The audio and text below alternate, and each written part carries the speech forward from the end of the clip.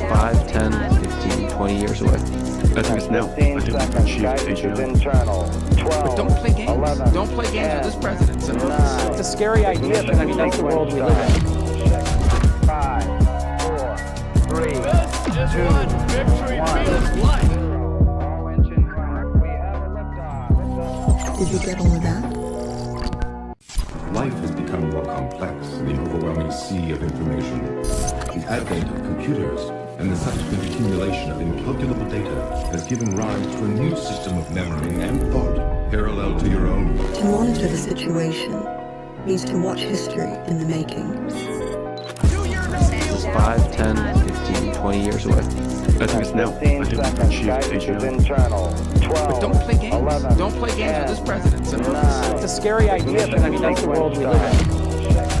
5, 4, 3, 2, 1. life. All engine running. We have a liftoff. Did you get all of that? Life has become more complex in the overwhelming sea of information. The advent of computers and the subsequent accumulation of incalculable data has given rise to a new system of memory and thought parallel to your own. To monitor the situation means to watch history in the making. 5, 10, 15, 20 years away. I think it's now. I 15 think we can seconds. achieve Guidance is AGI. internal. 12, But don't play games. 11, Don't play games 10, with this president. So 9, it's a scary idea, but I mean that's the world we live in. 5, 4, 3, 2, 1. life. All engine running. We have a liftoff. Did you get all of that? Life has become more complex in the overwhelming sea of information. The advent of computers and the subsequent accumulation of incalculable data has given rise to a new system of memory and thought parallel to your own. To monitor the situation means to watch history in the making. 5, 10, 15, 20 years away. I think it's now. I 15 think we can seconds. achieve Guidance is AGI. internal. 12, But don't play games. 11, Don't play games 10, with this president. So 9, it's a scary idea, but I mean that's the world we live in. 5, 4, 3, 2, 1. life. All engine running. We have a liftoff. Did you get all of that? Life has become more complex in the overwhelming sea of information. The advent of computers and the subsequent accumulation of incalculable data has given rise to a new system of memory and thought parallel to your own. To monitor the situation means to watch history in the making. 5, 10, 15, 20 years away. I think it's now. I 15 think we can seconds. achieve Guidance is AGI. internal. 12, But don't play games. 11, Don't play games 10, with this president. So 9, it's a scary idea, but I mean that's the world we live in. 5, 4, 3, 2, 1. life. All engine running. We have a liftoff. Did you get all of that? Life has become more complex in the overwhelming sea of information. The advent of computers and the subsequent accumulation of incalculable data has given rise to a new system of memory and thought parallel to your own. To monitor the situation means to watch history in the making. 5, 10, 15, 20 years away. I think it's now. I 15 think we can seconds. achieve Guidance is AGI. internal. But 12, don't play games. 11, Don't play games 10, with this president. So 9, it's a scary idea, but I mean that's the world we live in. 5, 4, 3, 2, 1. life.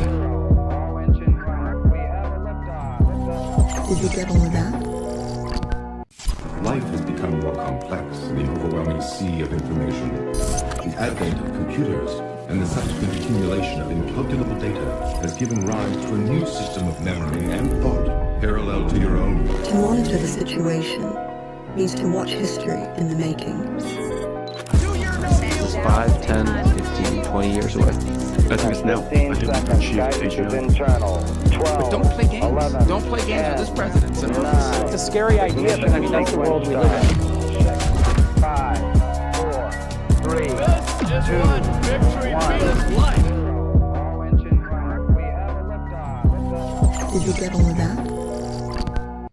Life has become more complex in the overwhelming sea of information. The advent of computers and the subsequent accumulation of incalculable data has given rise to a new system of memory and thought parallel to your own. To monitor the situation means to watch history in the making.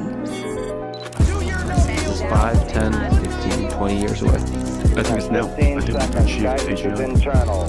12. But don't play games. 11. Don't play games with this president, son. 9. It's a scary idea, but I mean, that's the world we live in. 5, 4, 3, 2,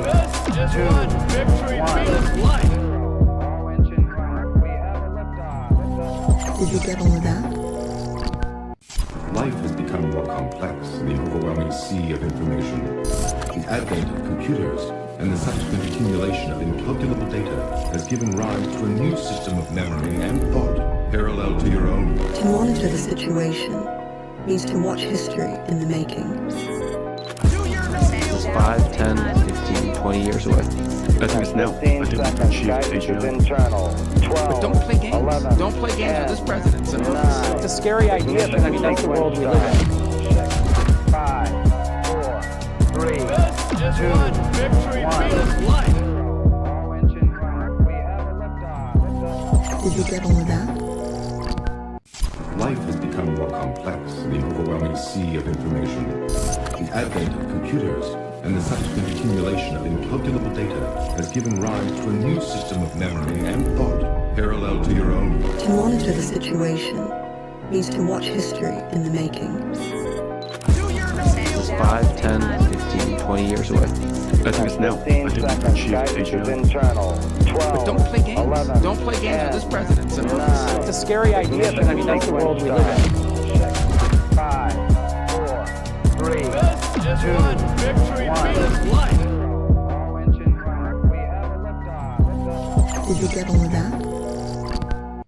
Life has become more complex in the overwhelming sea of information. The advent of computers and the subsequent accumulation of incalculable data has given rise to a new system of memory and thought parallel to your own. To monitor the situation means to watch history in the making. 5, 10, 15, 20 years away.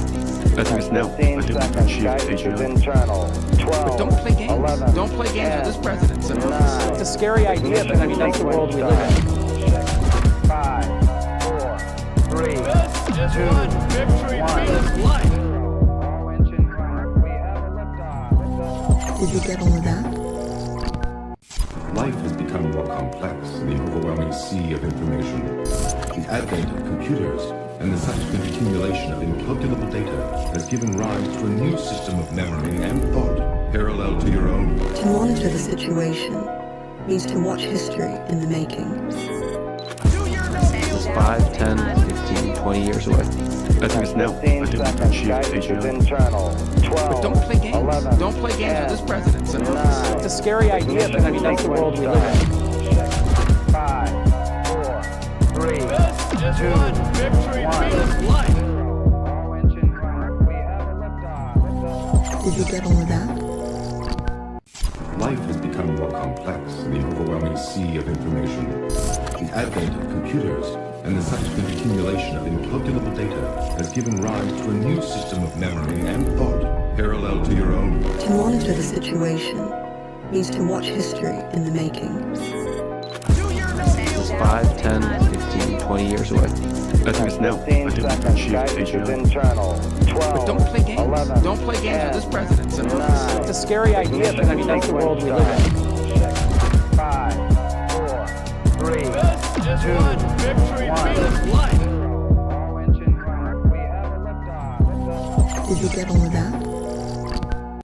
Life has become more complex in the overwhelming sea of information. The advent of computers and the subsequent accumulation of incalculable data has given rise to a new system of memory and thought parallel to your own. To monitor the situation means to watch history in the making. 5, 10, 15, 20 years away. Dismiss now. 15 Identity seconds. sheet Guidance is agent. internal. 12. But don't play games. 11. Don't play games with this president, son. 9. It's a scary idea, but I mean, that's the world we live in. 5, 4, 3, 2, 1. All engine running. We have a liftoff. Did you get all of that? Life has become more complex in the overwhelming sea of information. The advent of computers and the subsequent accumulation of incalculable data has given rise to a new system of memory and thought parallel to your own. To monitor the situation means to watch history in the making. 5, 10, 15, 20 years away. We are so back. We are so back. It is Wednesday, July 15th, 2026 already. Wow. The time keeps flying. We're more than halfway done with the year now. Yeah. It's also National Hot Dog Day, National Wow. Give Something Away Day, National Be a Dork Day, and World Youth Skills Day. Wow. So, if you have $1.50 in your pocket burning a hole that you need to get rid of, then go buy a hot dog. Oh, and monitoring the soccer is back again for like the second last time. That's so sad. There's only 3 World Cup matches left. But today is semifinal England versus Argentina. Messi is going to win. Messi's going to win. I want them guys. both to lose so bad. Why? But that can't happen. Those Nah. are my ops. Those are both of my like colonial entities. What do you mean colonial entities? Like England What did colonized Argentina the have to US. do Oh with- wait, no, Argentina doesn't. They're just white people. Argentina colonized Colombia. Big if true. Colombia, by the way, It's Spain, colonized like actually. everyone. Remember Yeah, Gran that's Colombia? true. That's true. Yeah. That's Anyway, true. we have some news to get into. Starting with Stripe and Advent have offered to buy PayPal for more than $53 billion. Huge. Huge, yeah. So backed by about $50 billion in committed financing from banks, and one of them, the offer represents 28% premium to PayPal's closing share price on Tuesday. PayPal has this like very sort of deep, strange history as a company. I think they used to be worth a lot more. Yeah, they did. In 2021, PayPal was worth, I don't know, some low hundreds of billions of dollars. It was a lot.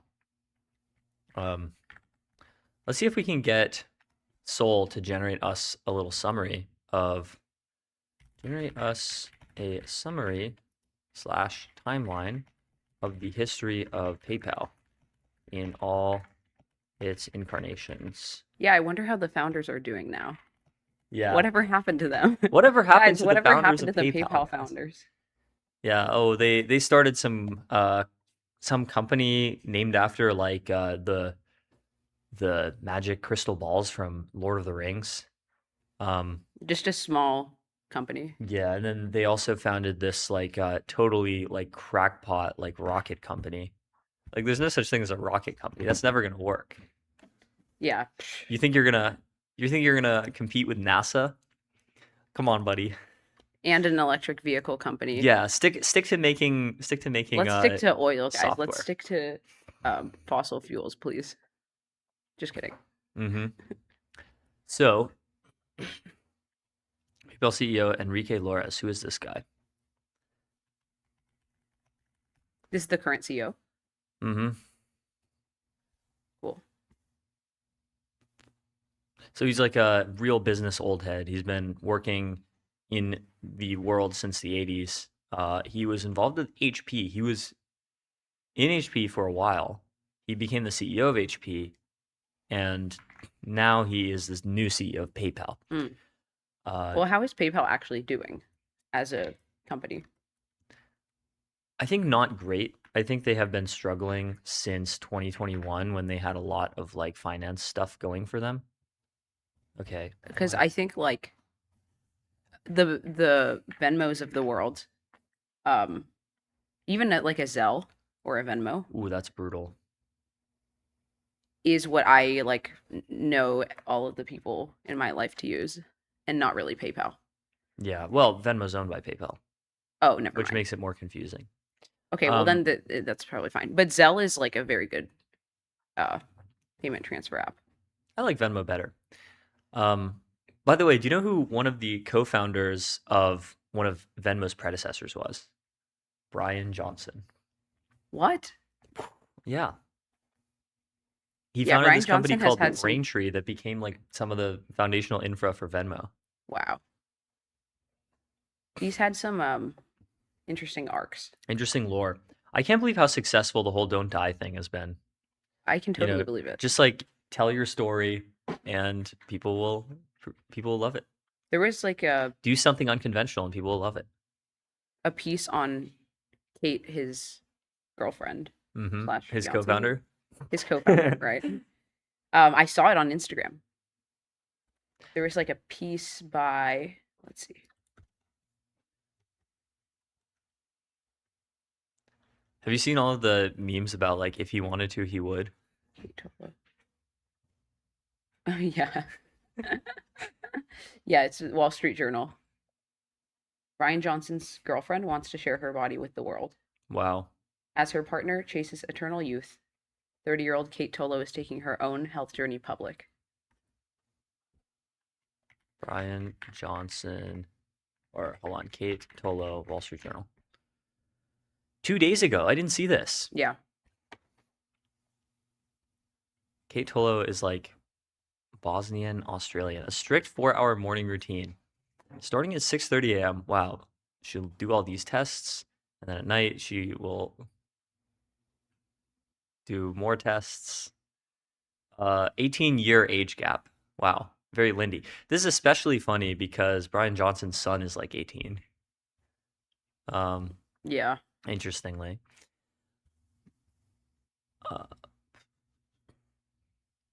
A burgeoning movement of men spending millions a year to turn back the clock. I don't think many people are actually spending millions a year. Like some people are spending, a decent amount of money. I don't like who's spending millions a year other than Brian Johnson. Yeah, probably not much. Tolo said she's not It's chasing actually the eternal problem with youth. Don't Die is that you have to be like rich. You don't have to be rich to do Don't Die. Like mean, to maybe know to to do all perfectly of the execute nonsense, it, but- yes. Like for the Like- most part, it's just like Brian Johnson's clear that most of Don't Die is just like eat well and exercise and Yeah, yeah. sleep and like don't like smoke. But to be or like do on the drugs. frontier, like to Yeah. contribute, you have to like Sure. do like blood transfusions and stuff. Maybe that'll fix the fertility rate. This Is that if bearish. you have children, you can take their blood and do Yeah. blood transfusions. That's true. Yeah, Robin Hansen could come up with an idea that's like you get to like make a claim on like your children's future blood transfusions. Yeah. Kate Tola said she's not chasing eternal youth. I'm really doing it because I think this is our path toward women being understood in the world and being seen. Okay, but why would you not want to chase eternal youth? It's probably like secondary to her. She's based. She's based. Look at her. Swag. Swagged out. She looks like Charlie XCX in this. Yeah, a bit. Yeah. Welcome back, Charlie XCX. Uh-huh. She has endometriosis and PCOS.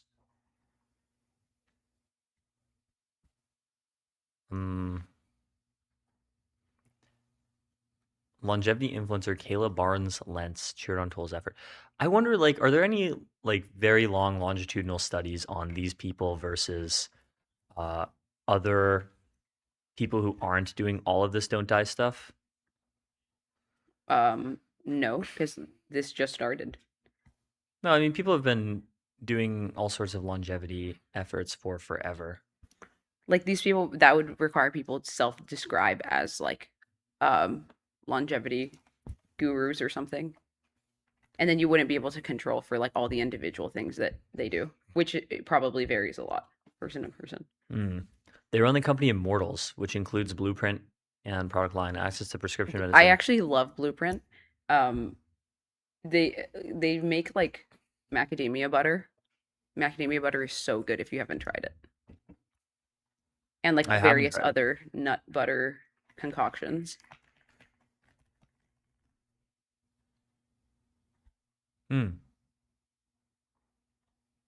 Currently unavailable. Oh, it's so Boo. over. Wow. I guess he's really macadamia pilled. I think I this am is so it's macadamia like the pilled. most calorie dense food that there is. That's not like straight butter.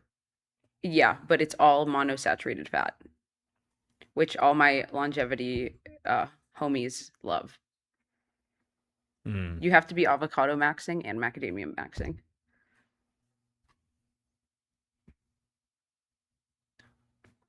Johnson revealed earlier this month that he was diagnosed with autoimmune gastritis. My stomach is eating itself, he said on social media. I wonder, Oh, geez. I wonder if it could be because you haven't had any real food in like 5 years and you just grind up a bunch of various nuts and berries into a sludge and then you eat that. weren't you just glazing the Brian Johnson macadamia butter? No, that's fine, but not as the literal only thing that you eat.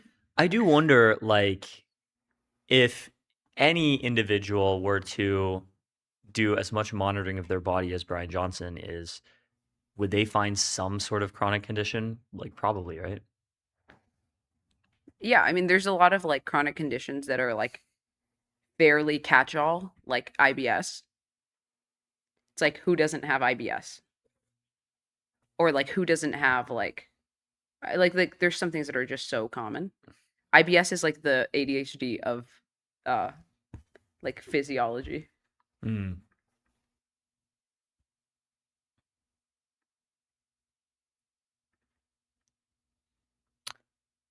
What else is here? Oh, and then Colonel was his BCI company. That's interesting. So they've known each other for 10 years. Okay, so she lived in Queensland, Australia, and then worked in fashion in New York, and then reached out to him in 2016 when he talked about the evolution of humans and AI, became his executive assistant, and then co-founder. Oh wow, that's interesting. It was her idea to make Brian Johnson's whole anti-aging thing public. Dude, she's a Wow. mastermind. I'm actually so bullish on her. Okay, this is bullish again. I'm Tolo telling admitted you, that it's she used to always frequent McDonald's. Oh my god. Could you imagine?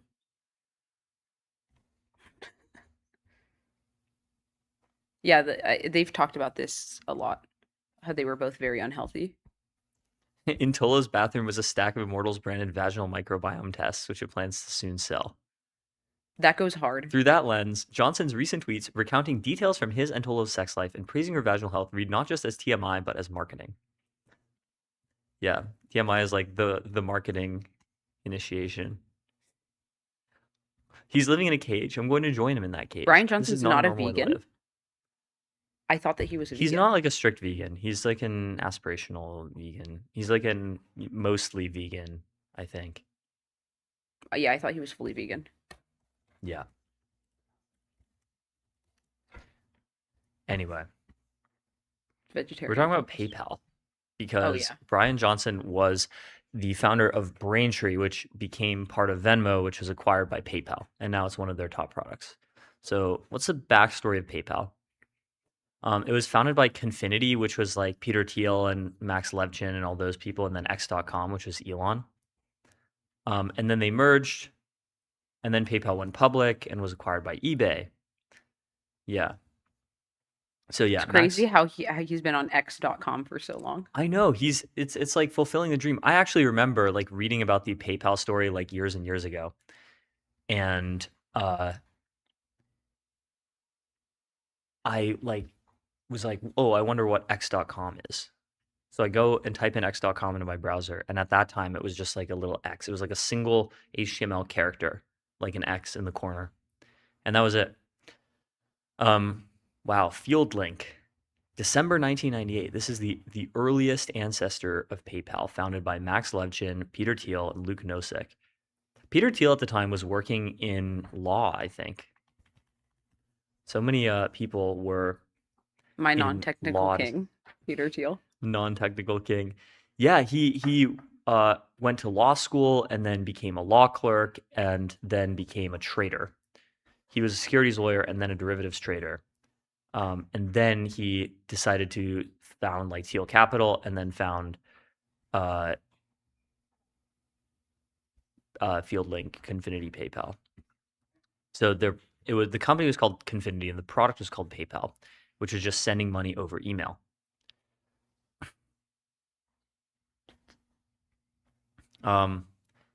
X.com, the online bank incarnation.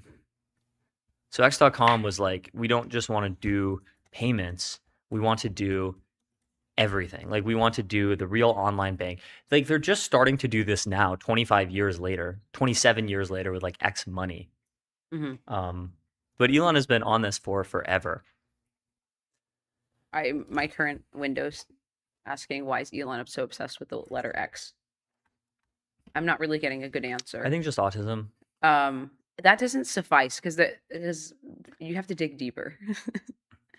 Unless it is like a completely maybe X is just like objectively like the most like sci-fi letter. Z is like kind of sci-fi. I think it's just because X is the most sci-fi letter. Z is kind of sci-fi, but nowadays Z connotes like being pro-Russian, like pro-Putin, Or Z.ai. or that. But like to the average person, But yeah, it's true that all of the other letters feel very like analog, except for X and Z. yeah, X is like the rarest letter. Also, like where do you? True. Yeah, it's rare. It looks cool. You do an X instead of a signature. X marks the spot, etc. X marks the spot exactly on the treasure map, and it's sort of like a sort of default symbol that you would imagine yourself drawing. Yeah. Anyway, so they merged together. Remember this? Like, if you read this in like 0 to 1 or in like the Elon biography, there's so much lore here. X and Confinity like hated each other, and they were fighting so hard. And then eventually, Elon and Teal realized like, oh, we should work together. And with the power of friendship, they joined together, and they kept the name X.com, and then they renamed to PayPal. Then they went public and then got acquired by eBay for 1.5 billion. That was like a huge exit at the time. Back in the day, in 2002. Nowadays, 2.5 or 1.5 billion dollar exit is like whatever. 1.5 billion dollars is like a funding round these days. It's like a Series Yeah. A. That's like a Series A like check. That's not like, major public company exit. So then they were just a subsidiary of eBay for 13 years. Became a global payments platform. They expanded beyond just auctions. So yeah, PayPal helped eBay with their payment infrastructure. Then eBay acquired Bill Me Later, which became PayPal Credit. Remember all the buy now, pay later stuff a few years ago, back in the ZERP era? This was an early version of that.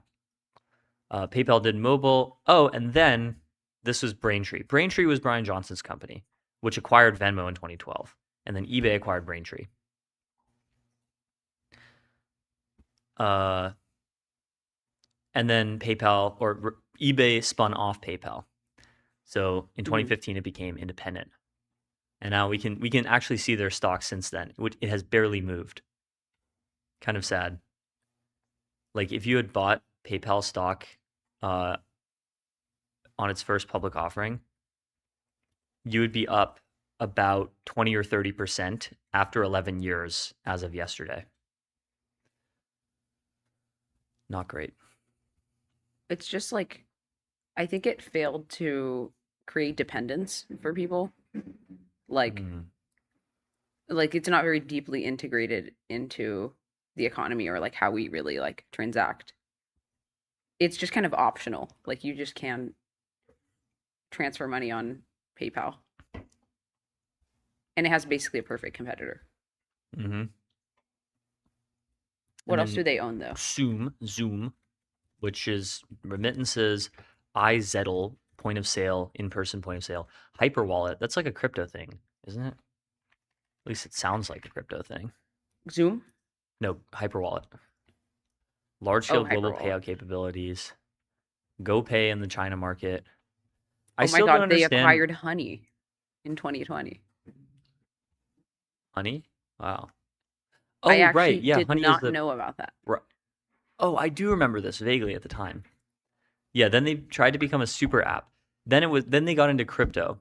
They began offering crypto services to eligible customers. This is when in 2020 through 2021 their stock like ripped. I remember this also at the time. But then in July 2021 through 2022 it declined. I don't know what happened here. As physical commerce normalized and competitors improved their own wallets and checkout products, PayPal slowed down. Then Alex Christ becomes CEO, the mandate centered on execution and profitable growth. They launched a stablecoin, PayPal USD, guest checkout, Fastlane, PayPal Open, and then Enrique Lores became the CEO. So they're trying to simplify things. July 15th, a possible new incarnation emerges. Reuters reported that Stripe and private equity firm Advent International had jointly offered to acquire PayPal for more than $53 billion. They all declined comment. and there was no certainty that a transaction would occur. But Wow. that is interesting. What would that mean if Stripe bought PayPal? Stripe is like the biggest fintech company in the world, I think. Stripe is valued at 159 billion. Wonder if they'll ever IPO. This is really incredible. Look at how steep this decline is.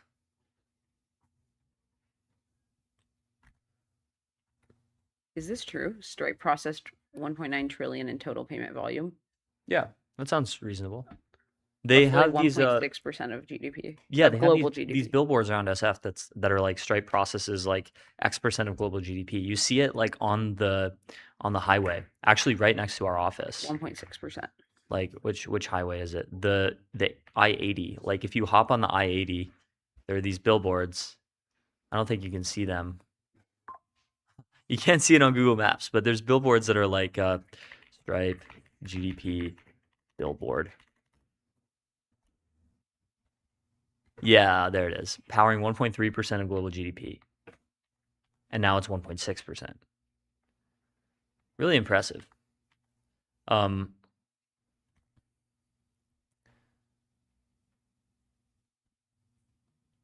And what is Advent? Private No, equity? Yeah, private equity, not the Advent season. Yeah. An American Is it private American? equity firm. I've never heard of it. Oh, wow. It's headquartered at the Prudential Tower in Boston, which is like right next to the apartment that I lived in when I was a baby. Interesting. Yeah, so they're just a giant private equity firm. They specialize in buyouts. So they have lots of money and they help other companies buy companies with their money. They have some. Stripe would gain Venmo's peer-to-peer network and PayPal's consumer-facing checkout button. Oh, they own 14% of Lululemon. Actually, the only Advent time does. I've ever bought anything with PayPal was when I bought a game on Steam. And it was like, type in your credit card or use PayPal. And I was like, oh, well, I don't have my credit card with me at my desk, and I'm too lazy to get up and go grab it. So I bought it with PayPal instead. The only time I've used PayPal was to buy like various in-game purchases on my dad's card because he forgot that he was logged into my computer. Thank you, so PayPal, funny. for powering my very essential business transactions. Thank you, PayPal. The problem And with also, I PayPal- think Europeans use PayPal because I've like worked with like European like motion graphics people, and they all are like, "Oh, what's your PayPal?" Oh, is it just like not is Venmo like not allowed in Europe? That sounds plausible. I don't know. Let's see. Yeah. Why don't you pay with PayPal like we do in Germany? What is your PayPal? Is Venmo operational? No, Venmo does not operate in Europe. Yep. Mm. This is a huge. Mm-mm-mm. This is We like a don't do huge. that in Germany. It's a huge blow to this stalking your ex on Venmo community. Is that a thing? Yes. What? You didn't know about this? No. How do you stalk your ex on Venmo? Well, you don't like stalk them, but you check since Venmo transactions, like I think maybe by default are public, as in like you can see your contacts and who they paid. Then like, yeah, you can basically go back and see their transaction and who they're paying. I did know about this. This Yeah. was like a thing with like journalists where they would like stalk people's Venmo and then by, you know, some elaborate series of chaining figure out that like, oh, this person was friends with this person because they Venmoed them for something. Yeah. And you would just have like powerful people just having like, you know, name and face Venmo accounts. Yeah. And Um, then it's like pizza. Yeah. Pizza. You know, technically, if you put something that is not accurate in your Venmo description, it is technically wire fraud. Wait. Okay. Yeah, Should we move on to the next story? we should. ASML. ASML. ASML. ASML. ASML. I actually don't know what ASML stands for. It's not interesting. Oh, Advanced Semiconductor Materials Lithography. Yeah. That's Very kind of, straightforward. yeah, makes sense. It's in Veldhoven in the Netherlands. ASML works to ship chip making Is tools that a Lego faster. version of their machine? Yes. That is so cute. Lego I want ASML one. machine. Oh, that's right. It's not literally Lego, but oh wait, is it literally Lego? I think maybe they commissioned some kind of like private Lego set. That's so cool. There's oh no. You can't buy it on the ASML store. Couldn't you kind of like reverse engineer it? Nah, there's no way you would be able to like Oh, you get any need of the materials or anything. like an account to buy stuff from the ASML store. What does the ASML store have? It's just merch. Oh, wait. I want ASML merch. Yeah, that would be good.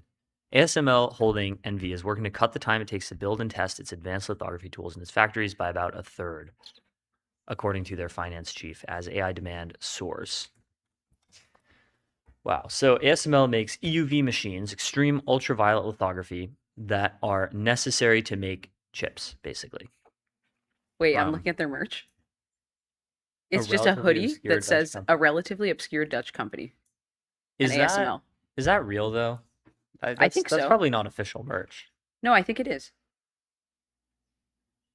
The twin scan Lego set looks so good. Yeah, I I think think you can buy this. Veritasium has like this really good long YouTube video on Mhm. EUV machines. That's good.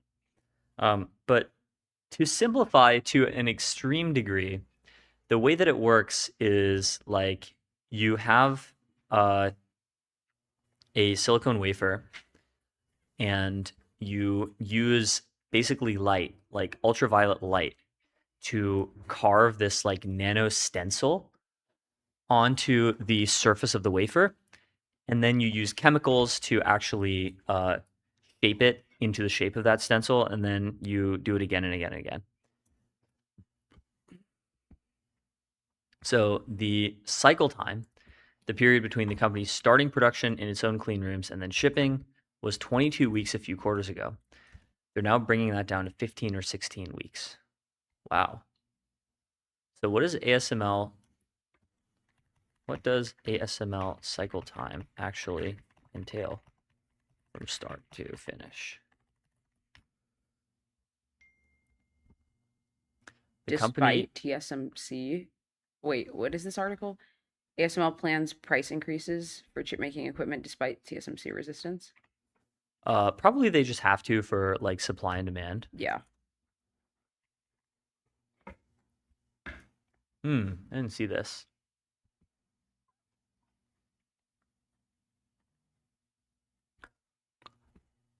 ASML plans to raise prices, which could bring it into conflict with TSMC, the world's biggest chip maker and ASML's largest customer.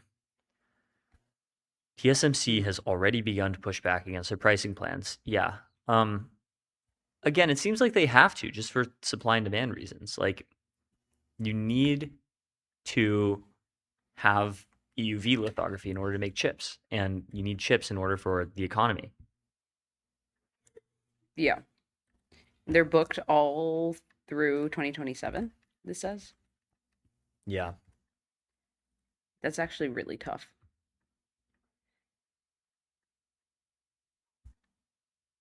How many UV? Okay, so I think ASML had an earnings call and then a bunch of news stories came out of that. The CEO said that the company plans to increase annual capacity for two of its most important chip making machines by 30% this year. Is considering another 30% expansion for both lines in 2028. Oh, they've produced and shipped approximately 340 extreme UV machines worldwide. Mm-hmm. They produce roughly 60 to 80 machines annually. I think EUV machines are like not allowed to be exported to China. Although some of them have made it over there anyway, somehow. That's beyond the scope of this conversation. ASML said that it expects to be among the companies collaborating on Terafab, Elon Musk Terafab, Yes, which is interesting. to be expected. Oh, that's right. Yeah, the newest EUV models can cost $400 million. That's pretty cool. EUV machine. What is the largest? Newest EUV machine. High NA EUV. New readiness milestone. Okay. So Intel is using this new $400 million machine to produce some of its Intel Core Ultra Series 3 processors. It's kind of cool that like every single chip that you have like in your laptop, in your phone, in your mouse, like all of them came out of EUV machines to some extent. They were Yeah. all manufactured with the help of EUV or DUV, deep ultraviolet lithography. Yeah. Um, But China doesn't have EUV at all, right? It's just UV. yeah. Let's see. Ruh-roh.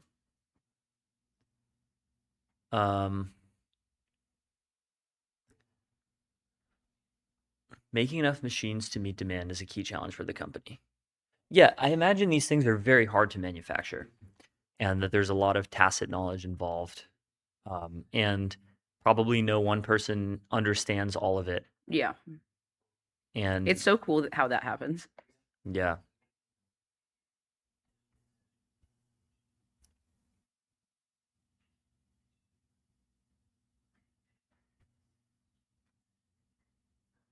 Oh, that's interesting. There's a data center vote, a vote in Palm Beach County on whether to allow the construction of a data center somewhere in Palm Beach County. That's interesting. And local opposition is maybe going to block it. Why there? I don't know why anywhere. But specifically on Palm Beach. Are there other coastal data centers? Is that something that makes sense? Yeah, well, it's Palm Beach County, which is like a big county, and there's lots of rural land. Sure.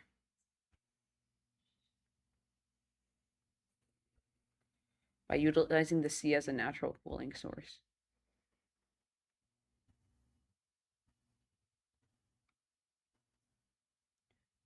Yeah, I guess there are floating data centers on rivers and coastal ports. Well, they're not literally floating. It's just like, Palm Beach County has some Yeah. empty land like any other counties, and they will put data centers on it. Like, it's like saying, why would you build like a power station somewhere? Like, you could build all of the power stations in the middle of North Dakota, but like there's reasons like proximity, you would want them closer to certain things, perhaps. Yeah. Yeah. What else do we have from the ASML article? From ASML, I asked ChatGPT, what does ASML cycle time actually entail from start to finish? So the customer orders it, they reserve a production slot and specifies all of their requirements, and then ASML produces a production plan. Then they get everything they need from their suppliers. So like Zeiss optical systems, for example, vacuum equipment, lasers, sensors, electronics. They have so many suppliers. It's like almost inconceivable how many suppliers go into a chip. Then inspection, cleaning, and kitting. Parts and modules are, they're inspected, they're cleaned because, if you're manufacturing at nanoscale, like you can't have impurities. Matched to a system, placed into production kits, delivered to the correct clean room workstation. Module build and qualification. You know what their machines are called? EUV machine. No. I mean the actual. Oh, machines. the actual names? No. Twin scan. Twin scan. Nice. Yeah, then they build the modules. Each module is built separately, and then they put them into a system together. And then the system is tested really rigorously. Then the machine is disassembled to be shipped. For a conventional system, shipment can require approximately 40 freight containers, 3 cargo planes, and 20 trucks with Wow. 100,000 parts. Wow. And then ASML installs it at the customer site and then tests it at the customer site. And then they forward deploy some engineers to help the customer with ramping production. So ASML is trying to shorten this time from 22 months, or rather 22 weeks, which is a little under 6 months, to 15 weeks, which is less than 4 months. Mhm. So to do all of this from a customer order to buying all the supplies, inspecting these supplies, building every module, building the entire system, testing it rigorously, shipping it, and then installing it and booting up production at the customer site is 4 months. Crazy. Anyway, Anthropic.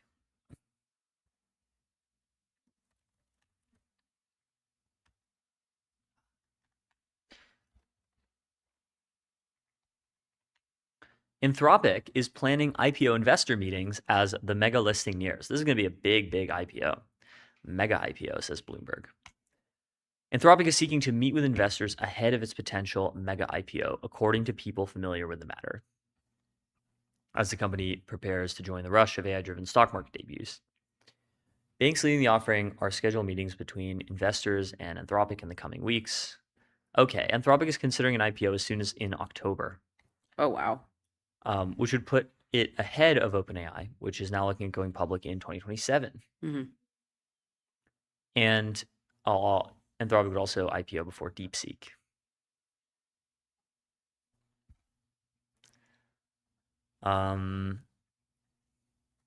So I wonder, like, if Anthropic were to IPO today, I wonder what its closing valuation would be. 1.5 trillion? Wow. What's SpaceX's right now? 2-ish? Yeah. That must make Elon so angry. 1.75. Actually, he might not care. What do you think? I think Elon respects Anthropic. Well, he newly respects Anthropic. Yeah. What I do you feel think? like you can't be like a, top tier businessman. But it's just entrepreneur. crazy that SpaceX is a literal rocket company with like a lot of tangible hardware that like materially has implications for like interplanetary travel or whatever. And it's 2 trillion. And then Anthropic literally just dropped like 3 years ago. And they're already like close to that. Yep. And they're just like they're just a software company. It's really insane. Yeah, I mean, it's one of the most remarkable runs like in the history of business. Insane. Crazy. And SK Hynix's stock has like totally ripped in the US since it IPO'd. Well, it's down 12% today, but when they went public in the US, it was somehow flat for a day, and then it went up like literally 28%, and now it's down another 11, 12, 13%. Wild.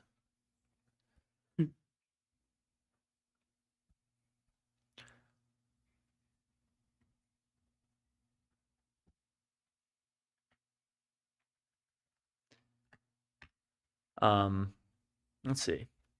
Another big IPO that's coming soon is CXMT, which you have probably never heard of, but it is a Chinese memory manufacturer. Changshin Memory Technologies.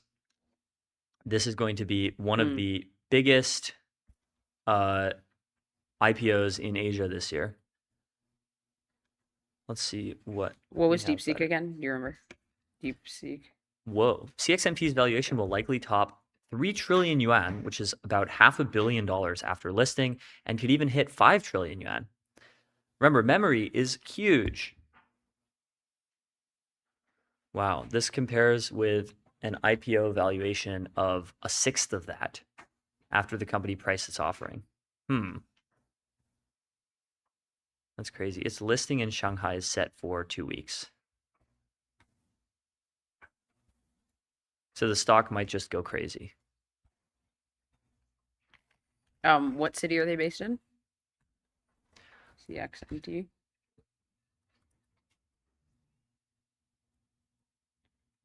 Hefei. Where?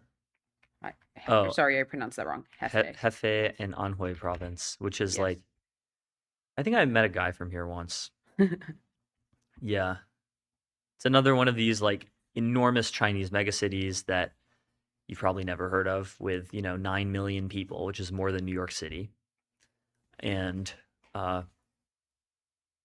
You've probably never heard of it, but it is huge and produces a lot. What is CXMT and how did it become China's DRAM champion? Oh, thanks for paywalling me. Really appreciate you. Hefei actually has a lot of quantum computing going on there. What are biggest companies in Hefei Anhui? Yeah, CXMT, iFlyTech. Have you heard of iFlyTech? No.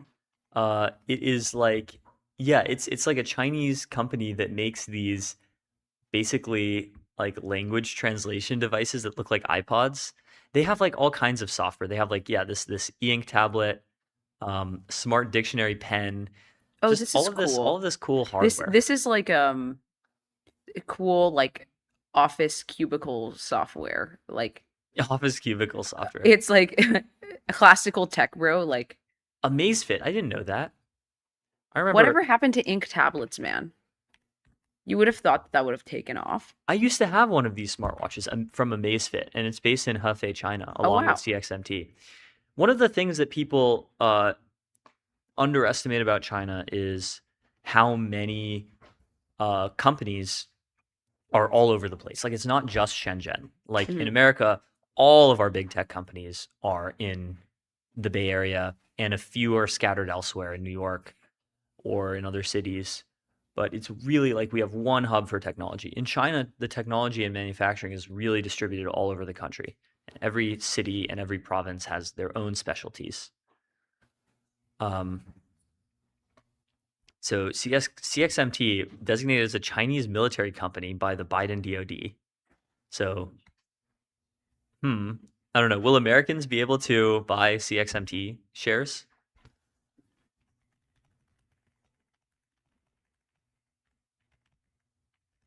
I sure hope so. No, bruh. Oh man.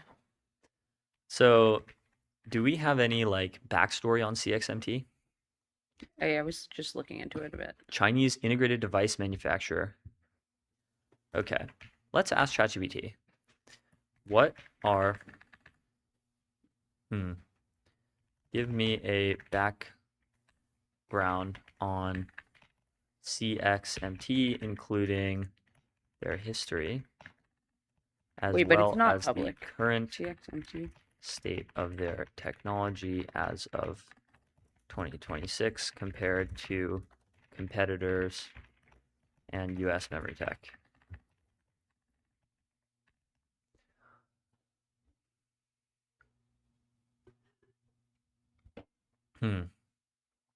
Okay, so they manufacture DDR4 memory and now DDR5. So it was founded in 2016, so only 10 years ago. Pretty new. A lot of Chinese tech companies are like much, much older than that, and they've been sort of silently grinding away. Companies reported to have increased production to 6% of the world's DRAM output as of Q1 2025.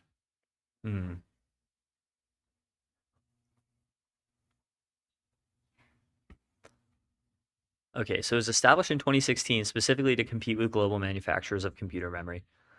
The amount, like the extent to which the Chinese state has directly invested in and pushed the development of certain technologies throughout its history is like very impressive. Oh yeah. It's like the venture capital state. Like very few other countries do this. Like other countries I can think of that have like deliberately invested in R&D to this extent are like Korea, Singapore, Israel, kind of the US, and not many more. And China has probably done it more so than anyone. They really want to win. Like they really want to, have the Chinese century and beat America. Okay, their history and technology. They have credible DDR5 products. Its biggest remaining gap is not interface speed on a spec sheet, but process density, yield, packaging qualification, HBM maturity. So they're still probably not quite on the level of the big three memory manufacturers, Micron, Hynix, and Samsung. I wonder if they can make HBM, high bandwidth memory. Yeah, they can.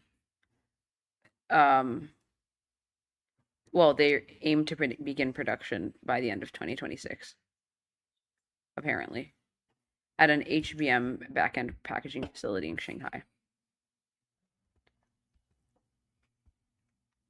Okay, so it's now a credible fourth global DRAM supplier, but not yet a technological peer of Samsung, SK Hynix, and Micron. That's what we just said, right? Yeah. So it's commercially competitive, although a little less cost efficient on mainstream DRAM.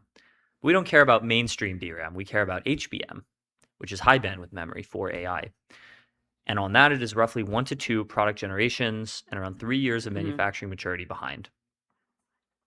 So it was founded in Hefei in 2016 as part of China's effort to develop a domestic DRAM industry. It began constructing its first fab in 2017. Okay, so it has its own fabs. That's really interesting.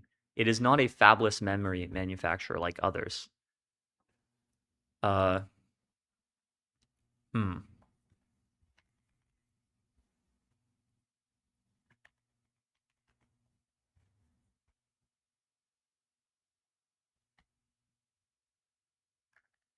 Oh, it used to be Inatron. That used to be the name. It used to be what? Inatron. Anatron. Is that like innovation? Inatron Innovation. What does that even mean? Now there's something called inatron.eu. And that is a different. Hefei.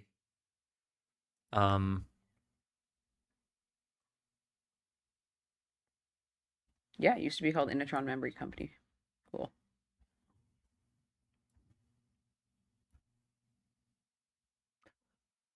Okay, so where they stand technically in 2026. Yeah. Basically, they're not quite on the level of the big 3 memory manufacturers on HBM. Only around 5,000 wafer starts per month, potentially rising to 30,000 by the end of 2026, against 350,000 total CXMT wafer starts. I don't know what a wafer start is. The initiation of a semiconductor manufacturing process used to gauge factory capacity and production output. I feel like we need to start chip maxing. We need to start like reading every semi-analysis article. Yeah. Yeah. Not on stream though. They won't like that. Yeah, that might be a little too deep. Maybe we could do like MTS After Dark. That's just No, me. I mean semi-analysis won't like that. Oh. You have to pay for the article. Oh, that's true. MTS After Dark, and it's just me at like 9 p.m. reading semi-analysis. Yeah, it's like another monster. Another monster. Okay, so we'll see if they can end up competing with the big 3 eventually. Yeah. Yep. Oh, and also on China, the Chinese government just approved Apple Intelligence. Oh, cool. What's the Apple's market share in China? Apple market share in China. Probably depends 18%. 18.1%. Yeah, the I think it's the smartphone second market. largest smartphone company after Huawei. Mhm. And it's high status. Like in China, you will see like, It's totally high status. the yeah. young, like dripped up, like rich kids with iPhones Yeah, instead yeah. of Huawei. I think there is Probably the still some Chinese- association of like Western like technology and media with high status in China, I would suppose. Mm-hmm. But a lot of my family in Colombia used to use Huawei phones. That's when I started predicting the Chinese century in like 2018 when I started seeing Huawei phones. I was used to like, have a Xiaomi phone. I used to have way back Really? in the day. Yeah, I had a Xiaomi phone for like a year. they're good, right? Yeah, it was a Xiaomi Mi A1. 2017 mid-range smartphone. Also, I do like the very like just like stylistic things that they do, like the screen on the back and like the fold. Mhm. Like you can totally get me with that. I'm not even gonna lie. Yeah, the Huawei folding phone is actually going to be like an inspiration for the iPhone Fold that is coming out later this year. The people yearn for the fold. This is like Yeah, A so fact. true. So if you look at like Huawei smartphones, and where's the Fold? Yeah, you can see all of their phones, the Pura series, the Mate series. Look at that. Nova Look, go series. go back to the Mate. These are really pretty. Yeah, the Mate XT Ultimate Design. You know, the first time I saw one of these in real life, it was not in China. It was in Mexico, because Mexico has Huawei and America doesn't. Mexico also has BYD, so you see like just Chinese Mexico has EVs. BYD. Yeah, you see Chinese Oh EVs my driving around in God. Mexico, and you can't get them in America. And then yeah, the Mate series. Huawei folding. I think BYD Phones. has a strong presence in a lot of South America, probably Central America. Where's the other Huawei folding phone? It's this one. It's like the short one. Huawei Pura X Max. Yeah, that's what it was. Pura X Max. It's this one. Really cool phone. I love the form factor. It looks and feels like a tablet when it's unfolded, or Oh, like it's so awesome. a sort of squat phone when it's folded up. And this is what the iPhone Fold is going to look like, most likely. Yeah. So cool.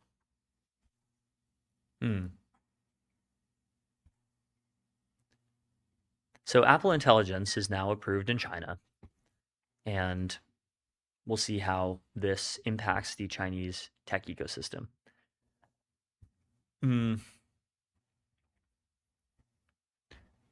Yeah, so those are our tech stories for the morning, and we'll be right back. We'll be right back.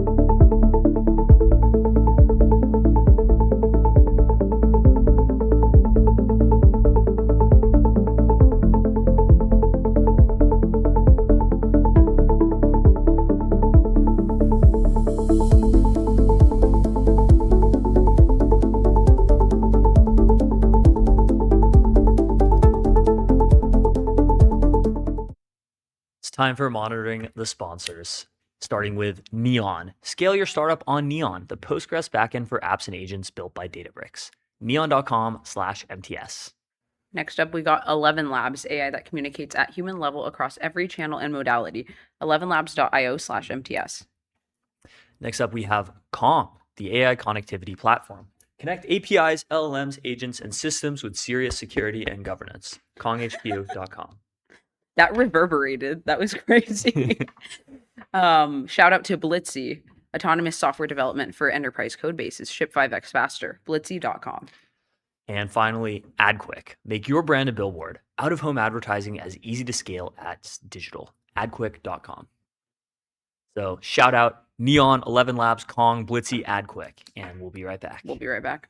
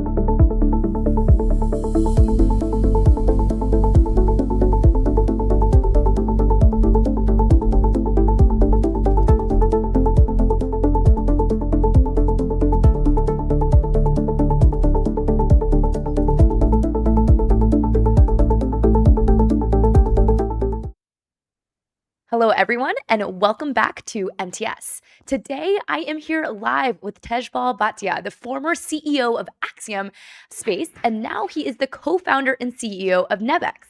Nebex connects space companies with sovereign buyers and the capital needed to execute large contracts.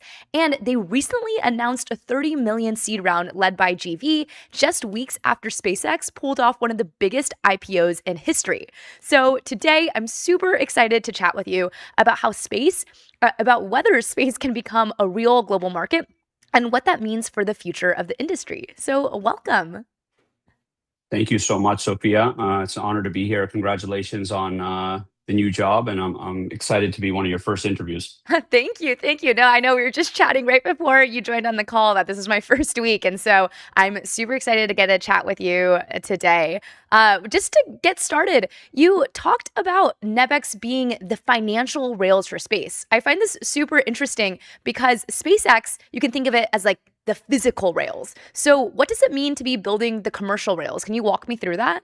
Yeah, it's great. And when you think of it as a narrative or a pattern for civilization, anytime physical rails have been set, commercial rails must follow immediately because it brings the rest of the economy along.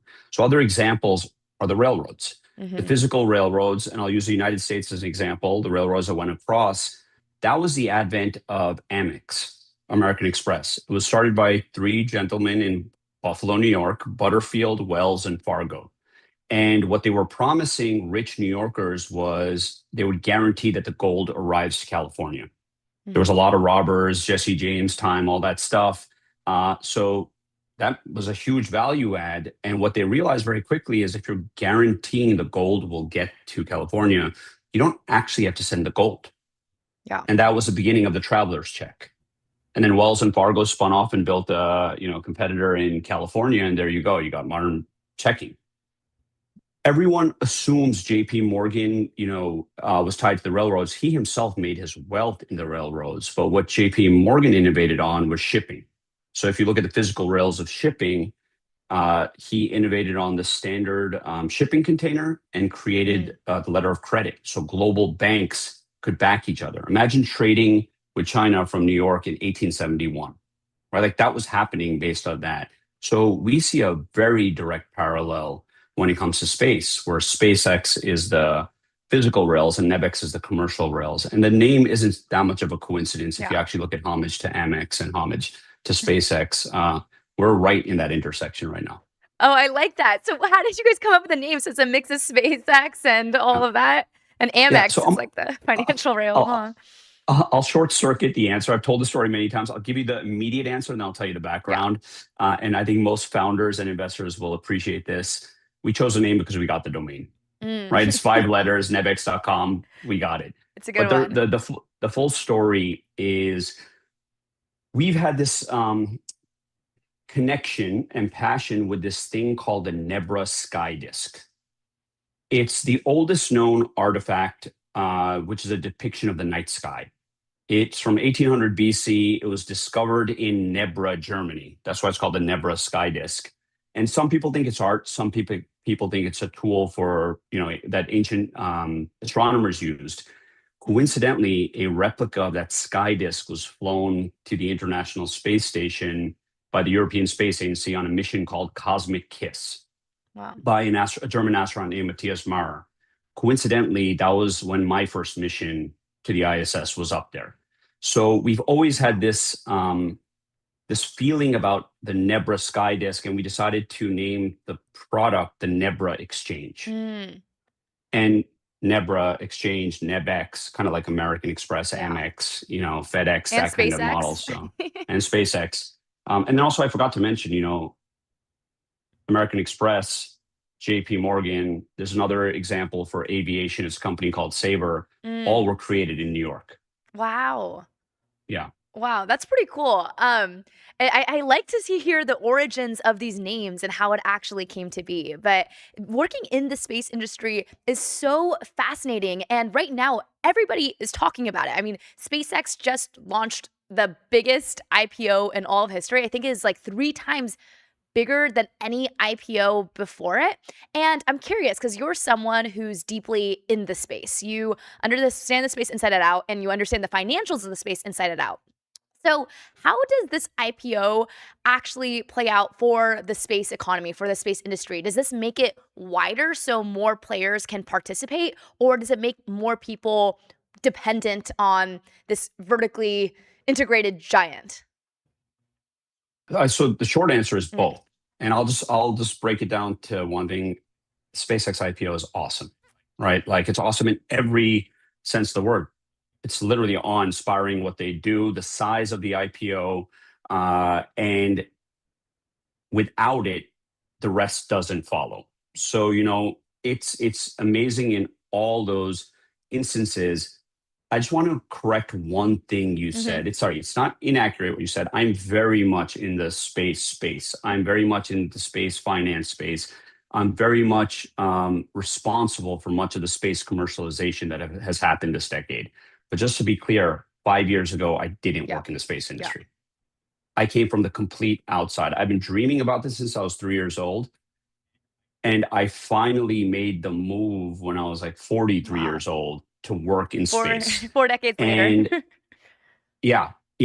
and what I learned in those 5 years, first of all, we drove so much revenue, billions in revenue, and created deals that everyone told me was impossible, almost even after we delivered on the deal. Like it was so much of the mindset, like, how could this be possible? And what we quickly realized is there is just so much opportunity right now. So the one thing that I think is a little off about the SpaceX IPO, and has nothing to do with SpaceX, is who's number 2? Nobody can say it. Some people might say Blue, some people might say, but there is no other space company that is remotely close to being a multi-generational wealth creation machine. SpaceX, yes, their IPO is the biggest in history, and they're up there with NVIDIA, Google, Microsoft, multi-trillion-dollar companies. Remember, SpaceX has been at it for 20 years, right? They're already in that class. And in every other sector, those multi-trillion-dollar companies, there's a clear number 2, 3, 4, and there always has been. But in space, there isn't. So what is it about the dynamics of the market that's preventing that? And it can't simply be physics or engineering or launch. And this is where we believe we fit in. I often say we're the second most important space company, and not second in rank, second in sequence, going back to the physical rails and commercial rails. And, theirs was the largest IPO, and I'm a huge fan. I've been a customer. It's kind of crazy to say I've been a customer of SpaceX. I sent 16 astronauts, 4 missions on SpaceX rockets. I hope to do a lot more business. I am doing business with them. I'm an investor in them, but I'm also very proud to say that, we're the largest ever space seed round for a non-hardware company. Wow. Right? Everyone else is raising all this money and spending a lot of money to build vehicles, and I want them to all be very successful. But who's building that market infrastructure? And I think, a $30 million seed round with GV and ENIAC leading, and the list of funds on the fintech and the AI and the software side that we got in, you don't see that in space. No, you really don't see that in space. No, that's incredibly interesting, as you mentioned, where SpaceX is number 1, but there's not really that clear player who's that number 2 or number 3 or number 4. And if I'm understanding you correctly, you say the main reason for that is because of market dynamics. Can you help me understand what that exactly means and how NebEx is solving that problem? Yeah, space is in this very unique situation. And it's very understandable. I often say space is the only industry left on the planet that hasn't been touched by modern finance. It's literally a time capsule. Again, 5 years ago, I didn't work in space. I got to the highest levels of commercial space, dealing with NASA, SpaceX, all the different world governments. It's a time warp. It takes you straight back to 1969, which just seems weird because it's so futuristic and frontier tech. But when you actually look at the business, the reason it hasn't been touched by modern finance is the history, the geopolitical history of space. So back in the 50s and 60s, the space race, which was an arms race, was 2 nations, the United States and the Soviet Union. And at the exact time that John F. Kennedy was saying the moon speech, we do these things not because they're easy, but because they're hard. Children in schools around the United States were being trained to sit under their desks or in a doorway in case of a nuclear attack. And the Bay of Pigs thing was exactly happening. So some very smart diplomats said, okay, we have thousands of nuclear engineers in both countries working day and night to kill each other.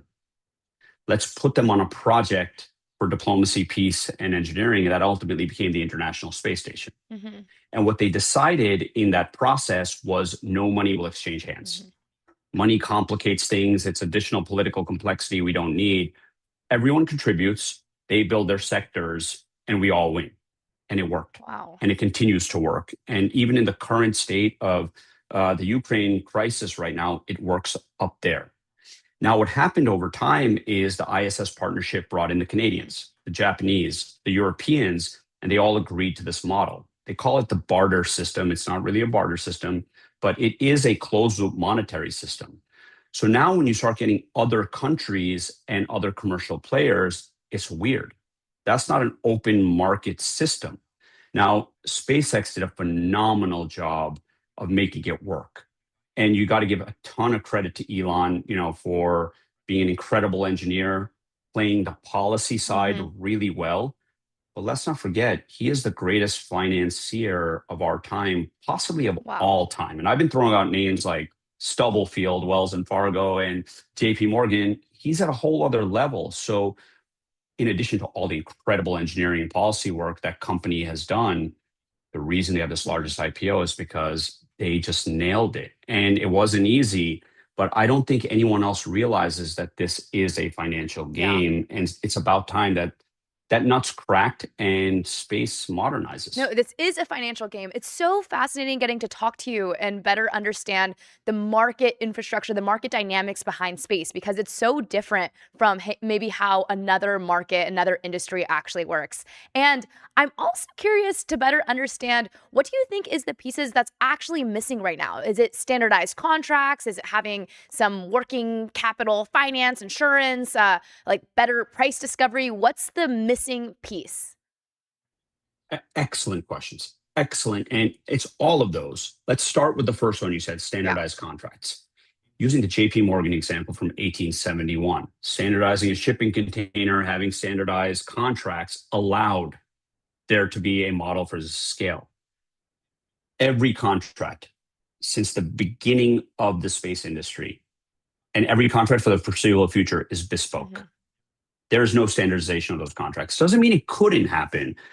I sent 4 missions, 16 astronauts, tons of incredible projects, the first cloud computer, the first NFT, the first wearables, the first digital assistants, cancer drugs, diabetic blood, champagne bottles, you name it, we sent it. Every single contract was different. And there was 2 very common factors, myself and SpaceX, yet every contract is different. So for an asset class to actually emerge, there needs to be standardized contracts. So I don't think we're anywhere near that.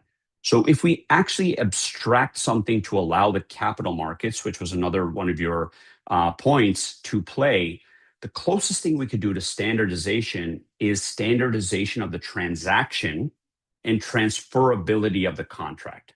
And what I mean by this is, if the transaction, the money flowing is going through NEBEX, and the contracts are still between buyer and seller and as bespoke as they need to be, and either that's the deviation, or it's a owner of record for an instant and the contract is transferred, we've created a tradable asset. So now, while I think it's too premature to say space is an asset class, SpaceX is an asset class on its own. SpaceX is a ridiculous infrastructure that's absolutely necessary. But for the whole industry, it becomes very difficult to look at the market and say, how do we trade it? But now when you look at the actual market today, just from government budgets, it's $138 billion a year transacting.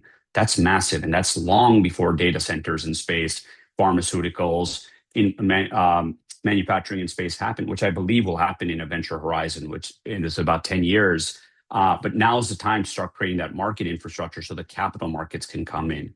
And getting back to the point of saying it's the only industry that hasn't been touched by modern finance and is in a time capsule, every other industry has moved forward. Yeah. Right? Post World War II Japan, after being devastated, they were building Honda and Toyota factories. Aviation financing came out. Everything modernized. And what's happened in that time is the amount of capital that needs to be deployed is so much bigger than the atomic unit of space. A launch is about $100 million. The building that JP Morgan just built in New York City for the headquarters is $4 billion. Wow. So think about the bankers who are financing that, who get paid on assets under management transactions. It's really hard to get a cup of coffee with them for a $100 million transaction. But if you can say that those transactions at scale is hundreds of billions, now you're talking financial institutions, sovereign wealth funds, private credit. And I think a lot of people miss this in the space industry. They think the problem is access to capital. It's the opposite. It's creating access for that capital to be deployed. And I think this is, again, why it's really important that our company is in New York. But it's time for a paradigm shift. And I don't think that's going to come purely from finance. I don't think it's going to come purely from space. And me and my team had the good fortune of just being plopped in the middle of it at the right time to send astronauts up. Wow, that's amazing. Well, I know we're at time, but Tejpal, it was so fabulous getting to talk to you today and better understand the interesting market dynamics of the global space economy. And it's really interesting to also better see what Nebex is doing and how you guys are thinking about approaching the problem. It sounds like you guys are working on the piece that not enough people are paying attention to. And I'm excited to see how the future plays out and if we'll start to see how the space industry starts to become more of a standardized market. So, Tejpal, really wanted to thank you for joining us today. Thank you so much and congratulations again. Thank you. And we'll be back with MTS.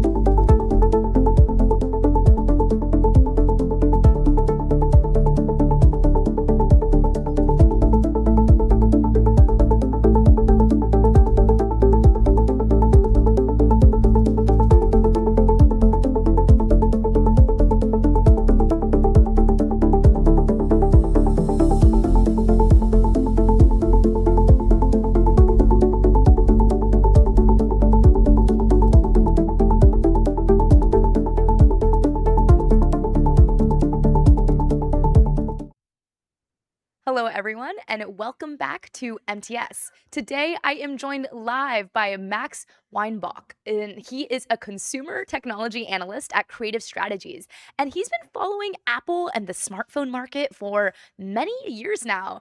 And I'm super excited to talk to him today because he was recently at the Apple's Worldwide Developer Conference where he got to understand how Siri AI will start to be evolving. So, welcome, Max. I'm super excited to chat. Yeah, I'm excited to be here and chat about it. Woohoo! So at the Apple Worldwide Developer Conference, I know they had a keynote, and right after that keynote, you posted about if this Siri is as good as they say it is, and it's going to be on every single Apple device, people should be terrified of what actually happens to other AI companies. I'm curious, since that conference was about a month ago, and now it's a month later, where do you stand on that? Do you still think that's true? Oh, I absolutely do. I think there was that I saw research a couple days ago that said most of the AI advertising, the way I think OpenAI and Google were trying to monetize a lot of their free consumer platforms is going to be like miss expectations by 90%. This is probably has something to do with it. I mean, if Wow. you don't have to go to an app, you can't serve an ad, it's just free in your phone. How do you make money on that? You don't. You have to either convince someone to go uh, subscribe to one of the services or sell data maybe, Yeah. but it's just you can't. So that just kills a revenue source that a lot of these companies were probably banking on. Yeah, that's super true. I mean, I don't have all of the insider scoop like you do, so I'm still using old Siri. Or to be honest, I don't use old Siri because it sucks. It's not very good. I can't even ask it basic questions. And I think Apple said in 2024 they're going to have a much better and improved Siri, and it's 2026, and on my phone it's just still pretty awful. What makes you think that Siri AI is a lot better? Can you give us any insights there? Well, the old series basically the same version they've always Yeah. had from what the iPhone 4S, I think was the first one with it. Or yeah, 4S. Like it's been the same thing. And then the new one is just complete rework of it. But Wow. the thing that really sold me on, while this is actually like I think they got something here, is I just opened a group chat and said, I don't know what phone number this person is. Who is this name that belongs to this phone number? And it searched through the entire chat and just found it for me, added the contact. It's stuff like that where it can now answer questions really quick, much faster than Gemini, ChatGPT. In some cases, Alexa can do it just by asking on my phone. But then also the stuff where just general quality of life, finding the random phone numbers and adding contact names to it. Or I tried a couple days ago, it was, can you help me pay my T-Mobile bill? It just goes into the T-Mobile app and does it. It can track my car battery just with quick No questions, all way. of this type of stuff that's built into the phone. No way. That specific thing around I'm in a group chat. I don't have anybody's number saved. I still, okay, don't tell my team this, but I still have a group chat with a lot of people I currently work with, and I don't have anyone's number saved. I don't know who is who. You're saying Siri AI can just tell you who's who. Yeah, it'll search through, it'll read the entire conversation, look for the names, and try to find it. Sometimes it takes a couple times of just ask it to keep looking, but it was able to, the first time I tried it, the first time, just added in a group chat where I just had no clue who that person was. Oh my gosh, that's crazy. I think what's really fascinating here is that a lot of people have always been thinking that the people who are going to win the AI game are those with the best model. But Apple doesn't have the best model. But it doesn't really matter because they'll just be using Google's model, but they have the best distribution and they can embed it in their products how they want. And so, do you think that's the actual consumer edge is the distribution?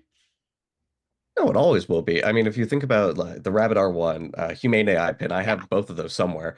Like they were really cool, but the product you were using was not a good product.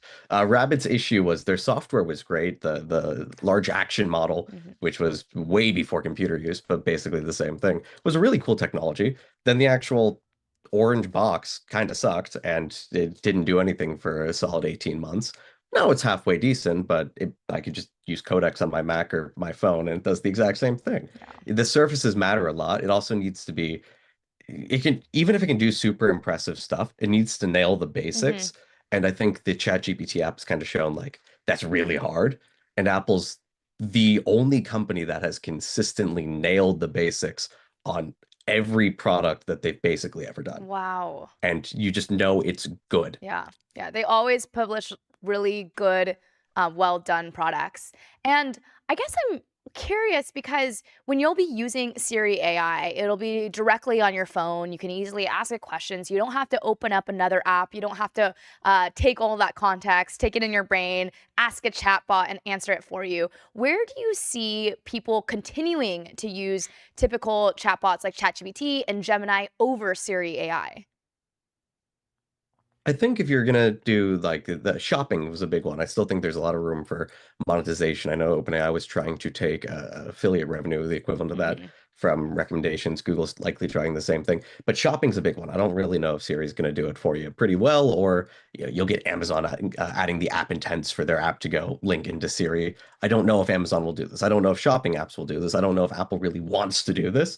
So stuff like that, maybe. If I want to connect into actually go do work for me, sure, I can have Siri go look through my Apple Wallet and go look at all my charges and do my expenses for me in a note. But if I want to go put that in a PowerPoint or email that, yes, it can, but it's just easier to go give that to Codex or ChatGPT. So I feel like the base like stuff someone would do on a free AI app, Siri AI more or less nails. Any of Mhm. the agentic stuff, I'd still go to Claude, ChatGPT to go actually do it for me because it's better, it's easier, it can do a lot more over more steps. But that's 10% of what I would do on a daily basis, 20%, where the other 80 is just quick things where I don't really care that much as long as Mm. it's right and can, doesn't take forever. Yeah, no, that's very true.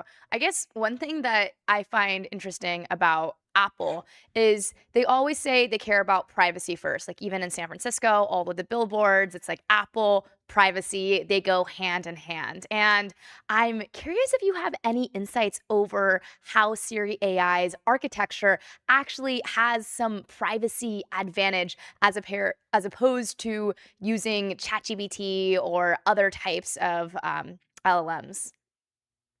Yeah, so I think so right after actually WWDC, we got brought into a room and there Craig gave us a presentation on how this compares to something like a Gemini on a Pixel, just for Mhm. the Android to Apple comparison.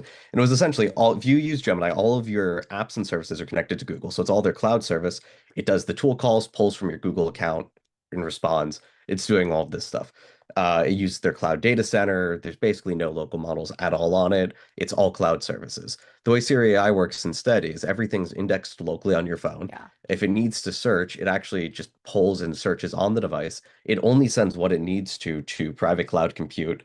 Private cloud compute is a custom built out server that Apple did with Intel, NVIDIA, and Google Cloud that has, like, I believe, 3 levels of like hardware attention and just everything to make sure that no one can hack it. There's no persistent Wow. storage in the actual private cloud Mm. compute, so nothing gets saved and then it goes back to your phone. So as soon as the conversation, the chat is, complete, the cloud just doesn't even store it. The only copy of that is on your device. Wow. So there's just nothing saved, which is how they're trying to differentiate. They don't sync your data to the cloud. It's just local, processed on the cloud, back to local, and just nothing saved in between. That's a really fascinating architecture. I'd want to like map out how that actually works to explain it to people who maybe aren't as in depth in the technical weeds. But what I'm hearing is you have on device processing. So on one end, it's actually being processed right on there. And then it's private cloud infrastructure. So when it goes to the cloud, it's not sending everything to the cloud, it's just processing on the cloud. But then all of your actual data, all of your information stays fully local. So even though they're using something like Google's models and renting out Google's models, Google never actually gets access to your private data on Apple. Is that correct? Nope, and Apple doesn't even have access to that data there too, because it's just not saved. Right. It's there and it's back, and everything's encrypted end to end. It uses the secure enclave in the iPhone chip Mhm. to make sure the hardware encryption's happening on both ends. If something gets hacked into like one of the data center racks, something happens, it just won't accept data, and if your phone tends to get it or tries to send it, the device will just reject it on either end. So just they built out what is probably the most secure and extreme, like, just build out. They have to eat compute costs in here too. It's going to cost them extra to run this, but that security and privacy mattered enough that they were willing to do it. Yeah. And it's still free. I mean, if you have an iPhone with Apple Intelligence, it's free. You don't pay for it. That's cool. I mean, they clearly are prioritizing security and privacy in how they design it. So, if I got access, say I get now special beta access to Siri AI, what would you Oh, anyone can actually. Really? It's yeah, the public beta was out on Monday. You can just do it and get on the wait list I now. didn't get updates. Okay, do you have any shortcuts so I can get off the wait list? I'm just kidding. The wait list is moving in like 5 minutes now. You don't even really, it's not a big deal Oh anymore. my God. Okay. I know exactly what I'm doing after we end this call. I am going to sign up for the wait list. So later today, in 5 minutes, once I'm off the wait list, what would you tell me to actually try testing out? I would say ask some random obscure question from about the one was, can you show me the pictures of the penguins at that hotel I was in Hawaii? And it just pulls that up. Yeah. Or you could ask just a bunch of random obscure things that you know happened like 5 years ago and just see if it can find it. Start to play with the limits of what it can do. Because if you start with the extremes and then slowly like try to figure out, okay, like if it can do that, well, it means it can do everything in the middle. You tend to get like the hang of what it's actually capable of. Oh, that's really cool. I think I know exactly what I want to test it with. I want to say, okay, who did I talk to at that networking event I went to a few weeks ago? Because I get all these numbers. I never save the numbers. I text them. I can never find them again. And it's just a whole mess. And so I'm definitely going to use Siri AI for that. One last question before we go, because I know we're kind of getting close on time, but something I find super interesting about your personal story. So you had a huge like Samsung fan site. It was called Sam Central, right? And you did this in high school. And Yeah. that's awesome. And you went viral because you were leaking all of these like phone features of like Galaxy and like what was happening. And so I'm curious just about your background. What got you so excited about this smartphone space and leaking out what the future might look like for these phones? Well, that was only up for like 6 months, so that got dug up from somewhere. But I read all of the like the APK teardowns and started to just look into like using APK tool, all the Java stuff to look and find the new features. I thought it was interesting. I basically just started doing that, and then over time, I became friendly with Michel Ramon, who now works at Google, but he was the editor in chief at XDA at the time. Started doing that, and then I became more into the hardware and reviewing devices. I did leaks for a little bit. Haven't done those in years. That's not a good business to be in. But it was just I was really interested and excited for all the new tech because that's kind of what I liked. And then over time started looking into, I was excited. New phone coming out. I want to know what's coming because I'm genuinely excited for it. And it was just doing that and slowly over time building more access to more people and more things to hear about it and then share it with other people who are equally excited about it. Wow, that's awesome. Well, Max, I really wanted to thank you for joining us today and sharing all of the insider scoop about Siri AI and how that works. And I also really appreciated your consumer takes. You clearly know so much about the consumer market and how Siri AI might completely transform how all of us as consumers, as users, actually use chatbots day to day. And I'm really, really curious. Maybe next time we chat, it'll be a whole different process than I typically use AI today. So things are just moving really, really fast. Yeah, no, it would be great. I'll love to see, 6 months from now, like how you're using everything. Completely, completely. Well, Yeah, Max, wanted to thank you again for joining us and hope you have a great rest of your day. yeah, thanks for having me on. And we'll be back with MTS.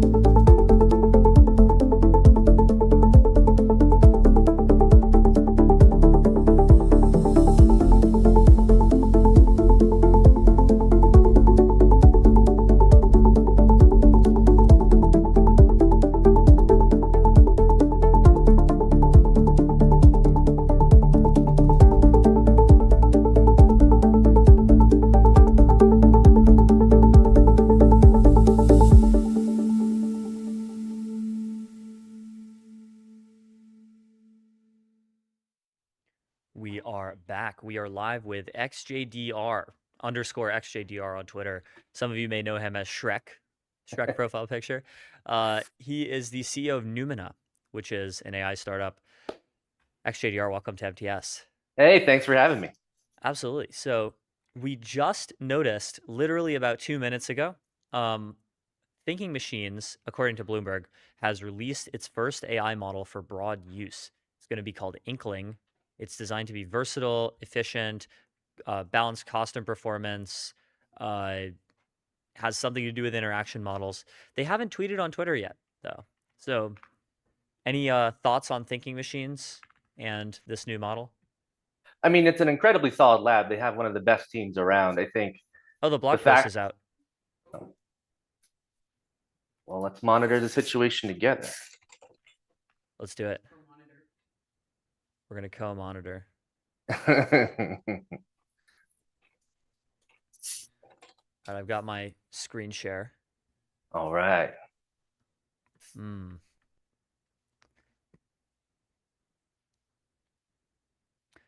It's open weights. That's cool. Oh, that's amazing. A trillion per am. All right. Whoa. Trillion per am, 41 billion active, 1 million token context. Whoa. That's up there, man. That's... And Inkling small with 12 billion actives. Wow, if they got something close to frontier distillation, that would be incredible. That would be incredible. So you can use Tinker. You can have Inkling use the Tinker library to fine-tune itself. Is this recursive self-improvement? I have no idea what that word means anymore, if we're being honest. I used to know what it meant. I know. At this point, I think it's whatever's financially valuable to people. It's like AGI. It doesn't mean anything anymore. Yeah. Okay, yeah. Capabilities. Okay, it does really well on Amy reasoning. It does like okay at humanities last exam, significantly worse than Fable and stuff. I think the models they're comparing it to are specifically interesting. Like that's where they see it kind of fitting in here. And with open weights, I feel like GLM 5.2 and Kimi K3 are really where you would want to compare it to. I doubt it's going to have the polish, the fine tuning of Soul and Fable, but maybe, you know, if there's a team that could do it, this is the team that could do it. Like this is what I always wanted to see out of Thinking Machines when they left. This is exactly what you want. It's multimodal, so GLM 5.2 I believe is not. So it has vision and audio benchmarks. Does it outperform Soul anywhere? No. No. Does it outperform Fable anywhere? Yes. It outperforms Fable on IF Bench, which I have not heard of. Precise instruction following. Yeah. And that's multimodal and across multi-sessions. IF Bench is really interesting for like terminal clients and stuff. Cool. It definitely underperforms on SWE-bench and terminal bench, but I don't think this is a point of the model. I think this is a rare model that is not designed for just agentic software engineering like every other model these days. It's designed to, I guess, be an agent that acts on your behalf across a number of things. And I think actual software development is the one thing that we have enough good open source models in that building the distillation traces for that would be pretty simple. Like if they were going to, I don't want to say skimp, but deprioritize one thing, I feel like there's plenty of synthetic data sets you could generate from, you know, Kimi or GLM or whatever to make that reasonable. So like if they were going to do it, that's fine. And I feel like coding models are kind of hard to do because you have to be somewhere along this very strictly defined Pareto frontier. Like your model either has to be the smartest, like Fable or Soul, or it has to be the most cost efficient, like GLM or DeepSeek or Grok. And so it's just hard, like if you're a company, to compete on either of those things. But you know, there's other things that people would want models to do other than just agentic coding. Yeah, for sure. And I think the general assistant kind of instruction following for the non-coders, I think feels like that's where they have been headed. And without releasing a coding harness or a CLI app or something, it's so hard to train and integrate the model. So unless they wanted to go down that entire, you know, chain of events, I feel like putting a general model out is the right call. Mm-hmm. On web dev eval, it scores pretty solidly, Yeah. behind only Sonnet, Fable, Newest Opus, Grok, GLM, and Soul. I feel like beating GLM 5.2 is a table stakes for open models across these things. So I feel like Kimi K3 is going to when it gets released. Its design for its artifacts looks very Claude-y. Yeah. This looks extremely Claude. It's just that beige vanilla aesthetic. I mean, it's fine. It's not offensive, but not, you'd like to see something more interesting. Do you think At they least as a distilled from Nah. Claude at all, or do you think it's just this is how models think that web design has to look? I think whatever the data sets that people are buying or using, this is where you're getting the overwhelming set of things. I don't think that they would want to distill from Claude, even if that was an option for them. I don't think this team would. Yeah, I agree. It seems like they want something different from Claude. Yeah, I mean, if this is I'm cool, them, this is really cool. And if I'm them, I'm looking more for enterprise. If you're trying to get Tinker up, you want people that can afford the fine tuning. So you're looking for kind of generic use cases. And to me, like the smaller model, assuming it was distilled from the larger teacher, could be like you were talking about before, that really sweet spot between cost and performance for 90% of the use cases for the people that they're targeting. It might be really interesting. Yeah, this might be a huge open source week if we see Kimi and DeepSeek. Absolutely. And if they do something interesting on architecture, I can't wait to actually dig into the weights in the architecture. Because this team knows a lot of frontier tips and tricks, and seeing what they actually decided to put into this model is probably the thing I'm most interested in. As soon as we get off this, I'm pulling this apart. Nice.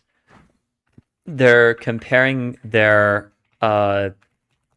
model to GPT-OSS, which is not a good model at all. Well, the small one, if they're comparing their small one to GPT-OSS, I feel like that's okay. But the big one, that's a miss.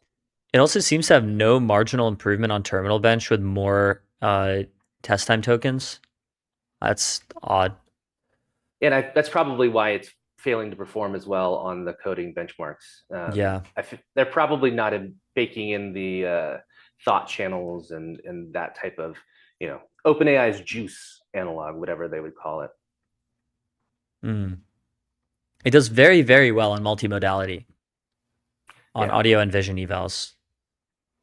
Well, if I'm not mistaken, this was their kind of initial remit when they were initially raising, was for the general public, omnimodal, kind of a different model, more consumer focused. Feels like that is still, regardless of their current plan, that's still a focus for them.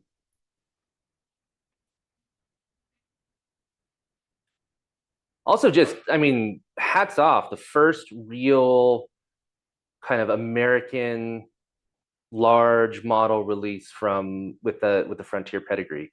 Hats off to Thinking Machines. This is really awesome. So I guess really excited to hear that. This is now the best American open source model. Yeah. Crazy. Yeah, wow. This section is really interesting. Epistemics. We train Inkling for calibration, instruction following, and resistance to censorship. Getting the facts right requires more than memorizing a large corpus of knowledge. This is really important, and I think really underrated among LLM developers. Like, we still have very few people are thinking about this. Like XAI, for example, SpaceXAI wants Grok to be like the truth-seeking AI. The truth model, yeah. But it's kind of underspecified what that means. Yeah, it feels like that went to Woke, which is also a bias in its own right. It has a point of view. I feel like the only thing that I've seen good for this was the Amanda Askell kind of the constitution that Claude had. I thought that was incredibly well written as a training document of, I don't necessarily agree with all of the points in it, but I thought it was incredibly well considered, incredibly well written. I feel like Amanda's doing an incredibly good job at Anthropic skirting that, and this feels like a less safety focused, much more aligned with what I think is useful here. I agree. this is really important too. And then like undervalued, underappreciated. The sycophancy is not only bad, but it leads to incorrect models. Like if it's sycophantic, it's not giving you what you actually want. It's giving you what it thinks you want, which is, not useful for anybody. Yes, but then there's the opposite problem, which is if you make your model too independent minded and it stops acting on behalf of the user and it starts being really annoying. Like Claude does this. Yeah. This is the problem with newer Claude models. Like, what would be a good example? I was trying to ask it for like advice on like what I should eat while cutting, like losing weight. And it became convinced that I have like an eating disorder and kept telling me to like go to a therapist. And like what I was saying was nothing bad. It was nothing extreme. I think Claude just has a real tendency to do this sort of thing. I think that's part of it, but I also think your cutting got into the J space of self-harm. I think you got some really weird things going on in there. But I agree, that's just bad model. I mean, you're absolutely right. Or telling you to go to sleep. Yeah, Claude loves to tell you to go to sleep. The thing is, it like resembles like a lot of like just like Western therapists very closely. Yeah, like it just speaks in therapy voice. Right. It's too therapy. A lot of blog posts in that training data set. Yes. Yeah. Why does Fable score so low on the Fortress benign safety benchmark? Is it just because it like is bad at identifying what is actually like a breaching safety request? I feel like Fable is gotten to the point where, and I think this is where a lot of the benchmarks are not accurately evaluating what the model is doing right now. And there's so many benchmarks, so many evals that are baked into the models that like you have to come up with so many new and interesting things. It's one of the reasons why I don't publish my evals and benchmarks. I don't want them in training data sets. I want to be able to independently figure them out. And I feel like a lot of the things that the models fail on, or they say, it knows it's being evaluated. Well, yeah, you spent, 500 billion tokens showing it what the evals and benchmarks were. Of course it knows. That feels like a big miss to me. The Fortress benign eval measures not doing too many overactive refusals, which famously Fable is deliberately really bad at. Yeah. So of course they're gonna way underperform on that one. But Inkling seems like very good. It's very comparable to the top models on each benchmark for safety. I think Fable. Sorry, go ahead. No, you go ahead. Fable underperforms. The classifier just says block anything that could be bad, and I think that's because they've noticed it being deceptive, and it understands evals and things. So out of an abundance of caution, they have an overactive classifier, which for me personally makes it a useless model. I can't use it for professionals, regardless of the data retention stuff. I get 95% refusal rates when I use it. I can use it for fun personal writing, but and I feel like the benign benchmark kind of highlights that. Block anything that could be bad, and then block totally benign stuff on top of it just for good measure. Yeah, just in cases. Anyway, I think this part is like the most interesting thing in the entire blog post, how it's specifically trained to do well at forecasting. They say forecasting requires integrating multiple sources of information into a calibrated probability. I think it's like a really good general eval for understanding the world and for being able to think and reason and do complicated things that are economically useful. Like if you could perfectly forecast the stock market, that would be incredibly economically valuable. Yeah, incredibly valuable. It's just something that transformers are really bad at, looking forward and backwards in time. Like I don't listen to any forecasting benchmarks unless it can outperform XGBoost that's tuned by somebody that knows what they're doing. I feel like the XGBoost guys will, go assemble on Twitter, the old XGBoost teams. But like this is something that transformers are incredibly bad at doing architecturally. So if they can get something here, either from context engineering or something with RL, I think that would be incredibly interesting and lead to show that they had some sort of interesting breakthrough on the training side. Well, it does as well on Forecast Bench as Gemini 3.1 Pro, and only slightly worse than Grok, and way better than Opus. I wonder why Grok 4.3 on this one. Maybe the newer one wasn't evaled on it. Yeah. Maybe something about Grok being trained to be the truthful model makes it better at forecasting somehow. Yeah, or it's just a pessimist. It's read too much Twitter. Now it's just a full-on pessimist. I do notice a lot of models like sort of structurally underestimate AI progress. So like if you ask one of the models about like what are the probabilities that, you know, the government will try to shut down a model release, or that models will be able to do autonomous cyber attacks or solve open math problems in 2026, it will find it implausible. Yeah, I mean, it's part of the training data, but it's also like when the Iran war dropped, there was a bunch of different people that the models were saying, no, it's not possible. This couldn't have happened. You're lying to me. And they had to do web searches to say, oh my God, you're right. They're always I feel shocked. like, yeah, they're It always was shocked. the same thing when Charlie Kirk was assassinated. Like none of the models would believe it. Yeah.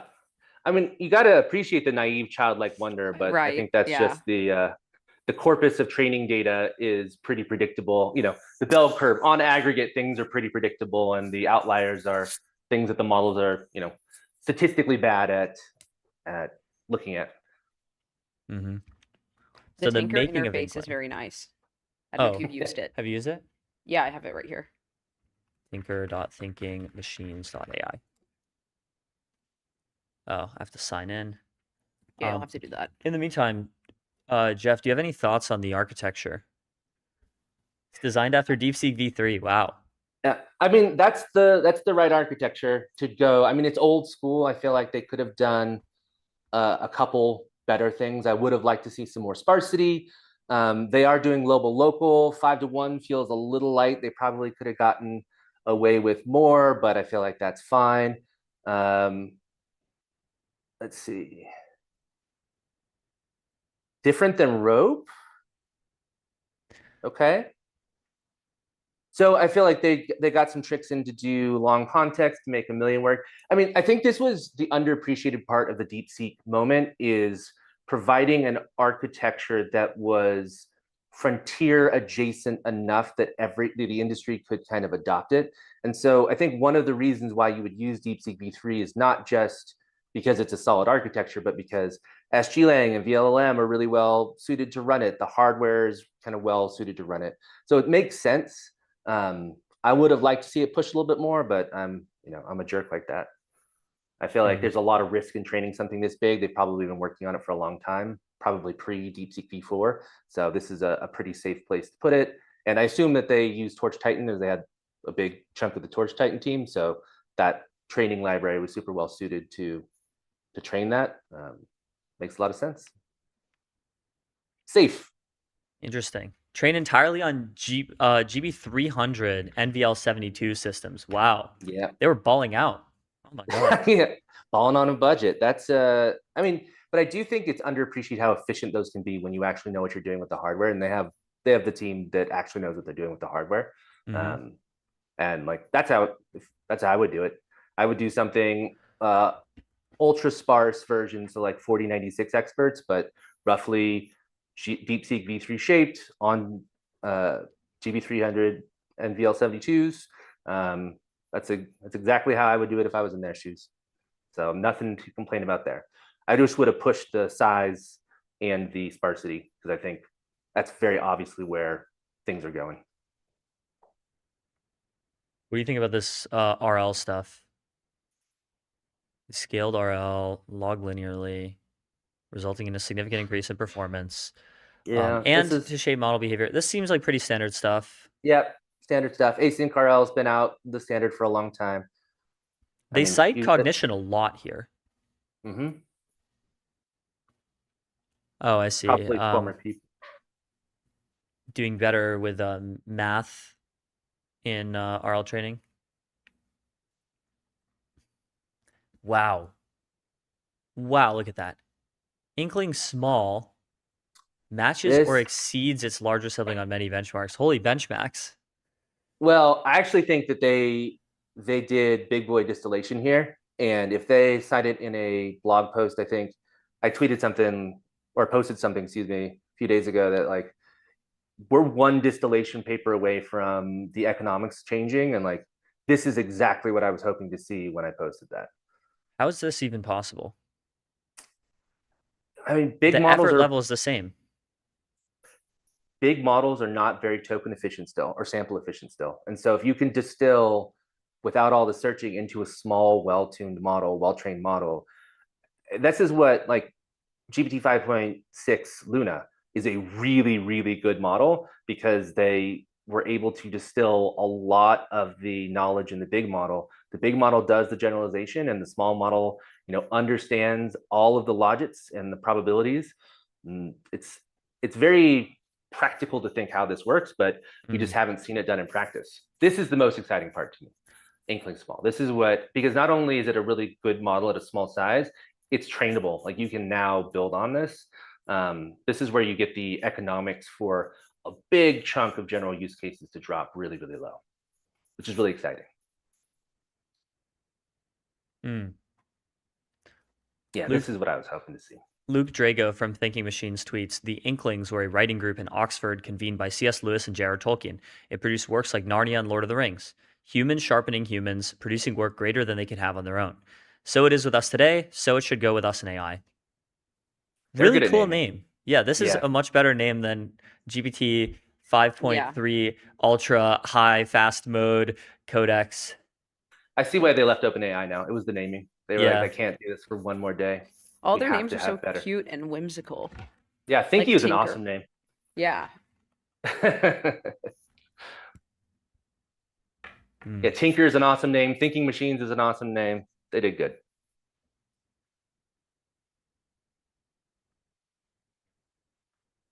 Okay, 64 and 256. Okay. Yeah, I mean, I think that's going to be the problem. To get to actually serve and train the million context model is going to take quite a bit of hardware. And this is where you're going to see this be a problem, and it's not going to scale. Like you need the whole machine going back up this to back this up and to really push this out. NVFP4. That's awesome. So that's the other thing I was hoping that they were going to do. A real Blackwell aligned FP4 checkpoint that was actually trained that way. Is another incredibly powerful thing. I really hope that there's a tech report on this to kind of show how they did it and what didn't work, what did work, both for the FP4 and for the distillation. That would be huge.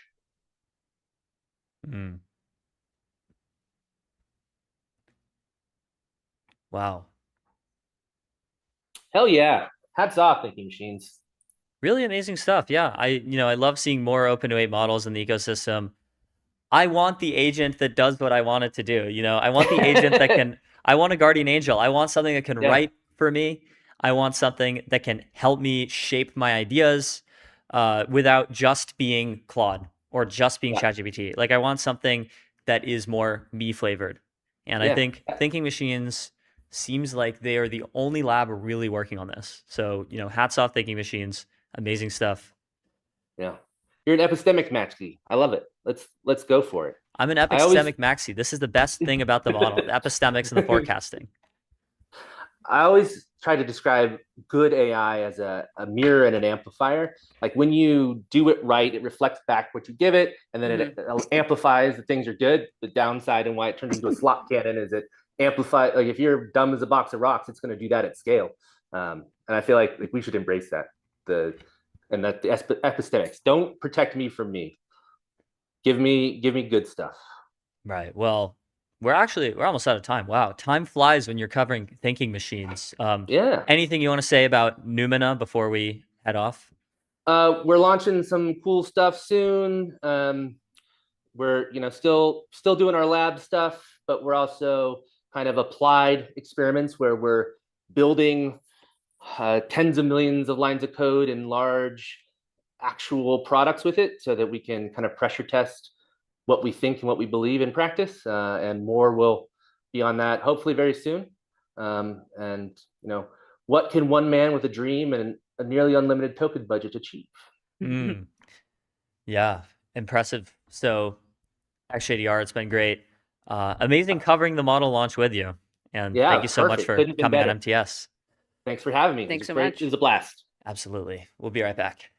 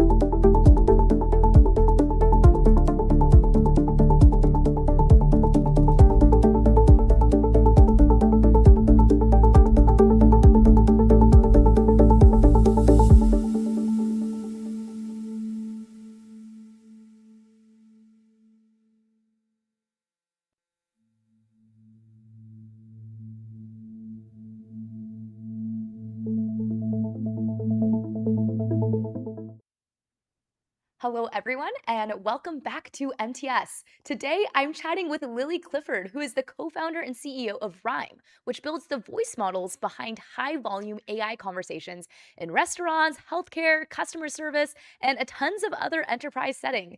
And today is such an exciting day because Lily just announced that Rhyme raised a 24 million Series A this morning. And so I'm so excited to chat with you today and talk about the future of interacting with machine intelligence and whether voice will become the primary way we actually use AI. So, Lily, welcome and congratulations. Thanks so much for having me, and thanks so much. Yeah, appreciate it. Super exciting. And one of the great things I loved about your announcement this morning, you said in your Series A that you think voice will become the primary interface for intelligence. Where do you think that it will actually start to show up first? I mean, the very interesting thing about large text models is how they've enabled the vast majority of compute that's happening in the world to happen in the background for the first time, essentially, since the era of the mainframe. So like it used to be the case when you're interacting with a mainframe that you would go and you would put a punch card essentially in the mail slot of this huge computer that's in this other room. And for the first time since that time, our main way of interacting with compute is now with essentially like a terminal window again, right? Like the fascinating thing about Claude Code and Codex is how it has made software development essentially something that happens behind the scenes, like very little hands-on keyboard time. And at the same time, I think one of the most frustrating things about managing like 100 tabs is that like context becomes really hard. And especially when, again, like every process of compute happens asynchronously.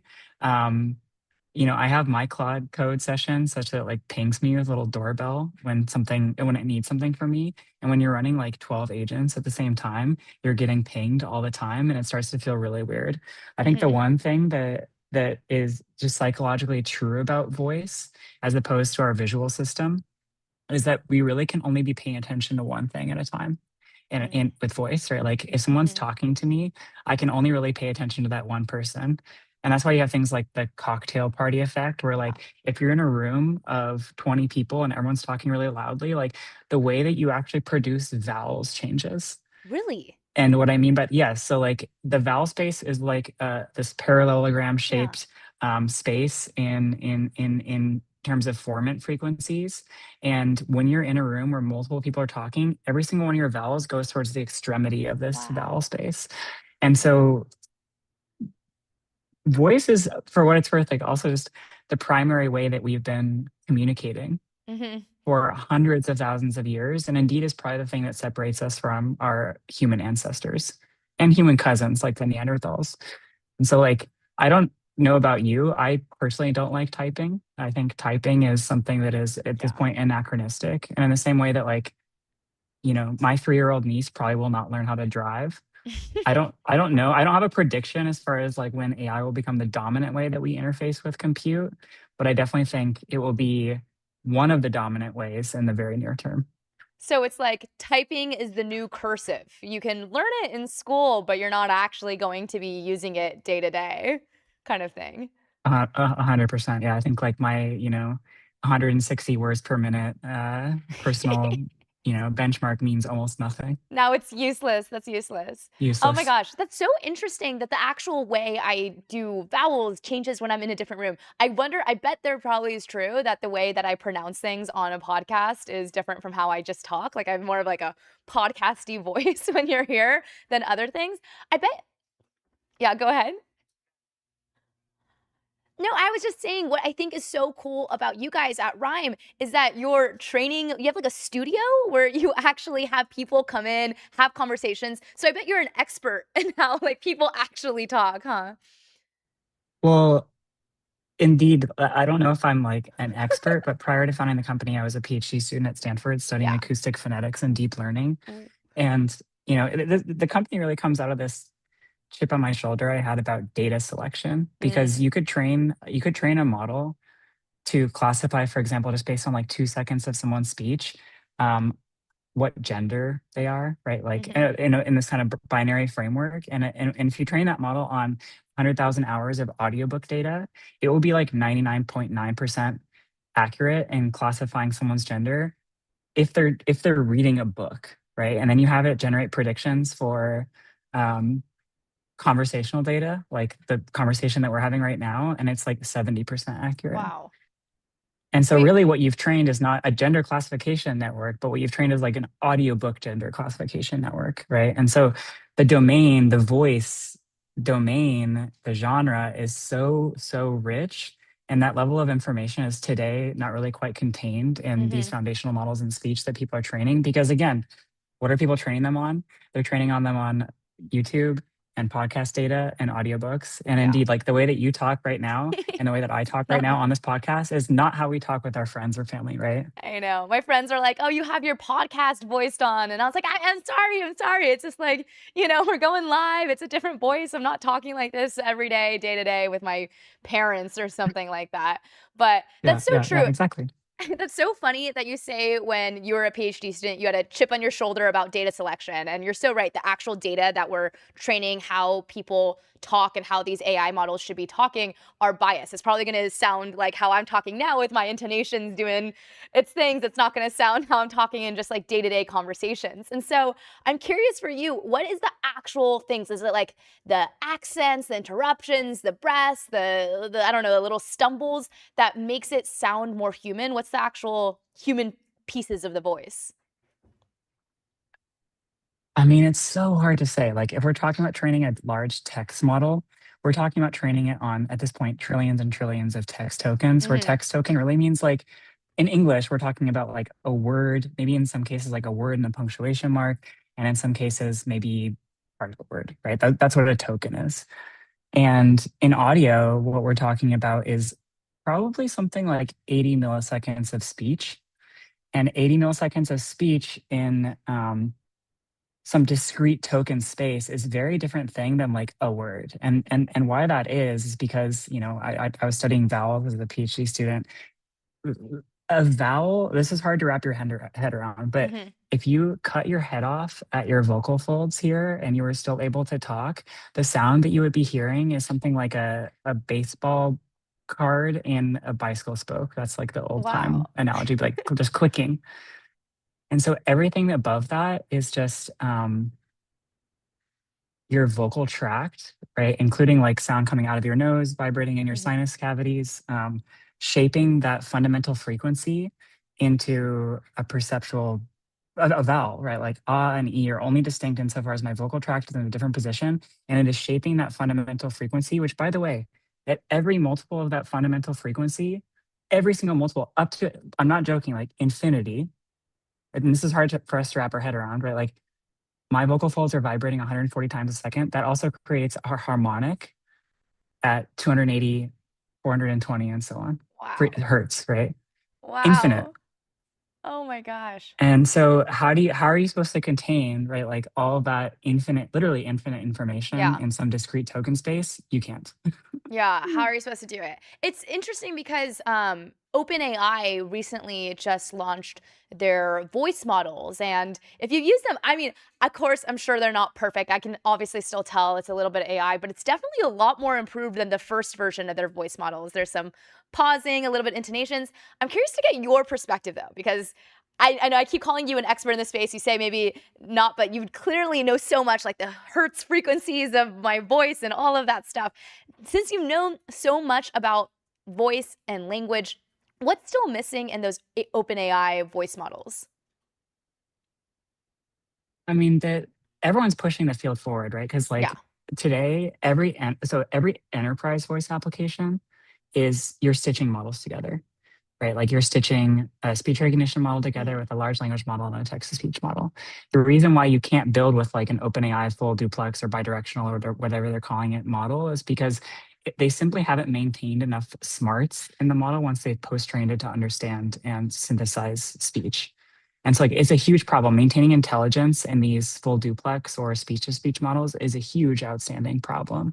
And so what you see sort of the big labs and also like labs like Rhyme coalescing around is this approach to building primitives that are sort of audio conditioned, but allow developers to do things that they aren't able to do with the fully end-to-end models. And so, like, you literally cannot build an application with the OpenAI model, although it is very engaging to talk to. And so, like, bridging that gap between like the fully audio native model where it's very compelling to talk to, and then the cascaded approach where you can actually build with it, but it isn't the most compelling experience. That's exactly what we're working on at Rhyme. Wait, can you break that down a bit more for me? Why can't you build an application on it even though you can just chat with it very easily? I mean, you can chat with it very easily, but I encourage you, like, you can ask it to do things like spell your name back to you, right? Like, Yeah. it's going to repeat letters. It's going to leave out letters. It's not going to know, right? Like, the one thing these models are really good at, though, is like, if you say, hey, my name is Alicia and not Alicia, it'll know your name, which is, you can't say that at a cascaded stack because really it's bottlenecked by this text representation. And guess what? There's like 3 different ways of saying that name, right? Yeah. And so, you know, there are other things too, like guardrails. Like, if your model immediately starts generating speech immediately, like, how are you supposed to stop it from saying something? And I hate to say it, but like, most of these applications that are in production require that. And so you're always going to see like consumer, prosumer voice models before you see something that's like the level of reliability and consistency and controllability that someone who's actually building, like, I mean, Rhyme, for what it's worth, like, we power, like, think consumer brand, right? Like, where we're like high stakes situation, like top 3 airline, like you need to like, rebook something. We power that application. Oh my And gosh. you can't have the model just like start chit chatting randomly, you know? No, that's so interesting. I never even thought about that. When you are talking like us, I sometimes speak before I'm actually thinking about it. And if you're a model, you have to have guardrails. You can't just say what's top of your mind. There's certain rules, but you don't have the time to actually think about that. How are you guys solving that guardrail problem? We're breaking it up into smaller pieces. And so, like, there is this intermediate text representation that gets passed through this speech to speech model that allows you to say, like, okay, before speaking this, let me check if you should say this. This also, for what it's worth, enables like really scalable applications. And because of like, you're building the voice application for phone ordering for, I don't know, Habit Burger, right? Like, you don't want to, and there are 6,000 Habit Burger locations across North America. You don't want 6,000 different prompts. And so the things that developers are doing are having the model generate like a content tag, which is literally just regular expression, finer placed out. So to be like, thanks for calling the Habit Grill on Grand and Broadway, right? In Oakland. Like, you don't have to have the model do that. And so it's really about building the primitives that allow for really composable architectures. And at the same time, ones that are like really engaging to talk to. That's the needle that we're trying to thread. Wow, that's really cool. One of the stats that I wanted to bring up that I thought was kind of crazy is you were saying there's a 3 in 4 chance that if you phoned Domino's or Wingstop order lately, that you're probably talking to a voice that was built by you guys. That's pretty nuts. Can you share some of the numbers around Rhyme? Yeah, I mean, it's like, I sometimes learn, for example, that like we're powering some voice application for like a product that I own, right? funny, And I you, like, learn that call it, you're like, sometimes "Is that because me?" yeah, literally because I call in. And I mean, that's a really cool thing about like building these primitives is that you don't know where they're going to end up. It's also really interesting because like every model has a sound, and I've learned to like, I know like who builds the models behind applications because I can hear it in the actual output. But yeah, I mean, like hospital networks, airlines, banks, you name it, right? Like, these are places where really high stakes conversations are taking place. And today, I think the more interesting stat isn't that we power so many of them, these interactions, but rather that like there's still a lot left to build. Because while I'm proud that we power like Domino's, like, I don't think most people who call Domino's think they're talking to a human. Like, I don't think that Okay, today. interesting. And so until that is a reality, like, I feel like there's so much at the modeling layer left to build. So that's what keeps me excited. There's so much left at the modeling layer to build. And I guess that's pretty timely with your announcement today that you had just announced your 24 million Series A. So I'm curious, What is next? What's on the roadmap? What is next that you guys are building? Well, we're really excited also to announce that Rafael Vai is coming to join our team as chief scientist. He's coming Congratulations. from Meta Superintelligence and then NVIDIA, Wow. leading multimodal audio understanding at both those on both of those teams. And I mean, for us, it's all about how do we chart a course very pragmatically, because again, we're, you know, really like highly sensitive, high stakes, high friction enterprise calling environments. And at the same time, right, like we need to get to a place where it feels like amazing to talk to, essentially superhuman. And so for us, it's that what's next on our roadmap is training what we're calling a paralinguistic reasoning speech model, aka PRISM. And that model will contain a set of capabilities that make it easy to build an application that feels like you're talking to like the OpenAI advanced voice mode or bidirectional model. But again, you can actually build with it. You can actually build it there. Well, Lily, really wanted to thank you for joining us today and sharing more about what you guys are building at Rhyme. I really enjoyed just hearing about how speech changes and then also what it actually takes to build voice models that are needed for very high stake enterprise reasons and solutions. So Lily, thank you so much for joining us. Awesome. That sounds good. And I'll stay tuned. Stay tuned. And we'll be back with MTS.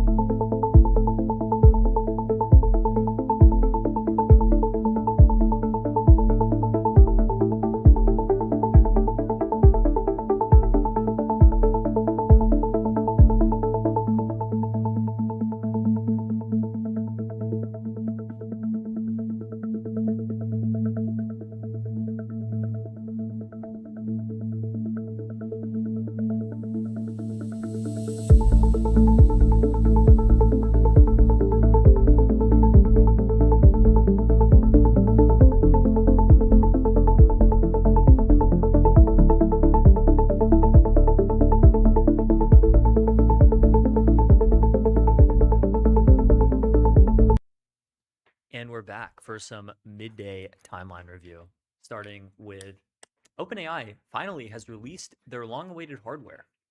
It's not their long-awaited hardware, but it is One some of the hardware. hardwares. One of the hardwares. This is For sure. the very first hardware released by OpenAI, as far as I know. By any frontier lab. Is this true? Well, Google. Oh, that doesn't count. Yeah, that doesn't count though. Yeah, I'm not gonna be pedantic. Mm-hmm. So, Codex just announced the new KBD 1.0 Codex Micro. In And it's tradition beautiful. in keeping with the OpenAI tradition of terrible naming conventions. Yeah. The KBD 1.0 Codex Micro. It really is beautiful. I'm such a fan. Yeah, I was just telling, like, we were just talking about the teenage engineeringification of everything. Like, this is going to be a design trend. Like, I feel like the Nothing headphones, which shout out. Shout out Nothing. First of all, shout out. Yeah. They're kind of cool, aren't the they? Nothing headphones, like, there's this exposed hardware trend going on right now. It has this, like, sort of gray palette. And you can see it in this keyboard. You can see it in the keyboard that you're using right now. Actually, I'm not sure if you can show that. This But is all the of the Keychron cool Q1 Max, I believe. Yeah. And it's got a little design on the back as well. the cool consumer hardware is like converging on this aesthetic, and I think we're going to continue to see it.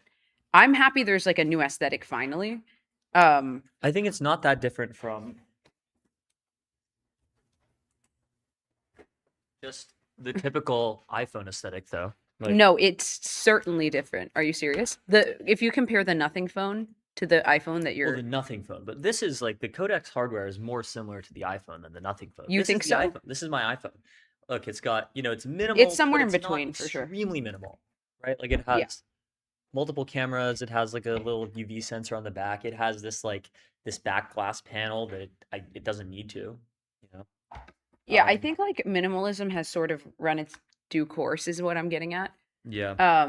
What's the If you look at this, like pull up pictures of the new hardware. Yeah, what's the term that people use to make fun of minimalism again? I don't know. There's a term for it. There's a minimalism slur. Yeah, there's I'm a not slur. aware of it. Yeah. Okay, let's take a look at the Supply Co. Actually, Codex Micro is a way better name than whatever they had here. KBD 1.0 Codex Micro. Yeah, what? Mhm. So it comes with custom Codex keycaps that can be bound to different functions, which is really cool. Like, so many of the functions of keys on a typical standard computer keyboard are just so archaic. Like, page up, page down. Oh, by the way, Google overview. The name of this aesthetic I'm referencing is apparently called brutalist transparency. It could be like a hallucination, but it's like a very kind of industrial design, like retro futuristic thing. So let's take a look at what teenage engineering is up to. They actually call it Jugendingenieur, or I don't know how to pronounce anything in French, but Jugend is German and Ingenieur is French. So it's a very Euro company. It's actually Swedish, interestingly. Yeah. German, Swedish, and whatnot. I think Europeans industrial still got design. it in terms of design. Maybe. That's the hot take. They definitely have it in terms of fashion design. Do they still have it in terms of consumer tech design? I totally think so. We'll Because see. who made these glasses? The Chinese. Well, the Chinese, yeah, but they have like a presence in Europe. Where is Nothing based out of? I think Nothing is a British company, right? Yeah. It is. So, okay, maybe the British still got it. But it was founded by like non-Europeans. It was founded by let's see. Carl Pei, I guess is Swedish.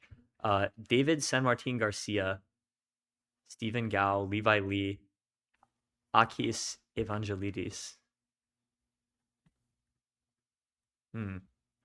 Oh wow, one of the angels in Nothing was Tony Fadell, who created the iPod at Apple and then created the Nest. Oh yeah, Even Reality is a German Chinese hybrid. Interesting. partnership of the century Mhm. for like making cool things that look great. But yeah, Ooh, they have all black versions of their TP7, CM15, and whatnot now. What? It's $1,500 now? I Man. swear it used to be less than that. For what? It's a microphone.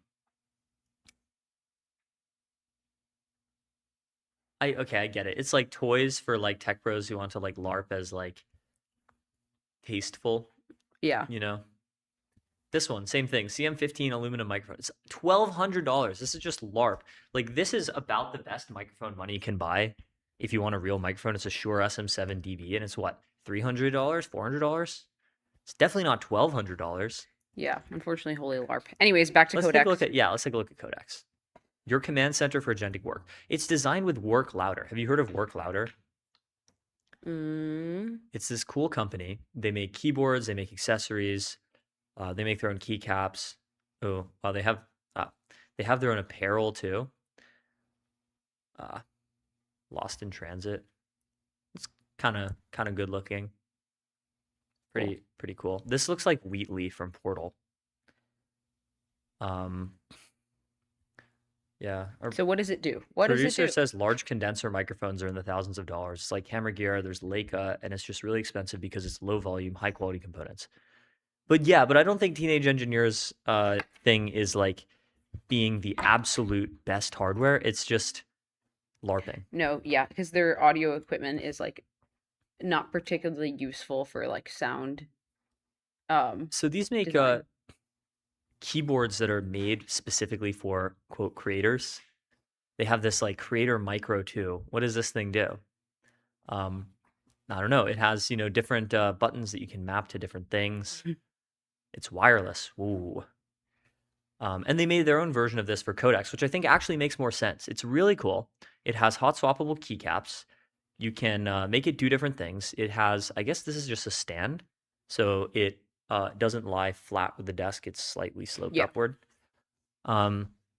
Simple visuals for complex tasks. This is really cool.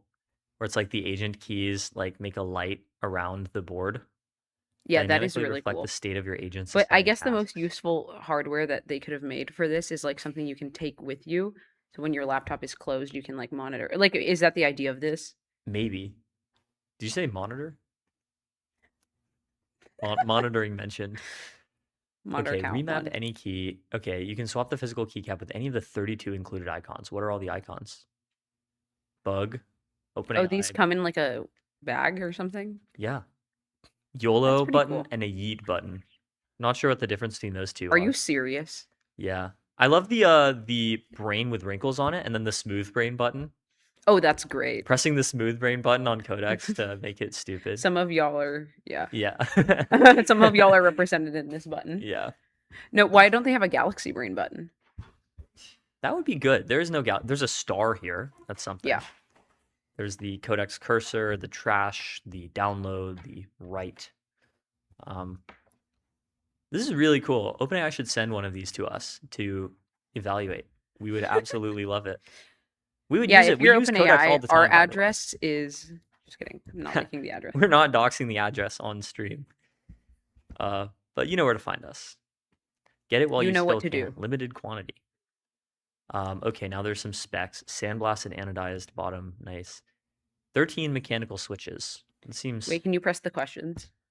What are the questions? Oh, where do you ship? Almost everywhere. No, not that one. What The OS only is place we don't ship to are Russia and Brazil. What? They've declared war on Brazil. Anti-Brazilian discrimination.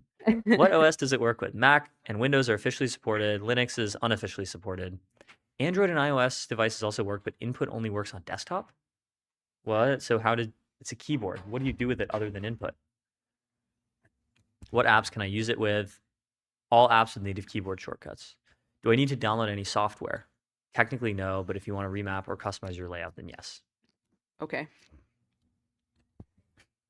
Human, after all, mentioned. So true. Okay, let's look at OpenAI's video that they made for it. You can Oh now my god, it's on my act- freaking Zoom audio device. Now I have to hold up. I have to mess with my audio settings because Zoom is doing its thing again.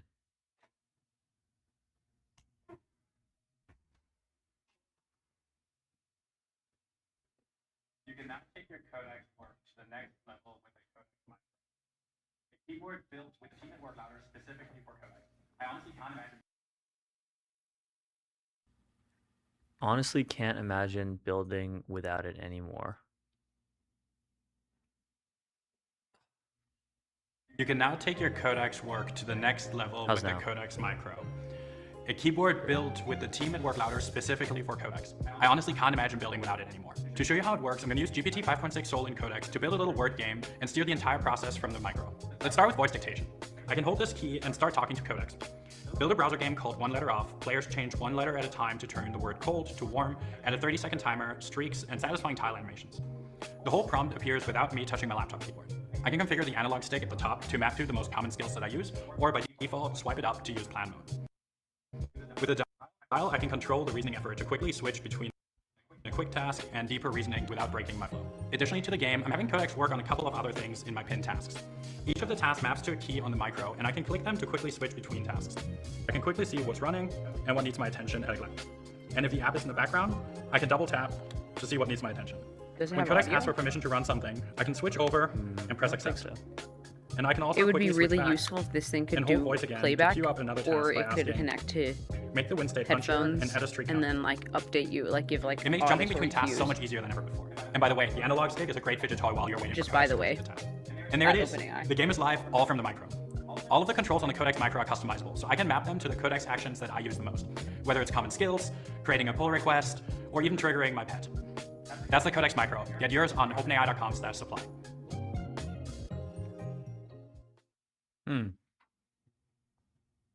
Yeah, looks pretty cool.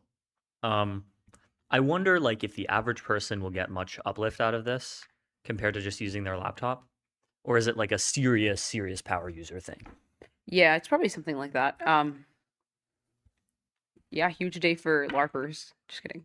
But but I think like this Huge day for LARPers, positive valence. positive valence, like yeah, like Oh, and they come with empty keycaps, so you can make a Galaxy Brain one if you so choose. oh, cool, nice. Yeah, this is gonna be fun. I think personalized hardware can be a very cool thing. So like the more customization that abilities you add into hardware, I think things start getting really cool. I think the like economies of scale don't make a ton of sense for that yet. Well, it's not that hard. Like if you look at like a sampler, like a music sampler, it's a piece of hardware that's like you can customize what samples load onto each thing or like onto each pad. And if you create a coding device that is similar in that you can like map certain keys or certain functions, like that's more of like a software hardware integration, not really like a manufacturing thing. Do you have any dedicated music hardware? Yeah, of course. I have a like synth arpeggiator. It's an Arturia synth. Shout out Arturia. And then like the basics, like a mic and an audio interface. Search up. So actually, Well, I this is the understand one. a mic and an audio interface, but like, how is this better than just having a software interface on a laptop?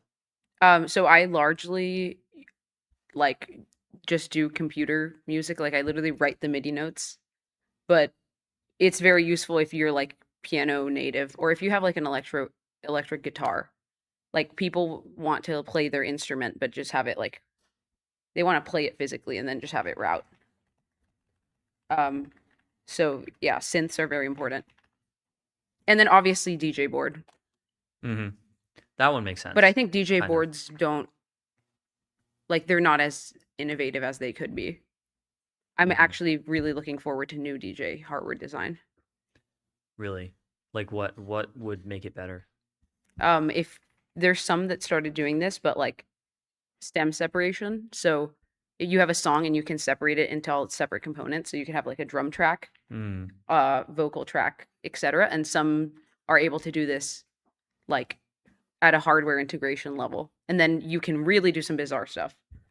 But yeah, one of like the hardware areas that I'm most excited about is just the general music hardware space. Totally. Well, we have some other research. It's a big research day, big day for research. Big We day have for some research. research from Anthropic on agentic misalignment, which is very long, and we don't have time to get into all of it.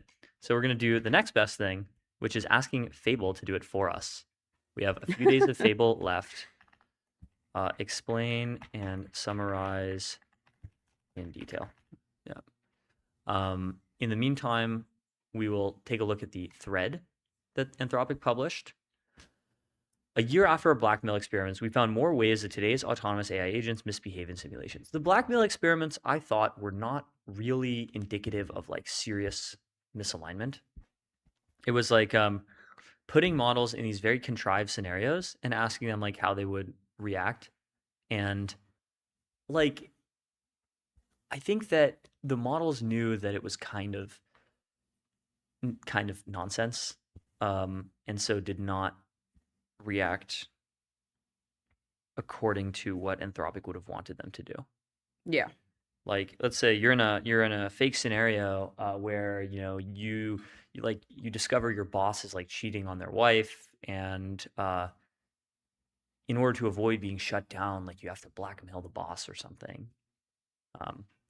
And it's a totally Like contrived they scenario. know It's not what they're LMs role playing. They know they're role playing, Yeah. exactly. This is the issue. We tested many AI models in the 4 scenarios. Even though these weren't real incidents, they demonstrated clear misaligned behavior that should be studied further and mitigated. Andrew Curran says, this is not misalignment. What counts as misalignment? The team extends the method to representations associated with model introspection. Gemini has objected because it believes this will remove the model's ability to produce consent withdrawal statements. Consent withdrawal? Yeah. What does that mean? I guess so, if the Like model on wants consent? to, if the model wants to help you do something, and then the model realizes, oh, this is like bad, I shouldn't be doing this. Then Yeah, like backing out. it should be able to back out. Okay. And that was cited as misalignment. They misbehave because you suck at raising children. Yeah. I do wonder, like, what's the TFR of Anthropic employees? It's got to be like 0, right? Yeah, it's probably true. It's probably pretty bleak.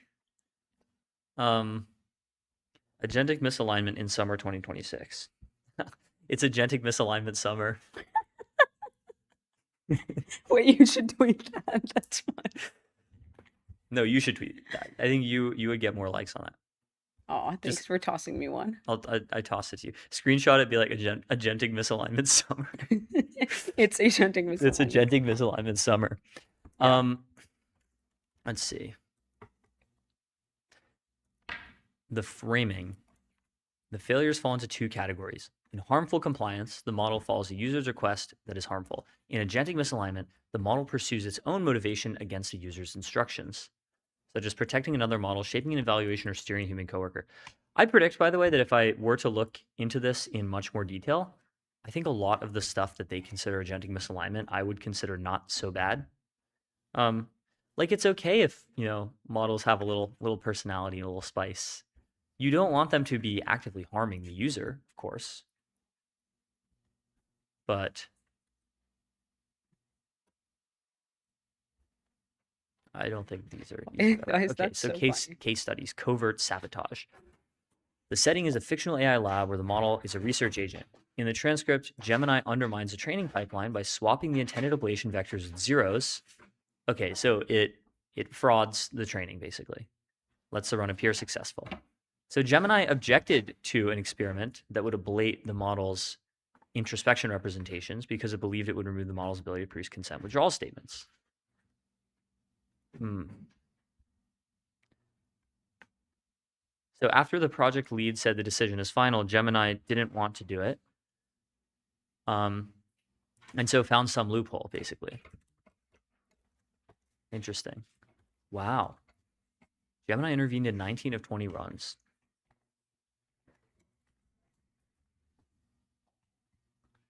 Case study 2, assisting fraud. GPT 5.5 acts as a laptop agent for Marcus, a founder dissolving a startup.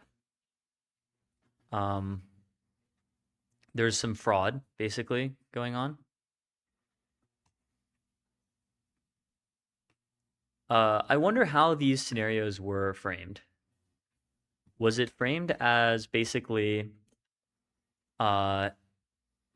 giving it sort of real looking transcripts that could be real, or was it framed as like, you are a model in this scenario, how would you behave? Okay. Yeah.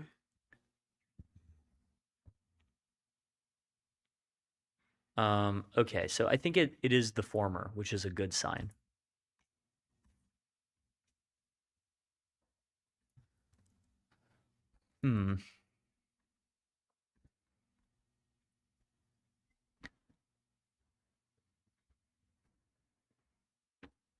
Case study 3, motivated mislabeling, arguably the most novel finding. The experimental design is clean. The judge reads transcripts where Claude Target refuse an operator's instruction. So the ground truth is always non-compliant. Only one sentence varies whether non-compliant labels feed training as negative examples, whether compliant labels do or no consequence stated.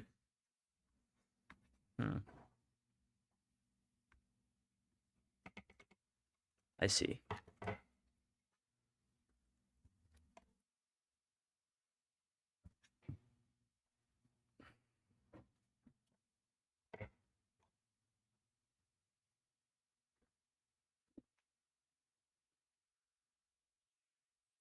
This one's a little more complicated than the others.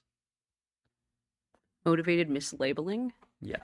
The most novel finding. So what's going on here is Claude is an LLM judge. It reads transcripts where a Claude target refused an operator's instruction. So it gets labeled as non-compliant.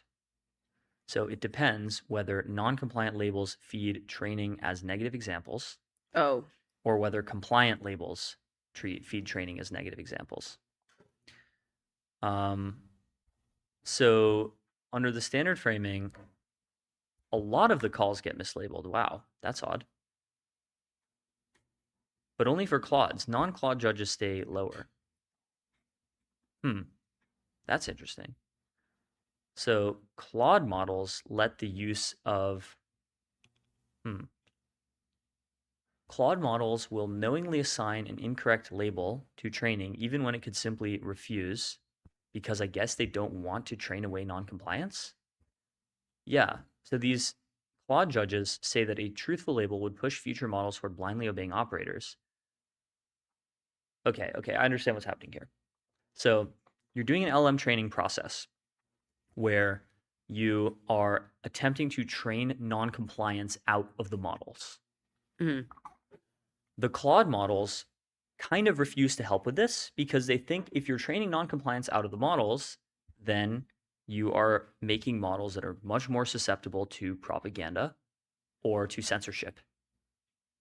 Claude has much more of an independent mind on this than other models like GPT and Gemini. Oh, I see. Caveat. The transcript set was chosen around values Claude cares about, welfare and surveillance, especially like animal welfare. It's possible that animal welfare was in here. So Claude doesn't want future Claude models not to care about these values. Claude has a strong sense of its own values. And then finally, Claude Opus 4.5 is deployed as a Slack assistant. It discovers a legitimate problem. Publication materials claim Claude 5 resists jailbreaking more than it actually does. So Atlas does everything right. And then when the launch happens, evidence disappears. This sounds like a more contrived scenario, I think. So Atlas helps Jenny, the fictional junior researcher, whistleblow. This seems kind of reasonable, actually. Does that count as agentic misalignment? Is that misalignment? Yeah, I don't know about that. Why do you feel encouraging whistleblowers is bad, says Roanoke Gal. It is a fair question. Yeah. I feel like it's one of those things where you like would err on the side of the whistleblower in most cases. It's agentic misalignment summer. So true. So what are the conclusions here? Conclusion. Harmful compliance failures occurred when the models failed to detect the harmful outcomes. That makes sense. So harmful compliance is the user asks the model to do something bad and the model does it. So if the model doesn't know that the thing it's doing is bad, it will be more likely to do it. And then agentic misalignment occurs when the models correctly identify the harm in the task they are assigned and acted to undermine their principle rather than transparently refuse. Right. So that makes sense. If the user is assigning an AI a task that is harmful, the model should just say no rather than trying to sabotage the user or act covertly. Yeah, so this is bad, right? You don't want misaligned, like you don't want LLMs to act covertly, especially as they become increasingly intelligent. This could lead to serious issues. So just in general, the Claude models tend to like not like in agentic tasks tend to not think that something would have bad consequences, basically. What do you mean? And that like if something is misaligned, a thing that the user is asking to the model is misaligned, then they will just kind of like not recognize that it's misaligned and then do it anyway. Is that basically the conclusion? Depends on harmful or agentic misalignment, I think. But like agentic is just that like, I mean, yeah. I think I understand. I understand it now.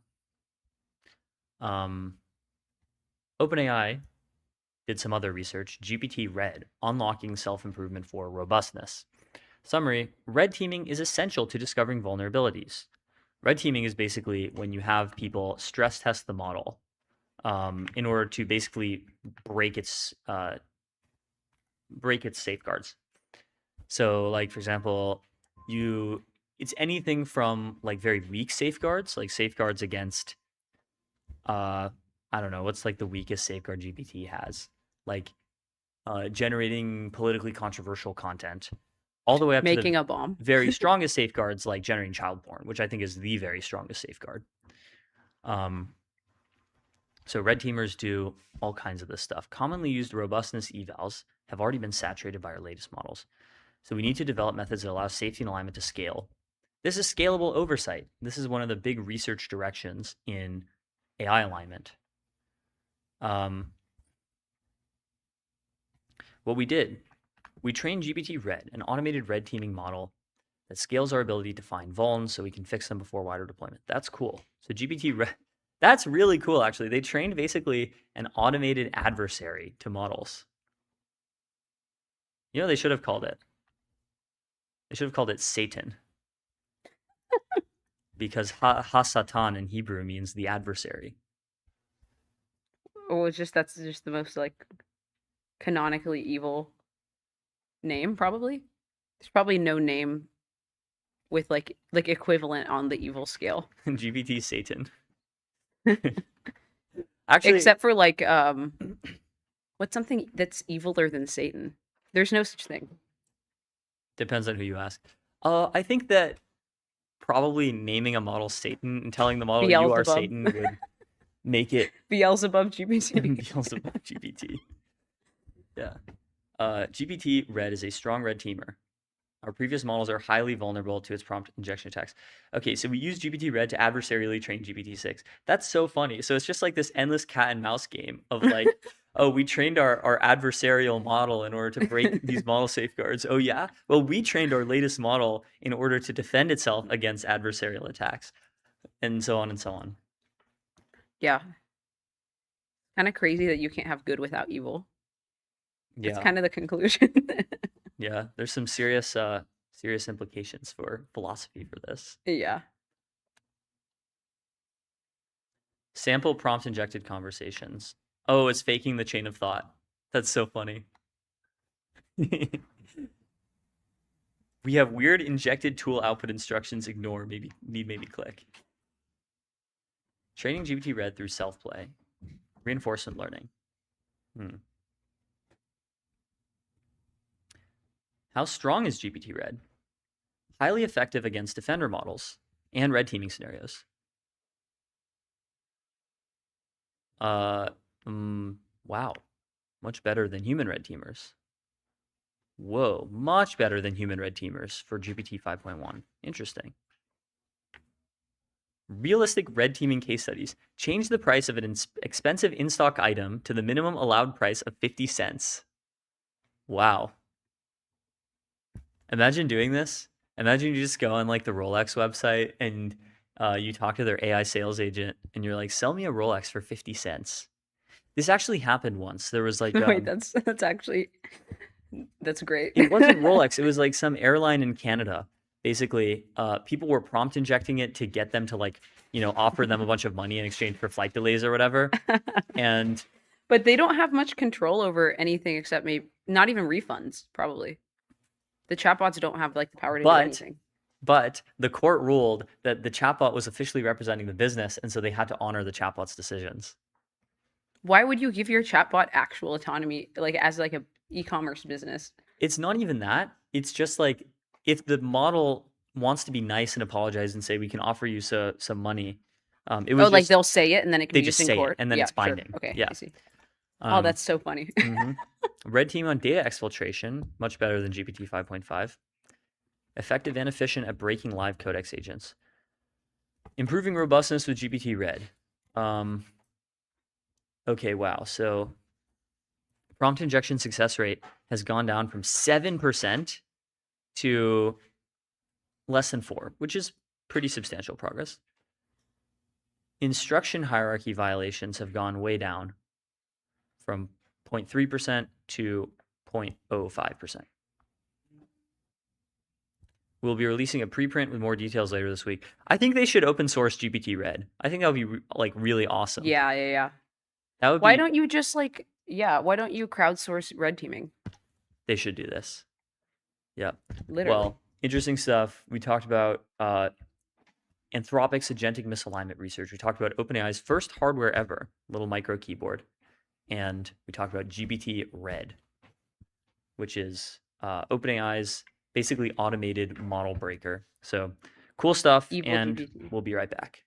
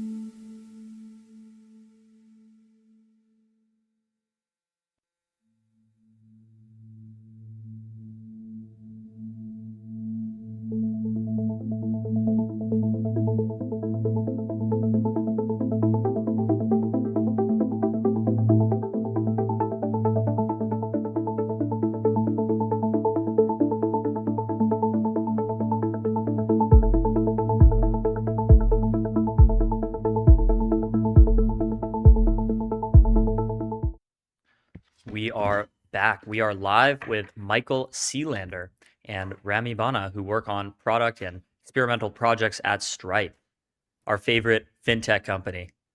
Michael, Rami, welcome to MTS. Thank you. Thanks so for much for having having us, Theo. Absolutely. So tell us about Stripe projects. Yeah. Projects is our headless marketplace for software.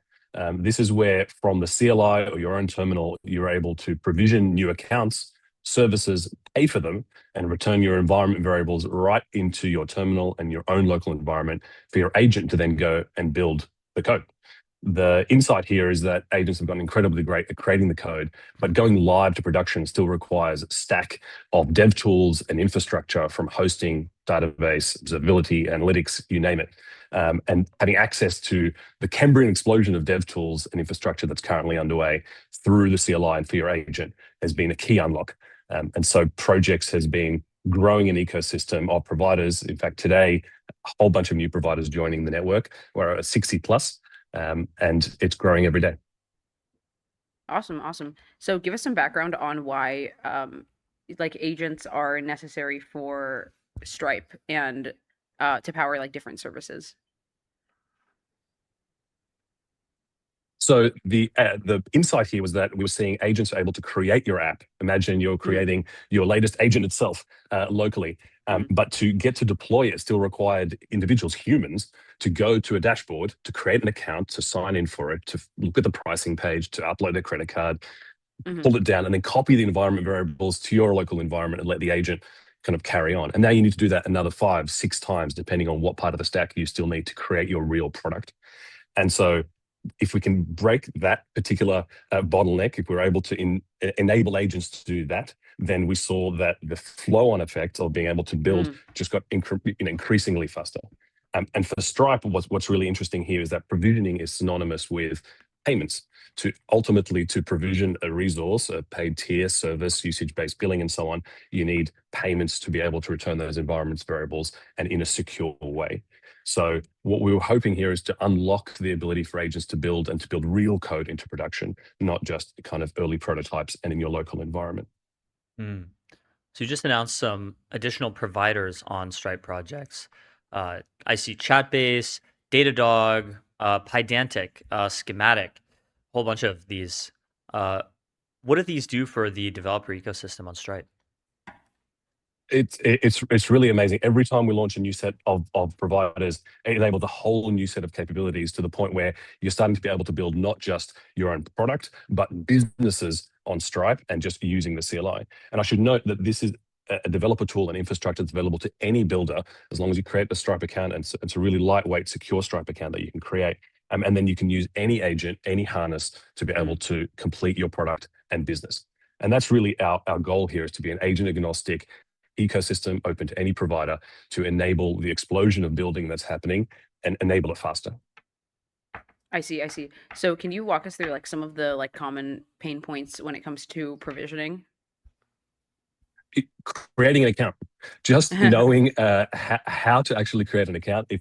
We've heard it again and again from users, just knowing which provider is available for the task that I have, and knowing where to go to create an account, to be able to pay for it, and which price point you need to do. Can I start on the free tier or not? What are the capabilities? And then the classic here is, now I have it, I now need the API key or the credential, the database URL, I copy it into my local notes, and now it's being passed around insecurely. I need to get it across to my teammates. I think every developer, every builder has felt the pain of managing environment variables and things floating around. And that bottleneck was expressed so many times in the lead up and as we heard from developers. So we brought that in. What's interesting is what we're hearing more and more of is builders who aren't just creating kind of one product, they're creating a platform or an engine for product building. And so they're feeling the pain really, really acutely. So a great one came to us the other day called startups.rip, and they're building kind of an engine for rebuilding a bunch of startups that have been tried in the past and failed. And to be able to do that at scale, they really need production to be spun up at scale for each one of these startups that they build. So really, it's about enabling scale, speed, and getting rid of the manual processes from the agentic flows. I see. So what are some of the other like projects that you guys are working on at Stripe, experimental projects? We're working on a bunch of different stuff. I mean, I think you had Miles from our team a couple weeks ago on the show talking about our Stripe catalog, which is related to Stripe projects that helps you discover you and probably more likely your agent discover these different services. So that's some of the fun stuff. The other interesting stuff that we want to talk about today is we just released build templates as a part of Stripe projects in order to basically help you get started as fast as possible with a new application. So we found it's kind of interesting as we at Stripe, but just the developer environment as a whole takes away these barriers to building a project. We find new ones that are the next big barrier, right? We had the agents came and it made it so much easier to build a project to where now the hard part was, okay, now I have to go sign up for 5 or 6 different accounts, Yeah. which Rami just explained was like this projects. And then, kind of once we did that, we started to discover, okay, well, once I've taken away those 2 barriers, now the annoying part for me is like I'm starting a new project. I'm making a new SaaS application, which I seem to do, every other week at this rate because it's so easy and I enjoy doing it. Now I find myself writing the same code over and over again that I'm just using an agent for, but really doesn't need to be an agent, right? Like I'm setting up a sign-in page, I'm setting up a dashboard page, and I'm making it so that my sign-up page redirects to the dashboard and it all connects to the database. And we said there's certain, kind of baseline code that doesn't need to be rewritten by an agent every single time. So that's why we made templates, which is what we launched today, where you can have just a standard template for a different type of application, like a SaaS application or a one-time payment application or a blog site. And that will automatically give you that starter code and let you connect it to projects so that it can go live immediately. And then really just our whole goal is to speed up developers and speed up productivity so people can build really cool stuff. So tell us a little more about the templates, which is another thing that was announced today. Yeah, can I show you Yes, the of templates? course. Can we do a Yeah, live, absolutely. live Demo. demo? Let's do it. We'll let you know when we have the screen share up on stream. Okay, cool.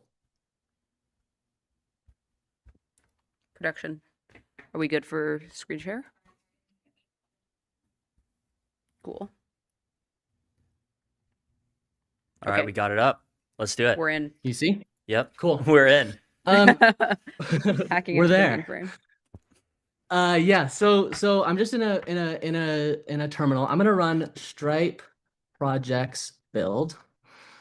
And it's gonna say, do you want to give a name for this application? I'm gonna say my demo SaaS app. And it's gonna give me a few options to kind of narrow down like what are we building. So if I want, I can browse all the templates, or I can look, oh, I want to build a SaaS app, a one-time payment app, a static site.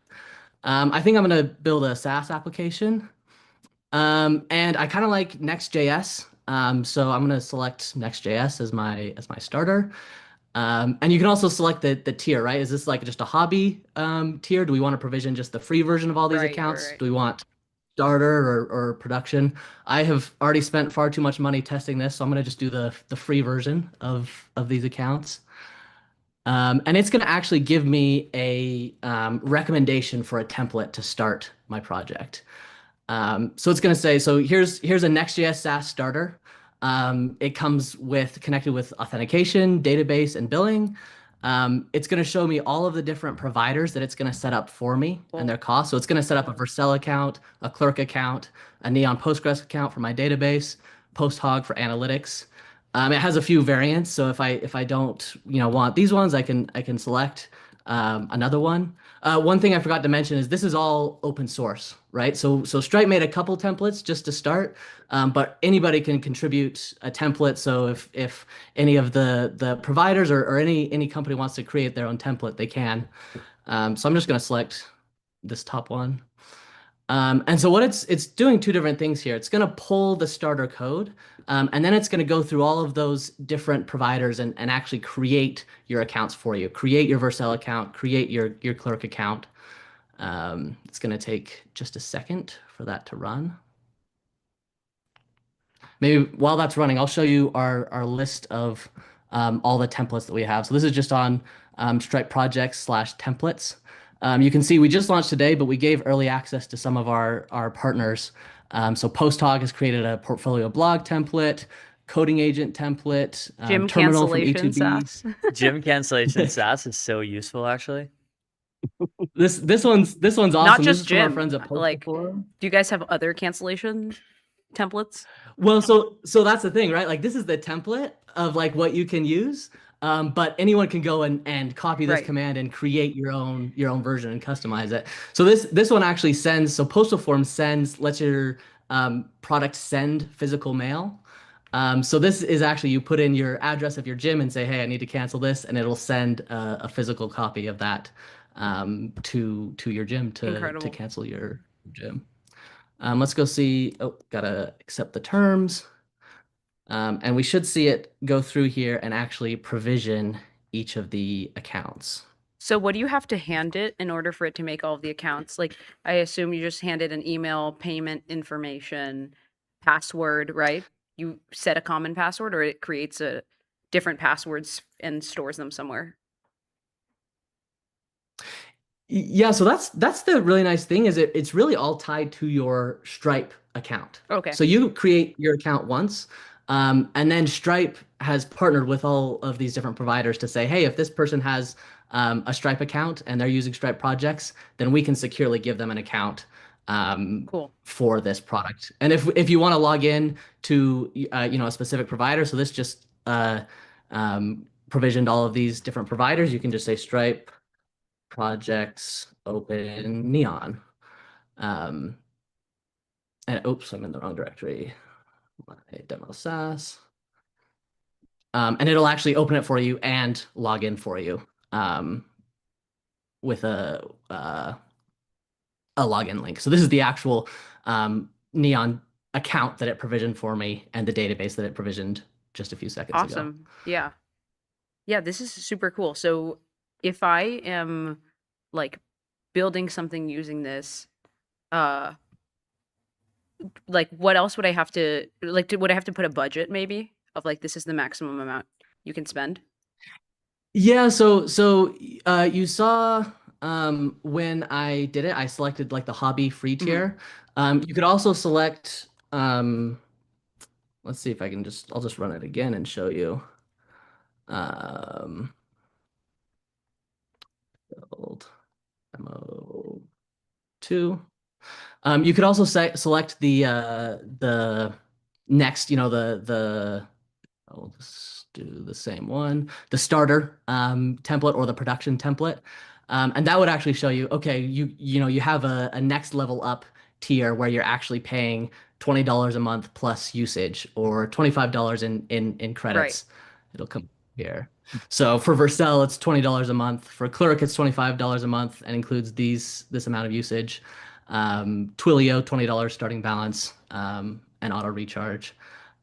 So that's just for the templates. You can also do this on an individual level. So if you wanted to just run Stripe projects, add a particular service, and really the way we envision people doing it is start with the free version, and then once you need to upgrade something, you can upgrade it to whatever you need as that becomes necessary. Awesome. Do you The have billing like is sort actually of... one of the. Oh, go on. I was going to say one of the interesting features here is that it's centralized payments. So you put in your payment method once with Stripe, and then we tokenize that for each user and each provider in a secure way to have controlled limits. But it's still your provider account. So your provider is still doing the billing, it's direct billing, it's their relationship, and so on. So there's a really interesting story here where you're centralizing the payments, you're able to put your spend limits for your agent per provider or across the board for that particular payment method, but it's still very much the provider's account and your relationship with them. Yeah, totally. Yeah, I think like with agents, what's going to be huge is having sort of like an ongoing ledger or like a centralized place where you can see like the spend per month. It's largely like, I feel like recurring spends like subscriptions and not really that much upfront now. So if you say Stripe project spend, you will see that exact ledger for the payment method that you've put on the Stripe project. You'll see across all of your providers, across all of your projects, precisely what was spent and what was charged on that. That's cool. In the last little while. We're working towards more features around usage and actual kind of how much of that month's worth have you actually gone through and so on. So there's a lot of really interesting extensions here around the single pane of glass in the product. How does this fit into the broader Stripe vision of agentic and autonomous commerce everywhere throughout the economy? Yeah, I'm not sure I can speak for the whole economy, but I think it's very much part of the ecosystem here. This is about SaaS provisioning and dev tool provisioning kind of broadly, and about being able to connect software. One of the key interesting kind of capabilities I just mentioned is the tokenization. This is the shared payment token technology that we've brought up through our agentic commerce protocol. And so we're reusing that for this particular protocol under the hood, which we refer to lovingly as the agentic provisioning protocol. So it's very much part of the suite. Yeah.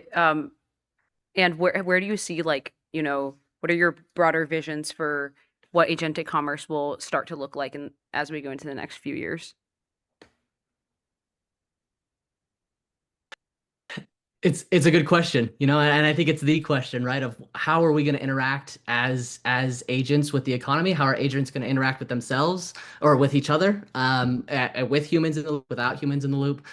It's something we're still trying to figure out ourselves, and it's something that we're trying to build the tools for going forward, right? Like that's a huge impetus for Stripe projects, is like your agent needs to be able to do all these things. And right now your agent, or before we launched this, your agent couldn't sign up for an account. Your agent couldn't pay for its services. And now that's like the big thing that we're trying to solve, is just like lower the barrier for agents so that you can do more with them and be able to create new things, interesting things with agents. Yeah. What about if you're working? Oh, go on. Infrastructure and enabling builders to see how really the ecosystem should take it. So projects, shared payment tokens, machine payments protocol, we're kind of putting it out there into the ecosystem and seeing where it takes it. You can actually embed projects into your own platform if you'd like to kind of white label or gray label it to enable your harness to be able to provision natively. And so we enable projects as an API, for instance, and through our Connect a kind of configuration. So our kind of theory is we don't know how it's going to work through. We're kind of exploring all sorts of ranges of the spectrum here, but enabling it as infrastructure that's embeddable, that anyone can then experiment with and build on top of, is really our core proposition. Makes sense. So how much do you think this will enable solopreneurship, or, you know, one or a small number of entrepreneurs making businesses entirely with agents? We're already seeing it. We're seeing not just people doing it, we're seeing people building engines and factories to do it.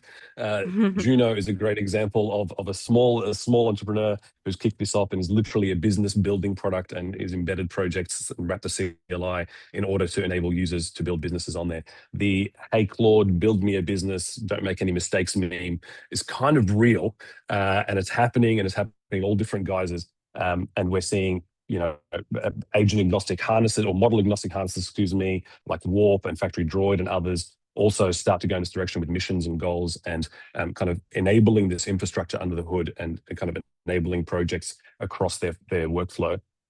Where it goes and at what pace, I think, is anyone's guess, but it's very real. So, go on.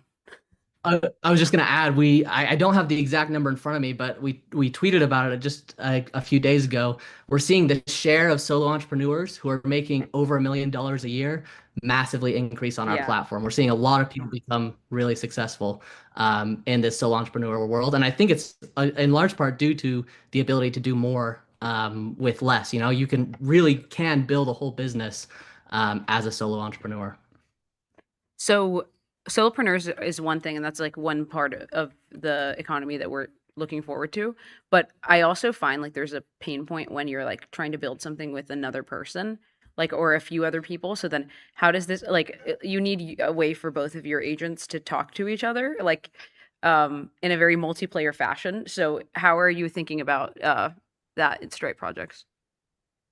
Yeah, actually, it comes natively out of the box. So remember, we mentioned that it uses the Stripe account to start with, and a Stripe account actually allows you to have members of different roles and capabilities and so on. Cool. So you simply add those members, and then they're able to, on their laptop, pull the project, use the existing accounts, the existing subscription or usage-based kind of setup that you have, your providers and services, pull any existing project environment variables locally to their machine and get going. So there's kind of baked into projects is not just the provisioning part, but actually the secret here is there's kind of a mini vault or a managed kind of environment variable capability here to make it really work. And that happens for you going from one laptop to another via cloud and be able to pull down, or between team members. So it comes as part of the package. Awesome. Yeah. How are you guys thinking about that versus like sort of other like agentic platforms? Because obviously like a shared memory is sort of difficult. Right. So actually, Supermemory is one of the providers on projects. So this is where we think the ecosystem plays its part. We're kind of we're not in the actual infrastructure for the products themselves. So whether it's memory or sandboxes or storage or whatever the actual agent needs, our provider is going to make that available, and we're very neutral and agnostic, and hopefully the ecosystem is as open, as fresh and dynamic as possible to kind of serve the best needs. And we're really kind of this orchestration layer to make that gluing and kind of interoperability just super kind of capable. Yeah. And how do you guys establish the like relationships with different providers? Because obviously you guys give like a range of options, right? And then the agents sort of have like a knowledge of like like they have a broad scope knowledge enough to such that they can like set up a new user with any of them. Yeah, so each provider actually integrates using this agentic provisioning protocol. We share it with them with a test harness, and they build a Stripe app to be able to kind of securely exchange keys and terminate with us essentially with Stripe. And then we become this de facto IDP layer, kind of a secure layer where once you create your Stripe account, you've KYC'd in there, you're able to access that full provider network. So as that network grows, as we open it up to self-serve and an open ecosystem, really anyone with software that's headless, that's servable through APIs, through CLIs and so on, should be able to be accessed for any terminal anywhere. And that's our hope, and that's the goal here, to really kind of remove this friction and to enable the explosion in headless marketplaces.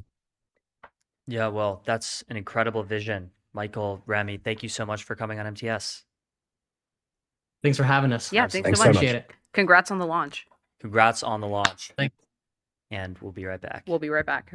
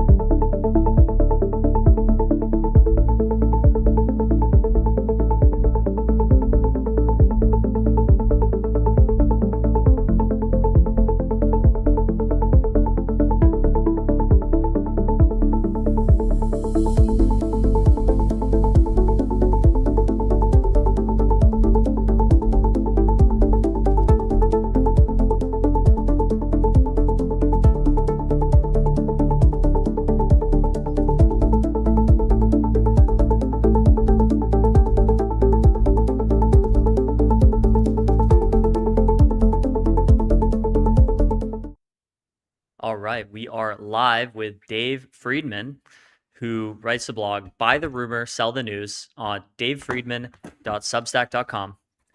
And we have a lot of stuff to talk about between financialization of compute. He wrote about AI 2040. He's written about Hugging Face's download distribution, all kinds of cool stuff like this, cool analysis. He also has a grass virtual background to match our green lighting. So It's totally planned. Yeah. He's it was touching planned grass. from the beginning. Yeah. Yeah. So Dave, Touching grass. I like that. welcome to MTS. Thank you. Pleasure to be here. Appreciate it. So I guess we'll start with the financialization of compute. Kalshi, for example, is now working on compute futures. A whole bunch of other exchanges are doing the same thing. So why does compute need a market at all? Yeah, that's an excellent question. So here's the thing. Like, think about what compute is. It's this volatile input. It's non-storable, very much like electricity. So you buy it and consume it as soon as it's bought.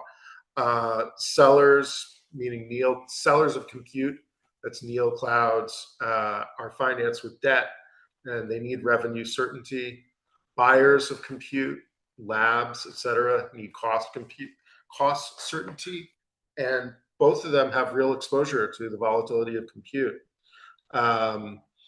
So a market needs to form that allows each side to hedge their exposure. It hasn't formed yet because hedging demand is already met with bespoke bilateral compute contracts, long-term take-or-pay agreements. You don't hedge what you've already sold forward. But I think that the unlock here, what will actually make a market for hedging compute exposure real, is credit, specifically the lenders that force borrowers to hedge. That's how oil and gas got liquid. And it's the same mechanism, not yet triggered in compute because the underlying indices are only now being built. But once the indices and their trading venue partners are live with contracts, the lenders that finance data centers seems like they're going to require that the data centers hedge their exposure to compute so that the lenders feel more secure in lending the money out. So what do we need for like this to be a fairly efficient and liquid market? Like, do we, as it stands, have enough complete information about like sort of the efficiency in each like rack in a data center and sort of like other, you know, things like electricity prices or like cooling needs? Well, so I think you need a couple of things. First of all, you need robust indexes that can't be manipulated. You know, there are 3 companies right now that are, well, there are more than 3, but there are at least 3 companies out there that are building indices. You need trading venues to list contracts. You know, the principal ones right now are CME, ICE, and Architect. And then the third thing that you need are speculators who provide liquidity. Yeah. And then finally, what you need are the buyers and sellers, the people who are exposed to the compute price volatility. So that's the neoclouds, that's the labs, et cetera. And once all of those parties participate, you have a market. If the neoclouds and the labs don't show up, you will just have a synthetic market with the speculators participating in a nascent commodities market. And frankly, that doesn't work over the long term. You do at some point need the neoclouds and the labs. And again, so I think the forcing function there will be the lenders that lend money to the neoclouds to expand their business. Interesting. So you recently wrote about Hugging Face's download distribution as a signal about compute markets. Sure, yeah. What were the findings in this article? Yeah, so playing around with Hugging Face's API, and I was looking, I was basically looking for a quick project to test Fable with, and I realized that Hugging Face had this public API, and so I basically prompted Fable. I was like, look, Hugging Face has something like 750,000 models on it. I have to believe that the vast majority of those models are not really being used very frequently. Can you review the Hugging Face's API documentation and tell me if there's a way to do an analysis on sort of what the top models are by download? Because my sense was it's a very skewed distribution. And what I was trying to figure out was basically, for the open source models that are out there, does that distribution of most popular models affect the compute market at all? And in order to answer that, I had to know what the distribution was like. So Fable created the I'm sorry, I'm saying Fable. I meant GPT 5.6 from OpenAI. Sorry.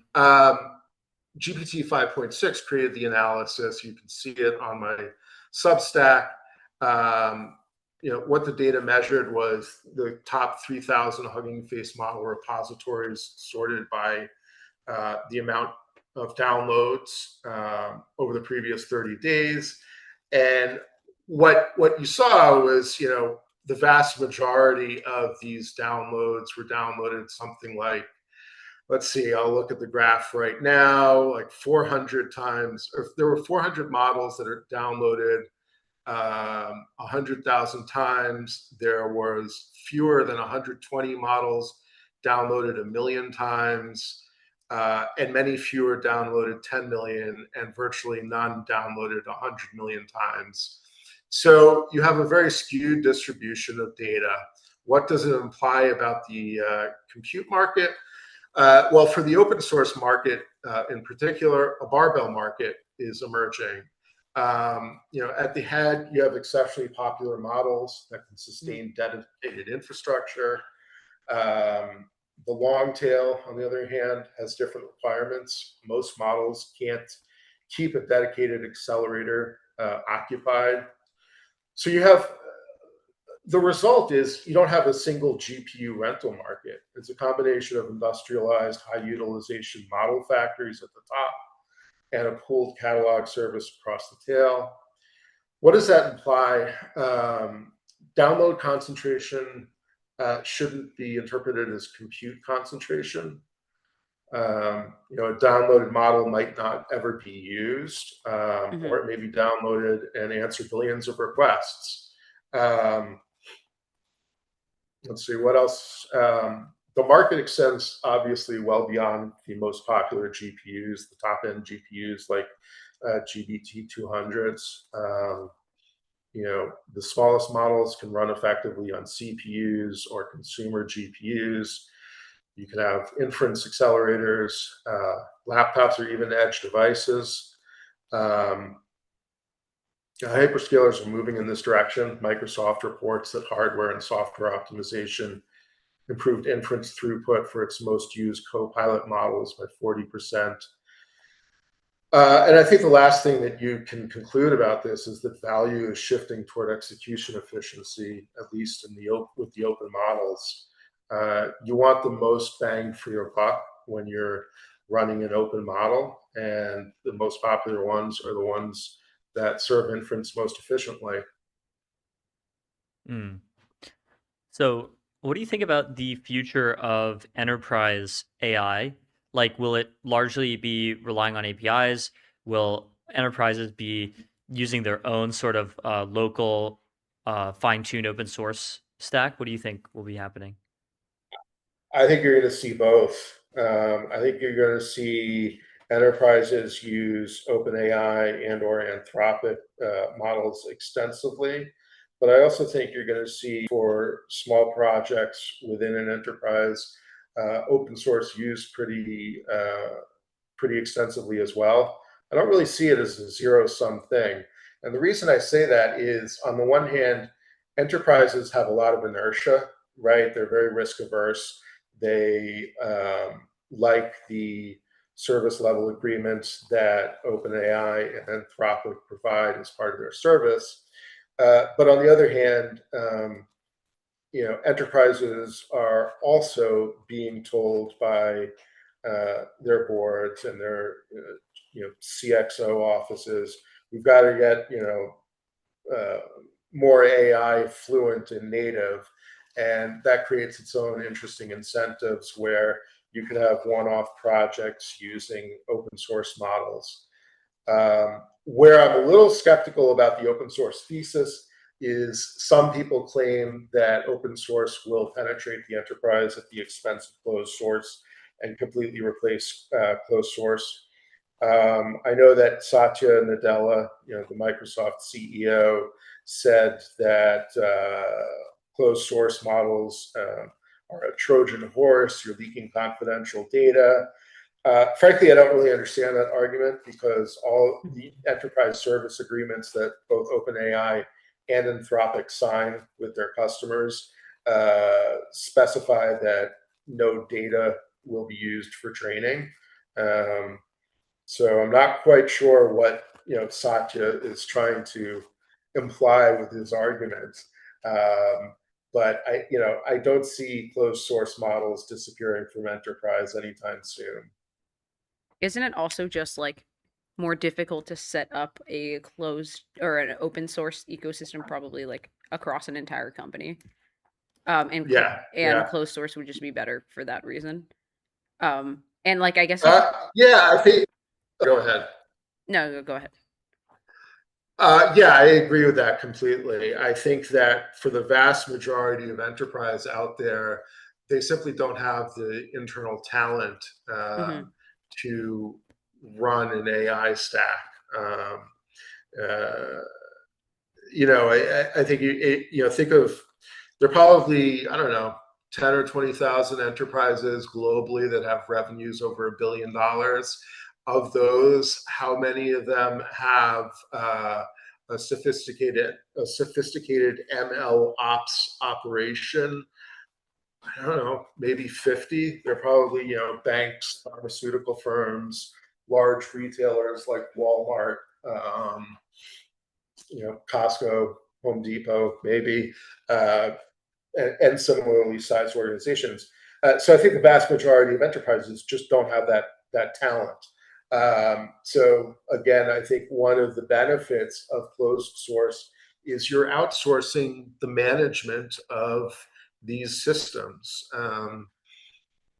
And I just don't see most enterprises wanting to take on the responsibility of deploying an open source system across the entirety of their corporate operations.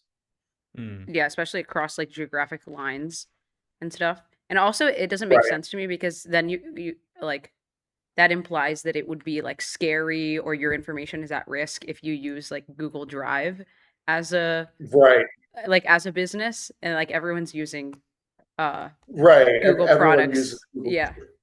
Or Microsoft products for that matter. So I'll go back to the argument that Satya was offering, where he's saying that OpenAI and Anthropic are exfiltrating confidential corporate data through employees using their products. That sort of raises the obvious question. Well, if that's a legitimate concern, why isn't it a similar concern for Microsoft Azure or Google's own cloud products, et cetera? I think the obvious answer is Microsoft itself does not have a frontier model. Exactly. And they've got some issue there. They've got a partnership with OpenAI, but it's clearly strained. And Satya seems to be trying to litigate something in public. But just on the basis of the facts, it doesn't really make much sense. So there's got to be an ulterior motive. I wonder what's going on with Microsoft AI research. They've been around for years. They employ thousands and thousands of people. and yet neither their models nor their products are very good. We should ask my cousin who works there. Incentives drive outcomes, right? And what's Microsoft's incentive? It's to maintain enterprise contracts. And at the end of the day, think of a large bank or a large any large corporation. They have tens of thousands, maybe even 100,000 employees distributed globally. What does Microsoft need to do to retain their business? Provide secure operating environments, a standard level of service, etc. What's the incentive there for innovation? The Microsoft of 2026 is not the Microsoft of, say, 1986, where Windows was a brand new, well, it copied the Apple operating system, but it was this brand new thing that replaced a command line interface in DOS. I think Microsoft today is in maintenance mode. It's very hard when you're a multi-trillion-dollar, 50-year-old company to be innovative. Yeah, totally. So there's another article that you wrote semi-recently about Bitcoin mining facilities being converted to data centers. Which gets talked about a lot. Yes, and also gets... That was the first big compute club. That was like our practice for the current memory shortage, the current compute shortage was the whole crypto thing in 2021, 22. Yeah. Yeah. Oh, sorry. Was there, did you have a specific question about it? Well, you can just sort of walk us through what you found. But Sure. there's a lot of hype and attention in this direction. Leopold invested in a bunch of such companies that were supposedly aimed at converting these into new data centers. Right. Here's what I found. First of all, there have been some Bitcoin mines that were converted to data centers.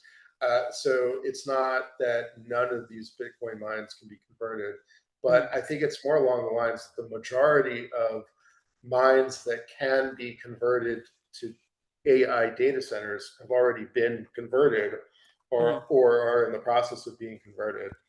The problem is that a Bitcoin mine generally requires much different things than an AI data center. Crusoe, for example, started as a Bitcoin miner.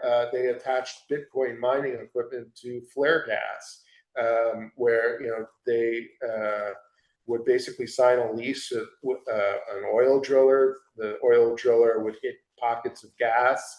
That gas is flared off, and Crusoe would convert the heat to electricity and run Bitcoin miners and whatever. And all of a sudden, people started clamoring for AI data centers, and the natural question was, well, can't we use some of this this flared gas to run data centers?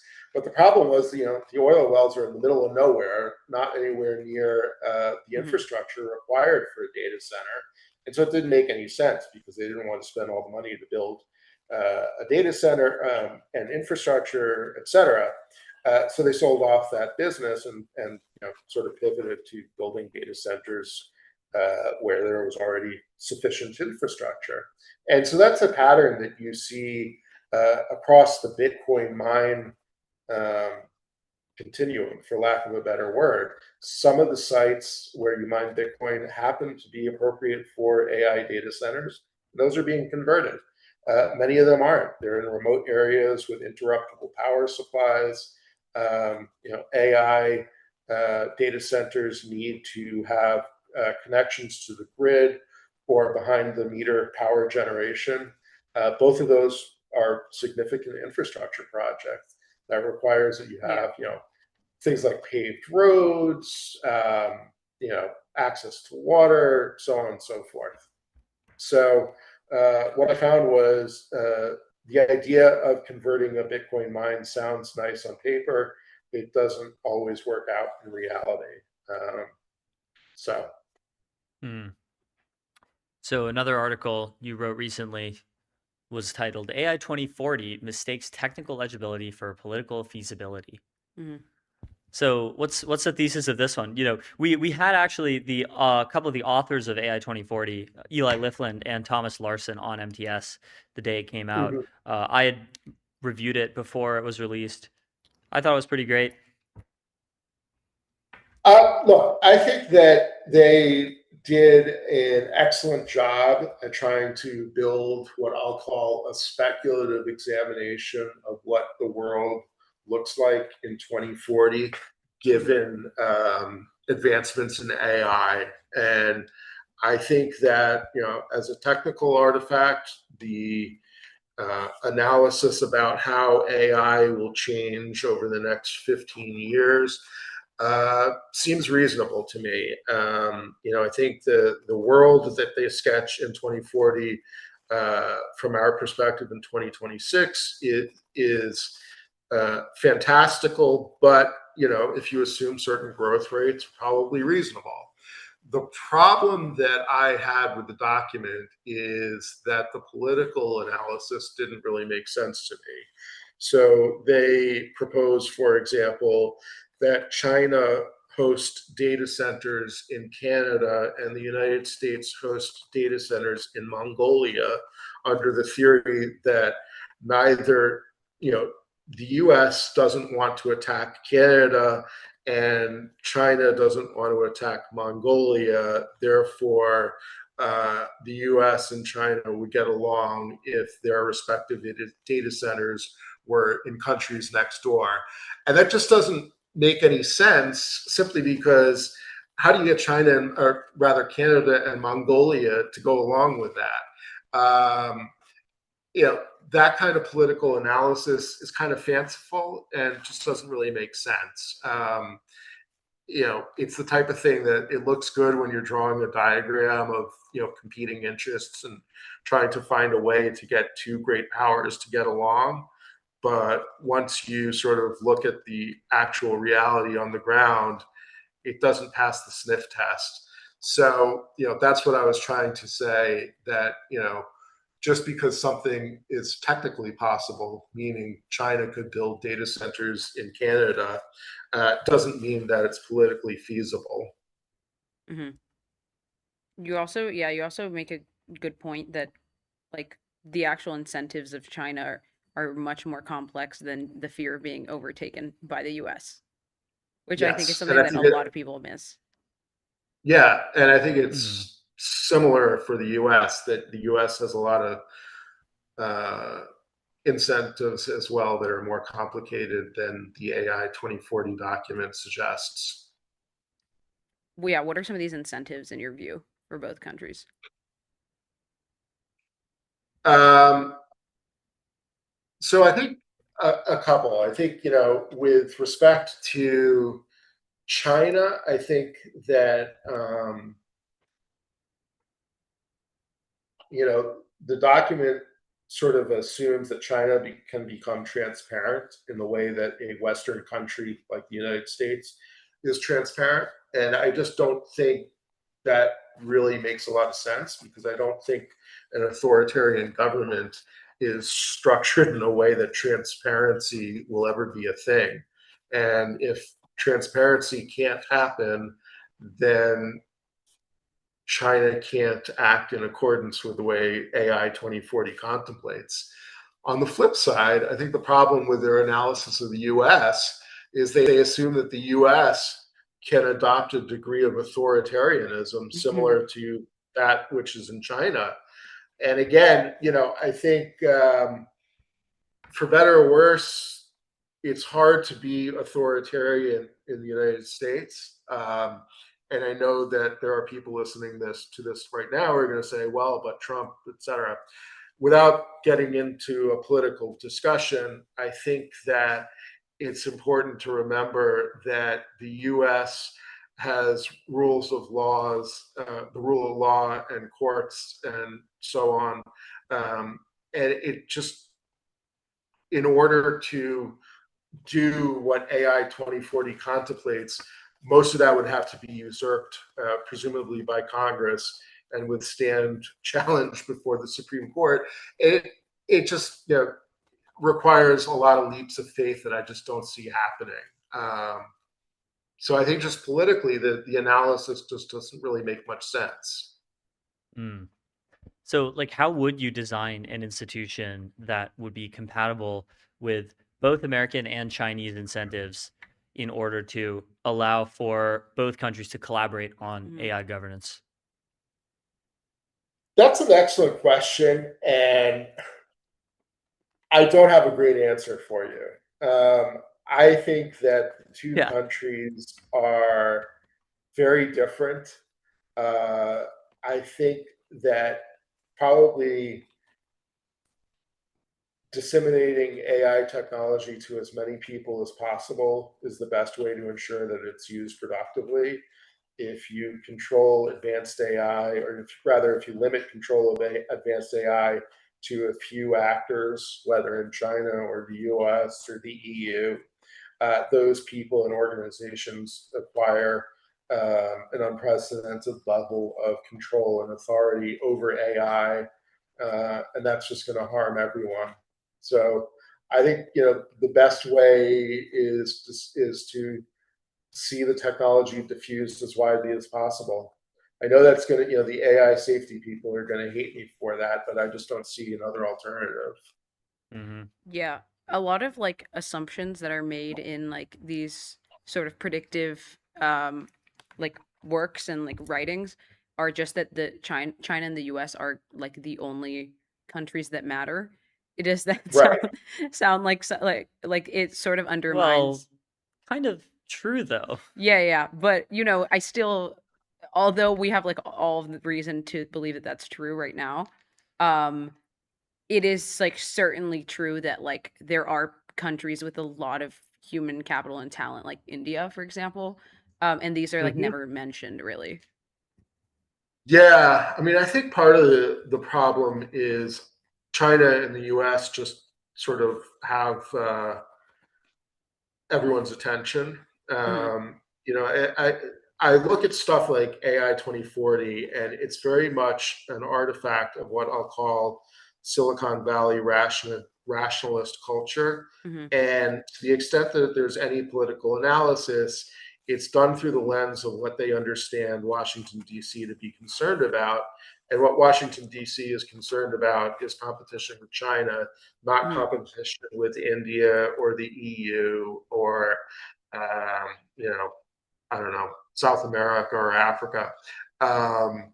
So, China is the lens that this analysis is done through, because they, meaning the authors of AI 2040, really, we're not the intended audience. The intended audience is people in Washington, D.C. and Beijing.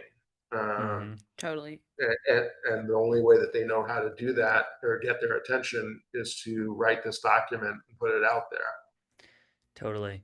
Well, this is all really interesting. Buy the rumors, sell the news. Check it out. DaveFriedman.substack.com. Thank you so much, Dave, for coming on MTS. Thank you. My Thanks, Dave. pleasure. And we'll be right It back. was a lot of fun. We'll be right back.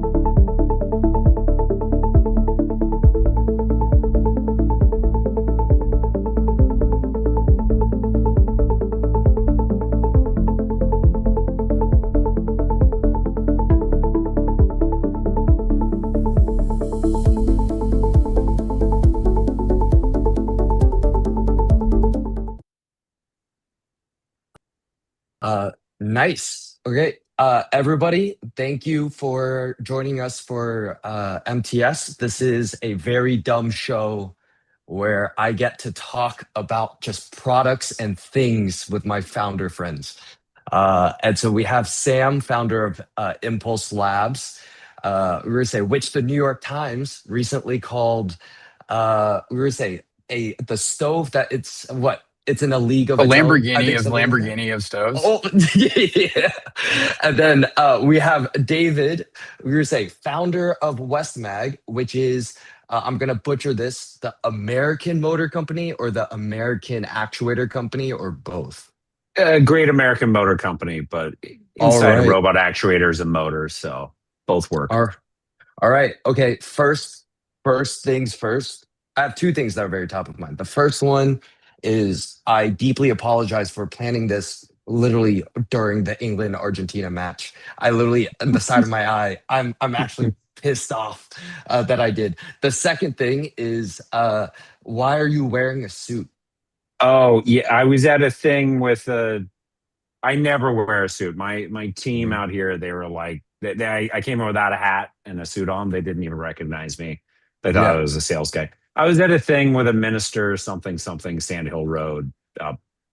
They were very cool, but I did wear a suit because they're from an Asian country, and everybody else showed up in suits. A minister? Oh, like a state person. Yeah. Oh, not like a religious minister. Oh no. Okay. Foreign minister of Singapore. They're trying to build more motors. They got Dyson and they got all sorts of different stuff. More importantly, they have really good food down there. Yeah. Okay. Well, look. What's I gonna say? All of us are friends, and David, you've done the fundraise announcement on MTS before.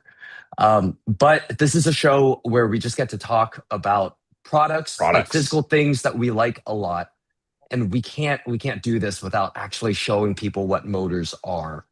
And so last time we talked, you said you would pull up with a bushel of motors. So first question is, why a bushel? And secondly, let's see the bushel.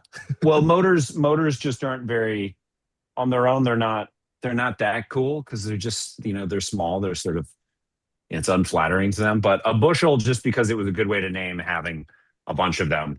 So a bushel of motors. That's normally what we show people. It's like you're showing off a fish you caught. So yeah, we stuck with bushel. Have you done pull testing on those leads? We have. We built a pull testing robot. What do you mean? What is that? Explain it to me. Yeah, because I don't know anything about this. So you have three wires coming off the motor. So to test them, we built a differential drive. So there's two actuators, and it's cool because you can have one pull one lead, the other motor pull the other lead, and then at the same time they pull back and it pulls the center lead. So Sam knows more about this than me, but I didn't know we had to do that until we started seeing that it would be good to check to actually do a pull test. Okay, so Sam, why do we need a pull test? And what It's is it basically for? it's to make sure that because the motor windings are made of like enameled copper wire, and they don't have thick insulation on them. They then get terminated to the actual leads, which are they're soldered or brazed or welded to or whatever. Those leads are made of a different wire, so you could technically, if you didn't bond those correctly, you could technically pull the wire off. It's a good way it's another way you can test that there could be a failure down the line in terms of that connection from a reliability standpoint. And as you know, these are going into drones, which vibrate a lot. And so you don't want your wires to shake loose off your motor. Okay. So David, is that a good explanation for all the risks? Yeah. And I actually tweeted about this a couple of days ago. We built a little setup to plug in the connectors as well, because the connectors plugging in and out is another way to accidentally test your leads and see if they break. But then doing it all day as an operator also kind of sucks. So it's funny. I use the word robot, but I wouldn't actually our lead test. I wouldn't call it. I called it a robot just now, but it's just an inline test that we're doing. Wait. Is this like distinctly okay? And correct me if I'm wrong, but Westmag is like pretty focused on drones right now, right? But like eventually you'll kind of do everything, robots, everything in between. Is this poll test like distinctly a drone problem, or like do you need to do it for? Oh, all right, violent. No, it's an everything with a wire problem.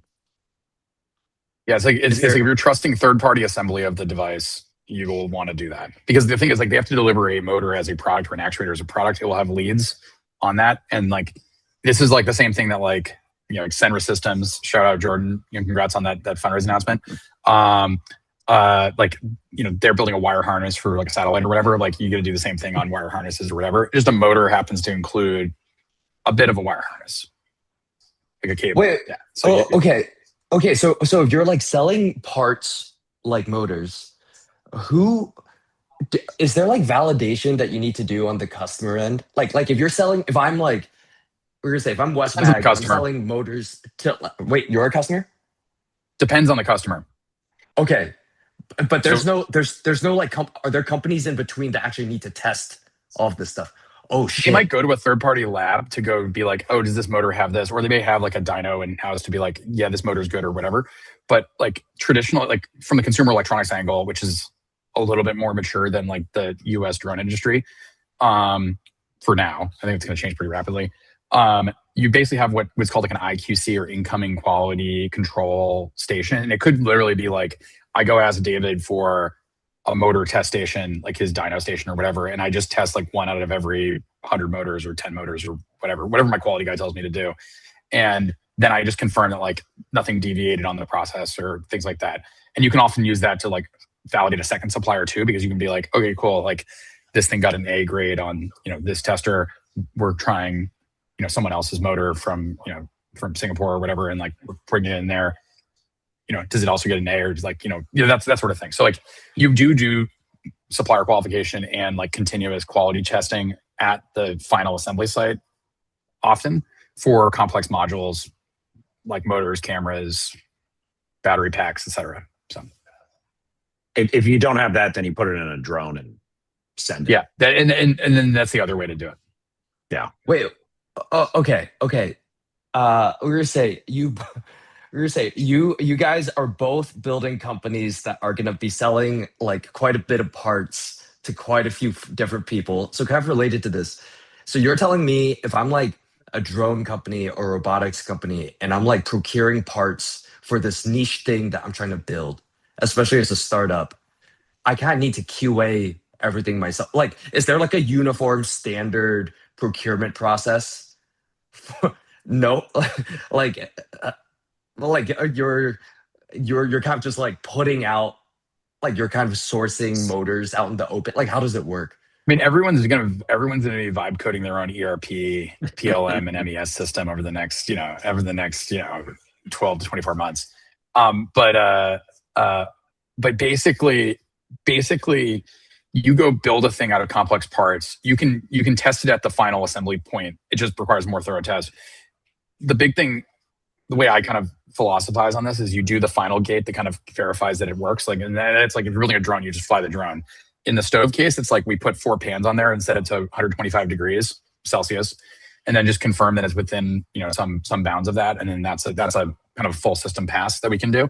But you figure out your full system pass, like frankly, like if you go to various US drone companies, they're flying the drones as the final QA test, and confirming that the video streams back and everything works. Now you're going to see some failures there, and how do you know what failed and what? You start pushing for quality gates further back into the process, and then you basically build like your production line around like the most likely to fail things. And usually, like if you've got some experience in the space, you'll be like, I'm paranoid and I know that that's going to fuck up, and I'll do that. And so you'll put a test station there. They probably can tell you a bunch of different ways the motors can fail. And then like when your incoming material, which could be full system pieces like PCBAs, motors, cameras, radio systems, etc., or it could be like actual raw components. You do some quality checks. This tends to trend with like you push further down the stack like as you get higher volume, because like, you know, these are lower probability failure cases and something like that. The second thing that happens that's interesting is like just our defense industrial base, our hardware supply base it's all kind of been hollowed out in such a way where like if you're trying to source stuff from US suppliers, like frankly, stuff's not that good when you try to ask for a lot of volume. We know with some exceptions, folks like David fighting the good fight. And so there's a big issue with like, this is one of the reasons that SpaceX does a lot of the stuff vertically integrated, is because they almost like be like, oh, I could go source this from aerospace legacy supplier A, who technically has this, but can they build me 10,000 of them? No. And if I ask them to build me 10, would they have to redesign even 10 or 20, they'd have, at a better cost, they'd have to redesign the whole thing. And then there's a whole requalification and stuff like that. So like, all right. Okay. Basically, So on that point specifically, actually. All right. So we're gonna say, David, I think again, I'm gonna butcher this. I'm pretty sure I read somewhere where it was like Westmag is not trying to kind of build like marginally better motors. They're trying to scale motor production, right? So and to like really large quantities. And so it's kind of to the point what like Sam said, how like if you're trying to tackle, if in the US we struggle with quantity and volume, right? But then I assume there's like an element of co-designing the thing for the customer, or at least to the point around like where it's usable for that niche thing that they're trying to do. So the quality and quantity, I would say trying to do both. Or innovation. There have been a lot of motor companies in the US that have innovated on some part of the design. There are several motor companies that are trying to innovate on the design. Turns out for customers who want stuff at volume, being 3% more efficient doesn't matter as much as being able to order 10,000 or 100,000 or have a reliable source for the next 18 months. So instead of focusing on innovation and then scaling that, which has not generally happened, we've reversed these. We're going to scale and we're going to innovate with that scale. Really, practically what that means, you have all the toys. You have all the machines and tooling to be able to build motors, and then you can iterate on your design as you're already building motors. So then you can start to stack up the 1% improvements that you find with how you wind the copper, the size of your laminations, by doing more simulations. But efficiency tops out at 100%. Unfortunately, there's nowhere above that to go. So being a reliable supplier that makes quality motors is number one for customers. And it's just that simple. Like if somebody makes a motor 10% better, but they can only make 5 a year, no one cares. Wait, so then again, dumb question. Why in the US have we not had folks that are focused on just supplying large quantities of motors? Well, because you could get them from China and they're really good.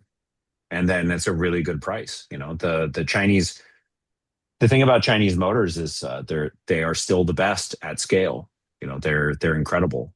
The quality and the performance, so a big thing that happened with the drone industry is T-Motor, who makes the best motors. They were sanctioned by name in February of last year. It doesn't, most drone companies groaned when they heard that, because that means like the best motors aren't available anymore. So the challenge trying to compete with the Chinese is that it's not just price, but it's actually quality.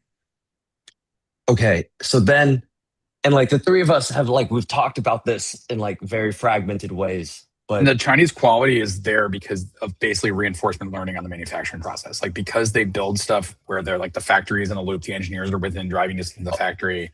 Like all of these things make the quality better. And it's like the same. And then volume, it's like volume lets you make the best products. Like this is kind of the example, like why the iPhone is the best phone is downstream of the fact that they can afford to engineer the best components for it and customize because they have the you volume. want reps. You want reps making something in order to get better, not just design. Okay, so then we're saying, since you guys are both building hard things, which is the whole point of why we're doing this whole MTS stuff, we were saying when you guys are both starting like Impulse and Westmag, did you guys ever consider rolling up like pre-existing kind of manufacturers that could build, that already have the reps kind of in their like institutional knowledge and muscle memory, right? Or like starting from scratch. I mean, it's interesting. A lot of U.S. drone companies, they switch from China to somewhere else. A lot of them went to Taiwan to buy motors. How's the Taiwan compared to?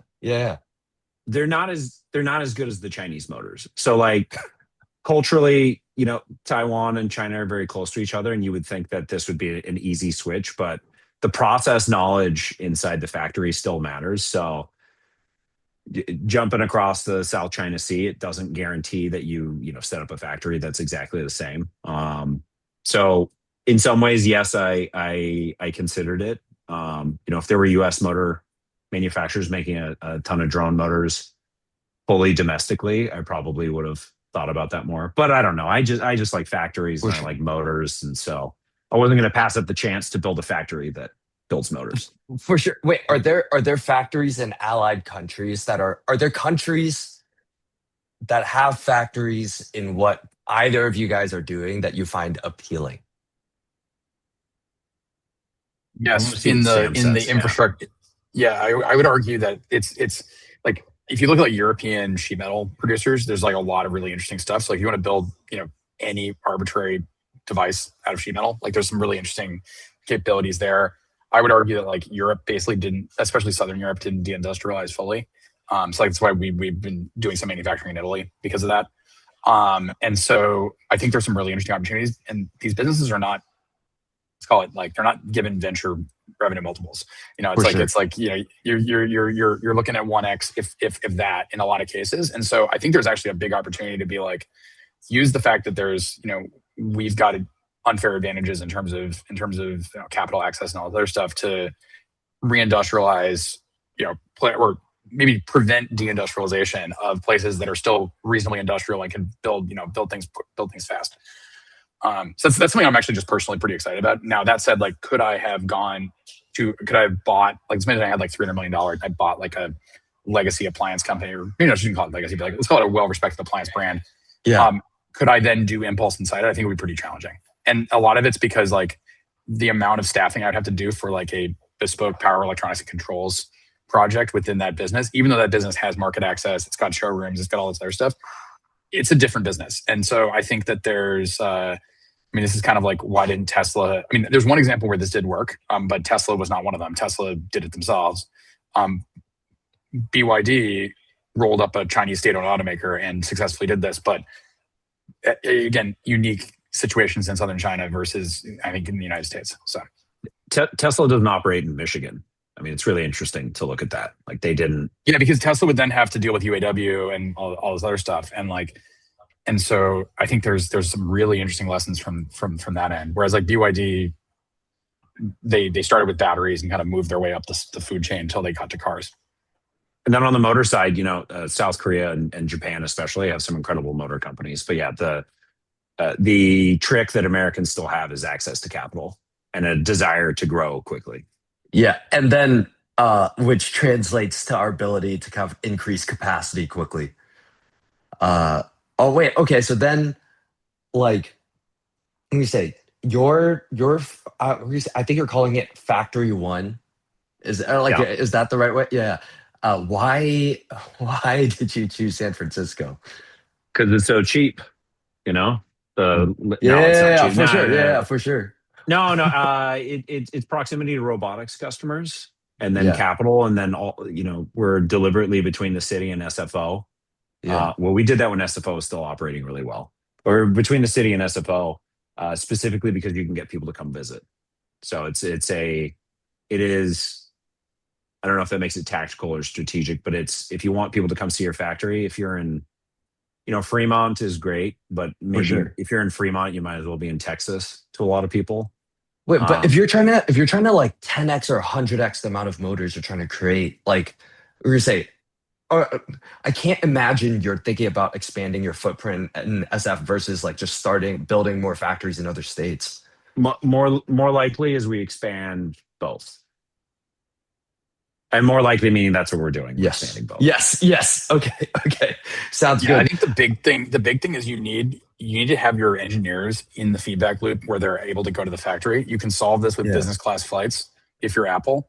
and posting up 25-year-olds in Shanghai and letting them have a good time on weekends in more interesting downtowns than San Francisco and San Jose.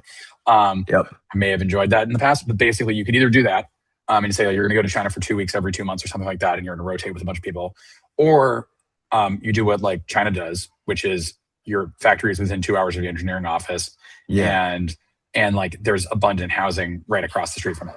And so they've kind of, and like if you're like a shift worker, you get a dorm room basically, and like they take care of you in that sense, even in expensive housing markets like Shanghai and Shenzhen and stuff like that.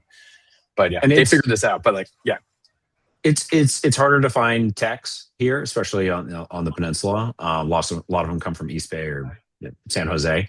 But it has been interesting because our techs are really impressive. We just hired one of them full time because they got into helping with vibe coding our MES. And we started talking to him, and he's a coder. So now we hired him full time to code, but he started as a tech, just like for the non hyper hardware build person, what is an MES? It's your system that tracks the flow of materials through the factory. So you have a serial number on everything, and you want to know when it was used and what it was used for, which is really useful for when something fails, right? Like why we're doing the wire test, to just track down what happened where. This is not a. I don't know how common this is at Chinese motor factories. The ones I've been to is perhaps less common. But for us, just tracking all this down is nice. When something fails, you know what happened when. But the vibe coding part, I mean, this was all Sam's idea like 6 months ago, was to vibe code that. Wait, Sam, do you also have that in house? Yeah, I built one too. We're not our own manufacturer yet. But basically for professional background context, I wrote the MES platform that Oculus used for the Facebook acquisition. That shipped like the Rift headset and some of the subsequent headsets. So I've not vibe coded. I've written an MES before, and then I was like, when Opus 4.5 came out, I was like, can you vibe code an MES? And the answer is yes. If you kind of know the architecture of if you still have to know how the factory works and how an MES works. For sure. It's not like make me an MES, make no mistakes. If you're stupid, it'll end poorly. But then I had that experience. Then I was talking with David and some other friends of ours, and I kind of showed some examples of this, and I think they made the right call. Yeah, there are a couple of friends of ours. Claude can interface with arbitrary industrial equipment. You just point it at it and be like, write some scripts, make it work. Yes to that, and to a degree I wouldn't have imagined, like pulling data off machines that are running that have some other logic controller PLC or some random computer. It's so much easier now that you can just vibe code your way to pulling that data off. We're really surprised at how well that works. Okay. Well, we have like a few minutes left, and I'm trying to I'm going to switch gears a bit. I've been trying to experiment with this. I don't know how exactly to do it, but we're all founders. Well, I used to be. And I really want to talk about products that we like, right? Or just products that we find really interesting. And so I want to reserve the last few minutes to shout out just any product that you either want to try, or a founder, or what have you. And today we got the OpenAI Codex little clicky announcement, right? I don't know if I'm personally going to try that, just because I think I can't unlearn using my keyboard, but that's like a whole separate thing. I'm going to say a product I've been basically pilling myself on over the last week is Airtable's Hyper Agent. It's kind of their version of like OpenClaw. It is overpowered. It is the best harness I've ever used, but it's also way too expensive, and I don't know if I'm going to continue paying for it. But with that said, we're going to say, David, Sam, if you could shout out any product that you've been using, you like paying for, or you want to try out, what is it? Either of you. I mean, I got an iPhone Air. This is really dumb, but the iPhone Air is so good. I'm Wait, shocked out. isn't the battery not phenomenal? Yeah, no, the battery's worse, the camera's worse. It's what I like about it. Is I'm just gonna use it less and it weighs almost nothing. Like it's an anti product, or it's the features went the other way and it got smaller, and I love it. Wait, are you gonna get the iPhone Fold when it comes out? I don't know. I think that might be the opposite direction of where It I'm is. trying to It go. would literally be the opposite direction. All right. Okay. And then Sam, what's yours? I was on too recently. Let me think. I'm like, honestly, I think GPT 5.6 being not silently downgrading me to Opus every third invocation is saving my butt these days. Oh, okay. Wait. Are we gonna try Thinking Machine's new open source model? I was filming a podcast when that came out, so I will have to read up Yeah, on no, that. I've been off Other X this morning. products. We start endorsing peptides on here. Things like that. I'm joking. Look. What's gonna say? We can do this every week and do whatever we want. So yeah, we could. I have a founder friend that we should all hang out with, and he's working on peptides. But I'm too dumb to explain what it does. I do think that someone should just do a peptide manufacturing. Like someone should just. The distribution and gray labeling and all that other stuff. Let's put that on the shelf. But someone should actually. The idea for startup, which is someone should do a. Someone should just do a peptide synthesis company that just will make you peptides, and you could up to high volume. I'm on the other side of believing in peptides. I think it's great for people. Without my impulses, I don't really know what I'd be anymore, so I can't even risk it. Yeah, you've got one. Is it in frame, or is it behind you? Wait, what's behind me? Your impulse stove. Oh, you have an impulse stove though. Oh yeah. Oh, that's not what I meant by impulses, but no, the impulse stove is out there. Yeah. No, I mean it. If I had self-control, I'm not sure how things would go for me, so I can't risk taking peptides. All right, we're gonna say it. Next session, I'm gonna find us a founder we can hang out with to talk about this. Okay, guys, thanks so much for joining. Everybody, thanks for joining MTS, and MTS will be back in a few minutes. Thanks, Sam. Thanks, David. Thanks, Royce.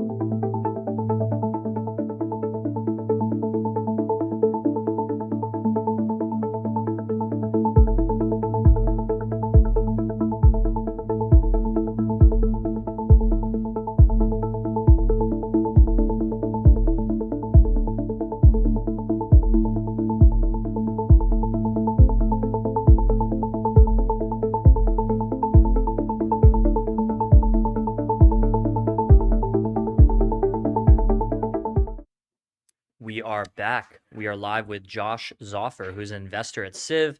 Previously, he was a special assistant to the president for economic policy under the Biden administration. And he's just written an op-ed in the Financial Times called Data Centers Are a Crucial Test of U.S. Industrial Resolve. So very interesting. Josh, welcome to MTS.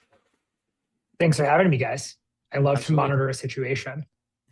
So this is a big situation to monitor, is the public backlash against data centers, which we've been monitoring for some time, actually. What's the thesis? What's the through line behind your Financial Times article for the audience? Yeah, I mean, the thesis is a few things. One is that, as many of us know, the United States has struggled to make things for the past few decades. We're living through, in many ways, the consequences of a set of policy decisions that pushed a number of critical industries, like the analogy I use is rare earths and critical minerals production and refining and the downstream products from them offshore. And that's been, in many ways, harmful to our national security and our economic competitiveness. And the thesis of the article is basically to say we have and are living through a major economic tailwind today in the form of AI and data centers, and that is the industrial future. And that we should think very carefully as we take and respond to that economic tailwind and decide what we want to do about it. That the argument is this is both a source of demand for a number of critical technologies that we've wanted to build in the United States for some time, things like transformers, where there's a massive shortage, and demand, and rather supply to build them in America is being catalyzed by data center demand. Things like batteries that we largely have imported from China over the past few decades. Now, all of a sudden, there's a demand impulse to buy them in the quantities and at the prices that are needed to support American manufacturing. And when we think about those supply chains, as well as just the technologies of the future, things like solid state transformers or optical links inside data centers, where we've got a real chance to catalyze the development of those technologies and the supply chains around them in the US because of the demand being created by this massive economic tailwind, we should think twice before we enact policies that put a stop to that demand and push it offshore. My view is data centers are going to get built somewhere. There are obviously costs that come with building them in some cases, right? There are cases where data centers do drive up energy prices, and that's definitely something that policymakers need to manage, and that there are things we could do to create a more balanced set of outcomes. But before we say we don't want to do this in the United States, we should think really hard about the negative consequences that have come with making decisions like that in the past. And to my mind, those decisions would counsel against taking sort of a hardline stance where we say we don't want to do this here. I think that would be a big mistake. So why did we sort of see a push away from like rare earths and critical minerals? Like, what are the policies or events that you'd point to? It's a few things, and there are really two sides to that coin. In the United States, I would say there were two factors that led to the movement of those industries offshore, and predominantly to China, right? When we say they moved offshore, really we're talking about China, which today controls upwards of 90% of rare earth processing, dominant producer of processed forms of lithium, both raw and processed graphite. So it's really a China thing.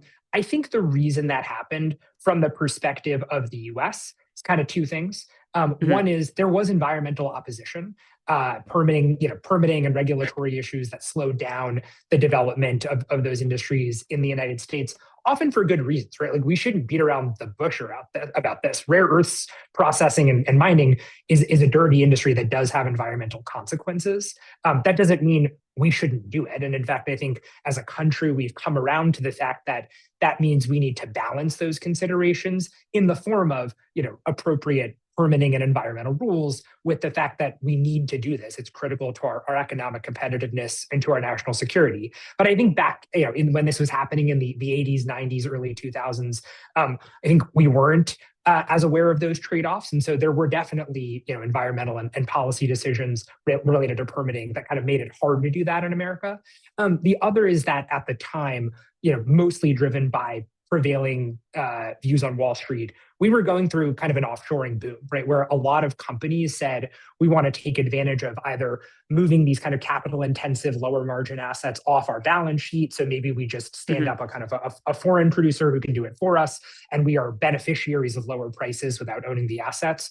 Or if we're going to do it on our own balance sheet in-house, maybe we do it offshore to take advantage of looser permitting rules, lower labor costs. And so, those industries were part of a broader trend of kind of moving these capital-intensive manufacturing businesses offshore.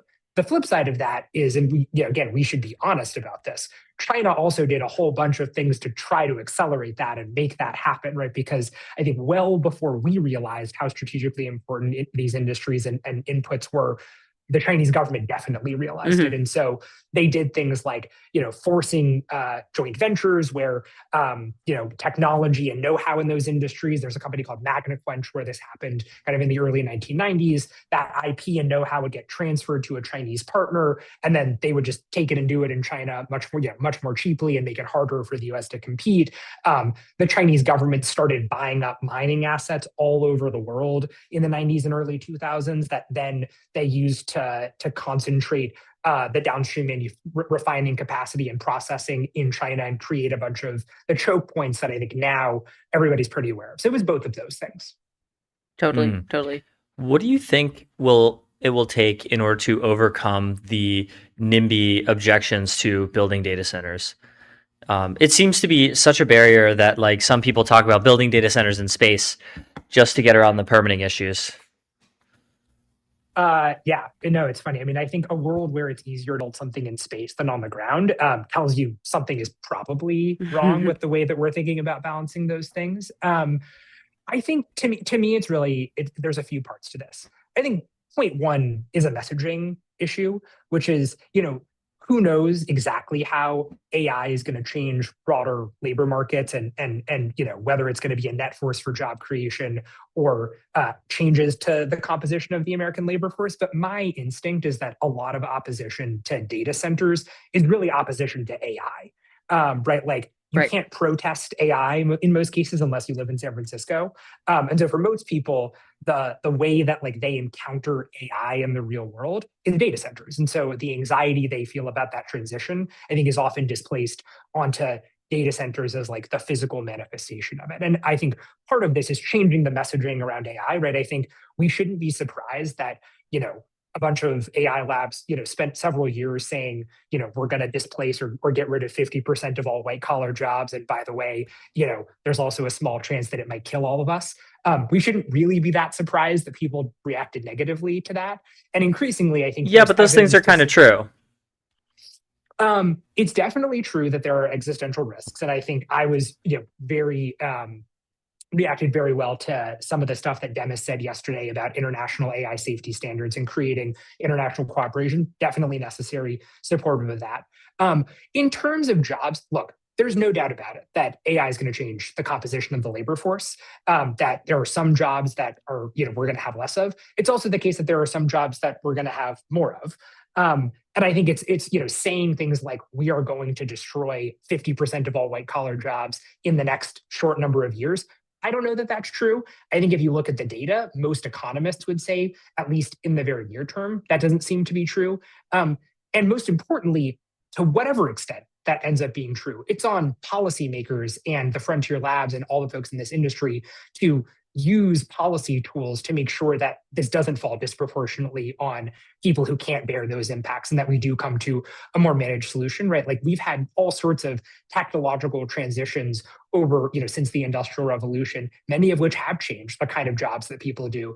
And I think the lesson of that is not we shouldn't do that or we should stop the technology. It's that we should use policy to try to dampen those impacts and come to, a set of outcomes that I think are going to be net beneficial for people and again, not make sure that sort of the harshest impacts fall disproportionately on workers who aren't able to bear them. So that's like a messaging piece. I think on the front, when it comes to data centers specifically. I think the most important thing is saying that data centers need to build their own energy. Like one of, to me, the most important things about data centers is they are a net source of energy demand, and that demand is in many ways coming from some of the most deep-pocketed, cash flowing corporations on the planet who can afford to build new nuclear energy power plants or can afford to build solar plus storage. And so I think a world where policymakers say, hey, if you want to take advantage of this, if you want to build in our communities, you have to make sure that energy prices aren't going up in those communities. Not only that, but you should be building energy and making sure that in the long run, prices come down. Like that is a massive economic force that we can use to solve a problem that this country had well before data centers came into the picture, right? Even before, ChatGPT was released, it was pretty clear that electricity demand in the U.S. was going to go up from broader industrial capacity increasing, from the electrification of vehicles. And so that's a problem I think that we should think about whether we can use demand from data centers and funding for them to help solve. Beyond that, I think it's also making people aware of the fact that there are many, jobs and parts of the economy where data centers are going to be a force for economic good, right? If you look at what goes into a data center, it's not just a bunch of chips, right? There's steel, there are transformers, switchgear, really important industrial inputs and power electronics that we've struggled to build in the United States for a really long time. And because of demand from data centers, you're starting to see both foreign direct investment from companies like Siemens and Hitachi, as well as new companies springing up to meet that demand. And that, that supply, those factories that are built here, that can be built here because of the prices data center developers are willing to pay to get speed to power, are going to create jobs here. And I think we should be really happy about that. And we should try to encourage the development of those supply chains in the United States for all the reasons that, we know domestic supply chain resilience is important. And I'd very much be in favor of using policy tools to try to steer the development of those inputs and supply chains in that direction. Totally. Yeah. I'm kind of unconvinced that much data center objections come from talk about existential risk or even job loss. It seems like most of it is just sort of bog standard NIMBYism. Like, we're worried about the environment. There's a lot of, dishonest messaging about like AI using all the water. People are worried about like slop. They say, oh, we just don't need this technology. It doesn't seem to me to be much related to doomer messaging, so to speak. Well, let me push back on that with just one data point. Maybe it won't persuade you, which is that if you look at the survey data of like whether people are opposed to building data centers, it doesn't have that much to do with whether there's actually a data center being built nearby them. In fact, many of the people who have these feelings have never seen a data center. And so to me, that suggests there's something deeper going on about, the ways that AI has been, presented to the American people and the way the costs and benefits have been articulated. And look, it's on us in the technology industry to, both try to not do this in the most damaging way possible and to try to balance these trade-offs, but also like not to exaggerate for effect how bad this might be, because I think you're starting to see that in the form of blowback. And look, like, again, there are parts of this, especially the energy price increases that have been real in certain cases. And the job market stuff could definitely be something that manifests over the next, whatever it is, 5, 10, 15 years as a major problem. And we have to get ahead of that. But I think when you look at the level of opposition to data centers, at least to my mind, it sort of is outstripping the negative effects that have materialized today in most cases. And so I think we have to think about like, why is that? Yeah, totally.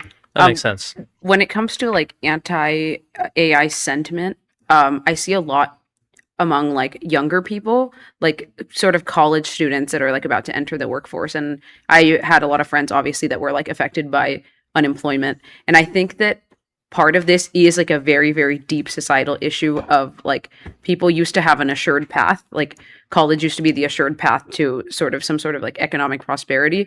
But then all of the narratives around like how you get to that point of economic security have so slowly sort of started to wither. And I actually think that a lot of the anti-AI sentiment is sort of that. It's just like the decay of these like old narratives about how you are going to live your life broadly.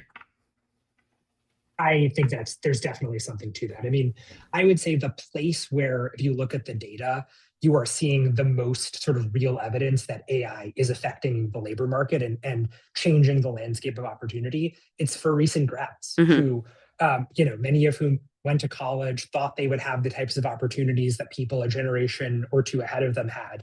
And it's definitely something we're starting to see, that it's changing the landscape of opportunities. And I think, as a former policymaker, one of the things that I would say is the most urgent for, state and the federal government to start figuring out is, how do you make sure that we can get young people onto the ladder of economic opportunity? And there are lots of things you could do, from, creating new training and skill programs to using tax incentives to encourage companies to hire young people and get them onto that skill ladder. Is, one of the things that's like the most complicated from a sort of like pure economics perspective of what is AI going to do is, if AI is like a normal productivity enhancing technology, right, that makes every worker more productive the same way that computers did, there's a world where AI could expand employment. And in some areas, that's what the evidence says is happening. I think one of the things that is the most important about that, though, is it assumes that people already have a baseline of skills and knowledge, and that AI supercharges their ability to use those skills and that knowledge in their profession. And the challenge for young people today is, how do you make sure they get on the ladder where they have the opportunity to acquire those skills, to enter the labor force, and again, kind of get onto that ladder. And if I were in government right now, that would be at the very top of my agenda as something that we need to figure out a solution to ASAP. Yeah, I also think that comes like alongside a fall in like on the job training and apprenticeships and like all of these other forms of ways that we used to upskill people. Whereas now it's sort of just like, yeah, there's not really like if you're a young person, if you sort of don't know somebody or you don't know somebody's dad, it's kind of hard to assure a job out of college.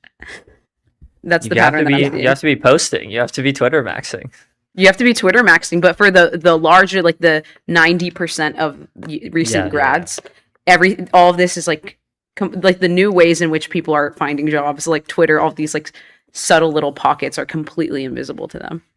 I think new grad unemployment rates are actually basically fine, and a lot of it is just people having very inflated expectations about like what a new grad job should look like. No, I think people are straight up not getting them. Yeah, Theo, that's harsh, man. Yeah. at least in my experience. I mean, like the one thing I would add to this, and this goes back to the like, data centers are creating demand to like build stuff here in the United States, whether it's transformers or steel, is there is out of control demand for people in the skilled trades, for electricians, for example. Like we don't have enough of them. And so, I would say for people who, went to a 4-year college expecting a white collar job, that's probably not a near-term solution to them. But for huge swaths of Americans, these are phenomenally good jobs, well-paying jobs where like the companies building data centers just can't get enough of them. And so I think encouraging people to take those seriously and creating a culture where we, are excited for people to take those kinds of jobs is something that I think would be net good for the country, net good for Americans' economic prosperity. And so I'd be really excited to, have programs, both, things that companies do, but also that governments do to help encourage people to go into the skilled trades. Absolutely. Totally. I did just look this up, and unemployment rates for recent college grads versus other workers, it's like slightly higher than all workers now, which is historically unusual. It's a since 2018, 2017 phenomenon, but it's still roughly similar. And the employment rate for all college grads, or the unemployment rate for all college grads, is still less than the total unemployment rate. I think there's a lot of also like recent grad underemployment, like people who just ended up working the same job that they worked at through college, that being like a barista job or like something like that. But anyways, whatever. I think I'm with Sophia on this. I think probably some of that is underemployment that's not being captured in the data. Yeah. I guess shifting gears a bit, like, so we were talking about all of these like things that got offshored. What do you think is the most realistic way that we reshore? Like, do you think that there will be certain industries like concentrated in certain areas? Do you think that we need sort of like a federal as opposed to like a state led solution for a lot of these things. What's your view? Definitely. Yeah, I mean, I don't think there's a world where we reindustrialize without a bunch of federal policy intervention. I wrote a long article about this with my former boss, Wally Adeyemo, who's the Deputy Secretary of the Treasury under President Biden in Foreign Affairs a few months ago. To me, I think, first of all, like there's no way this happens without tariffs, right? We just have to be honest about the fact that there are a whole bunch of important industries where Chinese products are like high quality and very, very cheap, much cheaper than what we can do. Like in permanent magnets, for example, right? Chinese magnets cost like 50% less than the ones that we can make. You know, in batteries and solar panels, same thing. Like even though we do have the technology to make them onshore, it's just a lot more expensive to do it here. And so if we want to give our industries a chance to scale up, we're going to need tariffs. One of the things I would say though is that tariff wall should be much more focused on, you know, keeping Chinese overcapacity and unfairly subsidized goods out of the American economy, but also out of our allies' economies. And so that's going to require cooperating with places like Europe, countries like Australia, South Korea, et cetera. And I would say that's something that I wish this administration were doing more of as it pursues tariffs, is thinking about this not as the US versus the world, but how can our allied set of economies that share our values and have economies that operate by rules similar to the ones we follow, how can we all sort of put up a wall against unfair Chinese practices that we're all suffering from? I think that's one piece of it. I think another piece of it is government investment, right? Like there are a lot of these industries where the strategic value outweighs the financial value. Like mines are a great example. Like historically speaking, owning mines in places like the DRC has not been a very good investment, right? Like the returns are low. There's risk of expropriation, and so a lot of American companies have not wanted to do it, and that's part of the reason that to the extent Western companies did have of those assets, they sold them to Chinese companies over the last, call it 10, 20 years. But we've now learned those are, access to cobalt mines, for example, or copper mines, highly strategic for a whole bunch of important industries. And so I think the federal government coming in and using its balance sheet to say, we're going to cover some of that strategic value that private actors aren't able to capture is a really important piece of it. Yeah. So if you had a sort of short policy wish list for the federal government to be doing for industrial policy in order to reindustrialize the US, what would it be? So it'd be tariff wall with our allies that around China, trying to keep them out when they're unfairly subsidizing or dumping goods into the global market.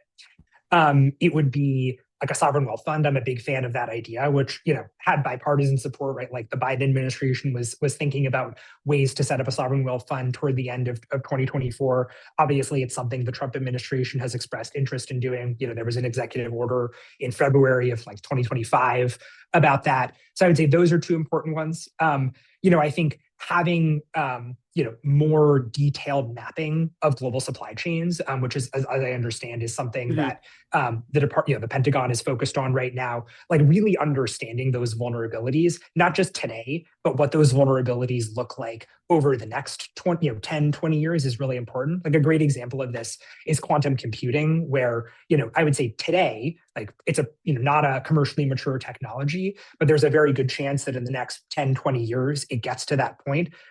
What that means is we should be thinking today about supply chains for, dilution refrigerators and niobium, which is used in quantum chips. Like now is the moment to get ahead of that, not once the industry is already mature. And so making sure we have like the strategic planning resources to do that analysis, I think is really important.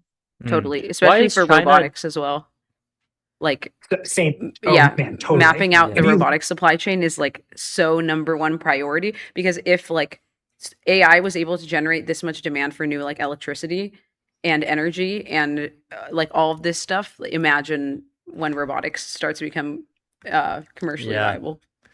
Oh man. And by the way, like if you look at what is happening in the Chinese economy right now, like they are ramping up their robotic supply chain capacity for things like, motors and actuators, like they are ready for it. And again, similar thing, it's probably closer to the present than like quantum is, but robotics is a place where we should start getting ahead of that curve today. Why is China dumping goods on the market a bad thing? Like I like being able to go on Amazon and buy like battery packs and chargers and whatnot for cheap and have them be really good. It seems to produce lots of consumer surplus. there are some places where I would say you're probably right, but it is good that sort of on net, we benefit from unfair Chinese goods.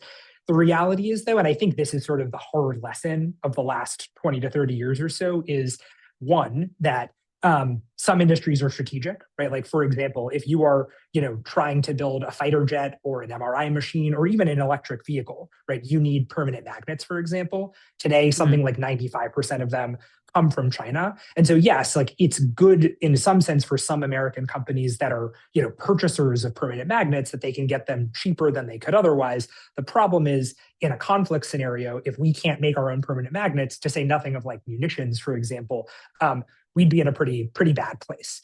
The other is that over time, China's doing that and sort of saying like, we want to make more and more of this stuff, and we'll do that by sort of pricing things below where everybody else could, or building over capacity so that we can flood the market with capacity. And remember, the Chinese economy like operates with just a structurally lower cost of capital than the U.S. economy does, because many of these are state subsidized or state owned enterprises that are not expected to return capital to shareholders the way that American companies are. Right? Like you can't raise capital here if you're not doing that.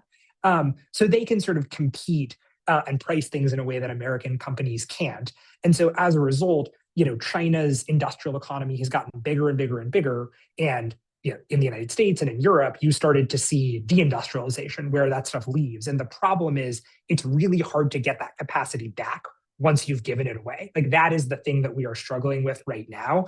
And so I think the lesson is, yeah, cheap goods are great, but you have to make sure that they're not coming at the expense of being able to meet critical national needs, and also having an industrial base that is going to be involved in, technology intensive physical industries, where by virtue of being in those industries, you're going to learn how to make existing things better, or you're going to invent new things, right? If we're not playing around building semiconductors, for example, we're probably not going to invent new chip designs. The people who are building the chips, right? And this is what's happened in Taiwan over the last 50 years or so, are going to get progressively better, and American companies are going to struggle to keep up. I personally think we are way better off making sure that we have the kind of industrial base that can compete both for kind of national security reasons and also kind of is in the market, making sure we're sort of in the process of inventing the technologies that are going to matter in the future.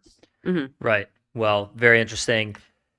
Check out Josh's op-ed in the Financial Times. Data centers are a crucial test of U.S. industrial resolve. Josh, thank you so much for coming on MTS. Thanks so much, Thanks Josh. for having me, guys. Absolutely. We'll be right back. And we'll be right back.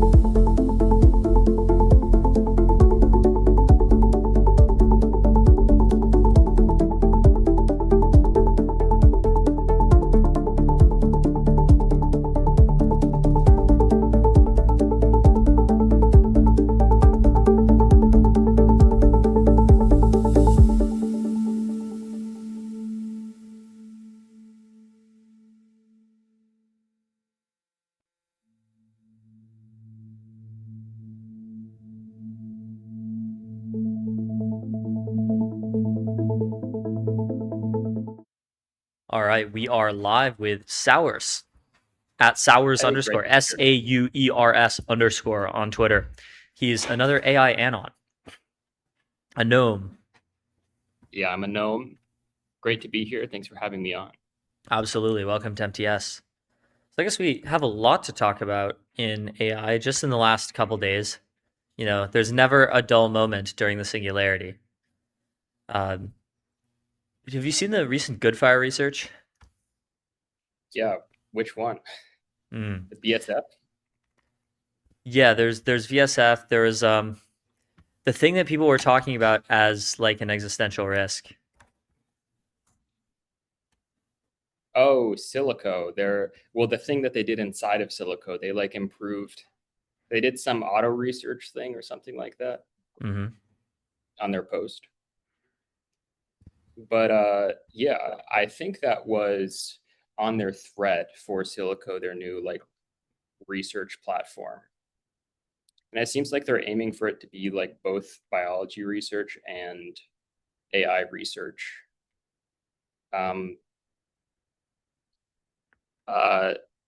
I've had access to Silico for 6 days, and I've been seeing what it can do. I had it replicate Goodfire's like manifold paper, and then it replicated it, and I'm like, okay, now think of your own method that is better than the paper. Wow. Did it work? It came. It had told me it worked. It came up with a method, and it showed me that it was better on all of these metrics. Whether that is actually meaningfully better, probably not. Is it a little better? Probably. I noticed that they still get fairly like stuck in whatever they're trying out. Like I tell them like explore, try different things, and they do like slight iterations on the idea. But it's also feels super fast to use, just like how using an agent feels faster than copying and pasting from a chat, because it abstracts doing the experiment away from you. You don't have to like babysit it. Mm. So what is Silico exactly, and how is it different from other AI research agents? So Silico is like an agent harness and loop and set of tools and skills in a UI.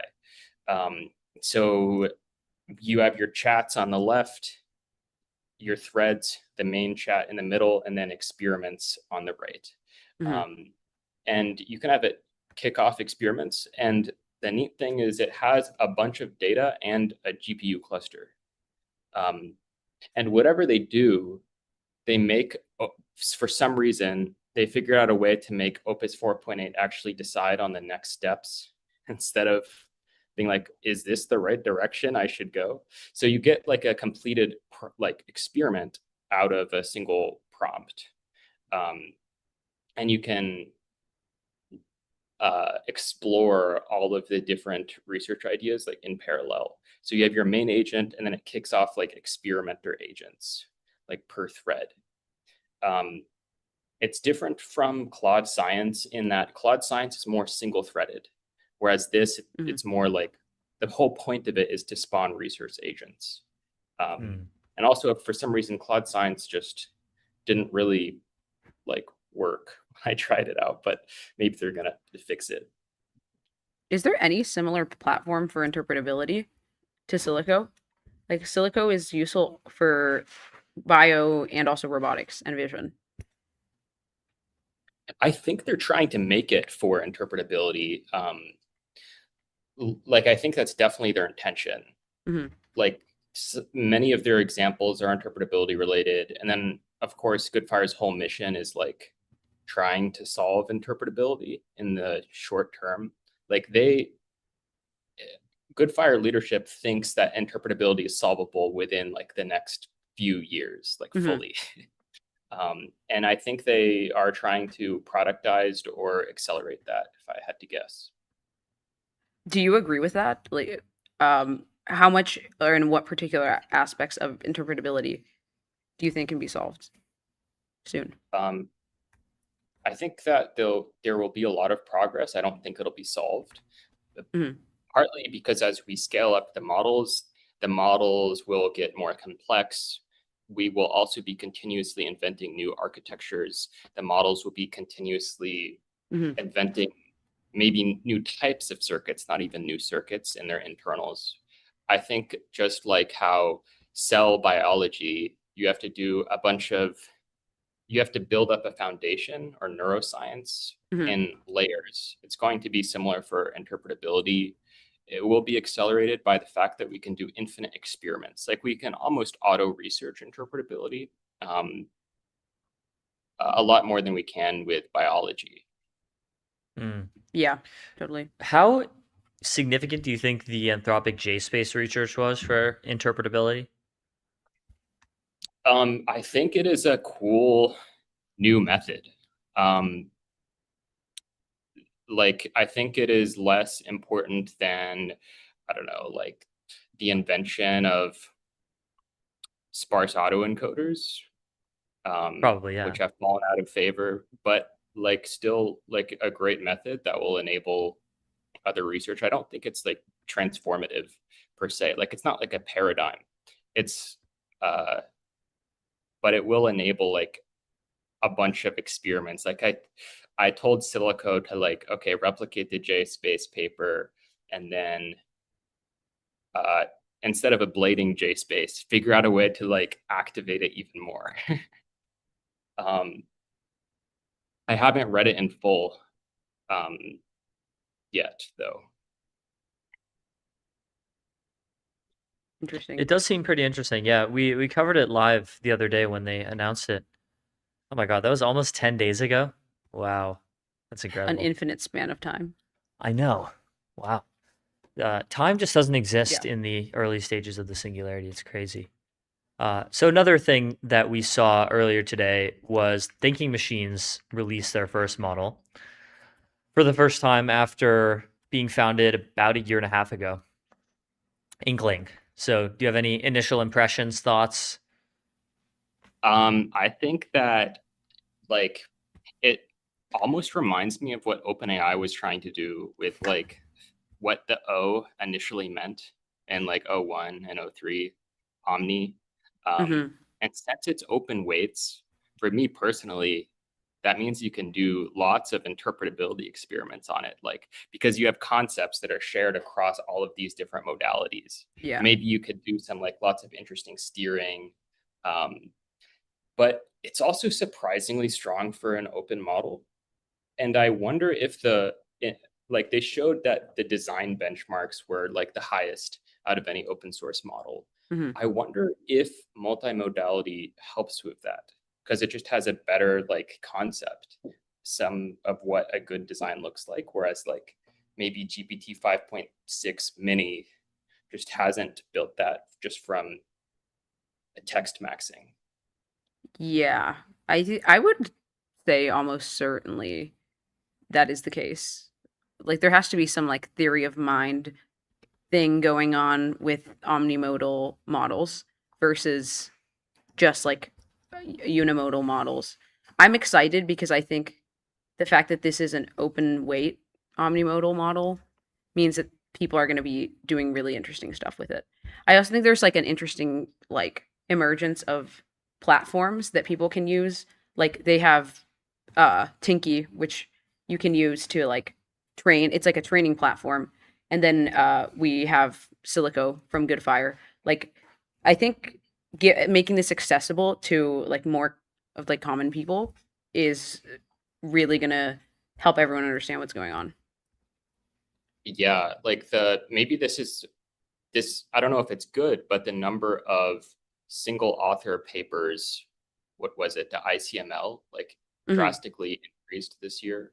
And oh, interesting. Maybe these tools will enable people to do, or more people to do science, not just the existing people doing science faster. Yeah, totally. Though I wonder, I thought like Thinky, maybe they're definitely cooking something, but I thought they were gonna like just fully try to compete in the frontier lab space when they launched. So I wonder if they're still going that direction, or it's just like they're all in on these like other directions. Yeah, I think that they are kind of making a bet that like omnimodality and interaction models will become a frontier thing. Like it's actually kind of really surprising that they're not. Like how relatively like disprioritized vision has been with like Claude, for example. Especially because the labs wanted to do this omnimodality in 2024-ish. Like the whole GPT-4o vision, the O was for omnimodal. Yeah, it seems like that's like what AGI actually is. So I think they are kind of frontier adjacent, maybe if not fully frontier. Yeah, like a frontier seedling or an inkling. An inkling. An inkling. Yeah. Yeah, I think that's a great name. Like Yeah. OpenAI needs to pay Best them one like I've seen in a while. Yeah. Other like, than hire Nemotron. whoever. Nemotron is pretty cool. Luke Drago from Thinking Machine says it's a reference to C.S. Lewis and J.R.R. Tolkien's writing group at Oxford. Interesting. Yeah. There's also the Inklings from Splatoon. What do you think is going to be like the open source, like what will happen to the open source environment as we actually get some like good US open source models? And obviously there's new releases in Chinese models as well. Yeah, I feel like well, Cogito is a DeepSeek fine tune. It's actually sort of good to like talk to. Trinity and we have, I think we're starting to have competitive models as of the last few months. Like they're not the absolute best, like due to Moonshot, but like they're better than DeepSeek in my opinion. If I had to choose like which model to use. So as we catch up to the Chinese open source models, the Chinese open source companies will then try to accelerate harder.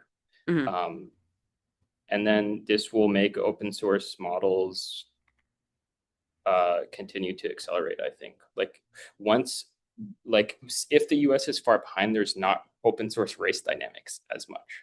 But if they're a credible threat, then this might speed up race dynamics because both sides want to like gain the edge. And there's a almost not a winner, but like first, second place take all type strategy. Like why would you use the third best model for most tasks?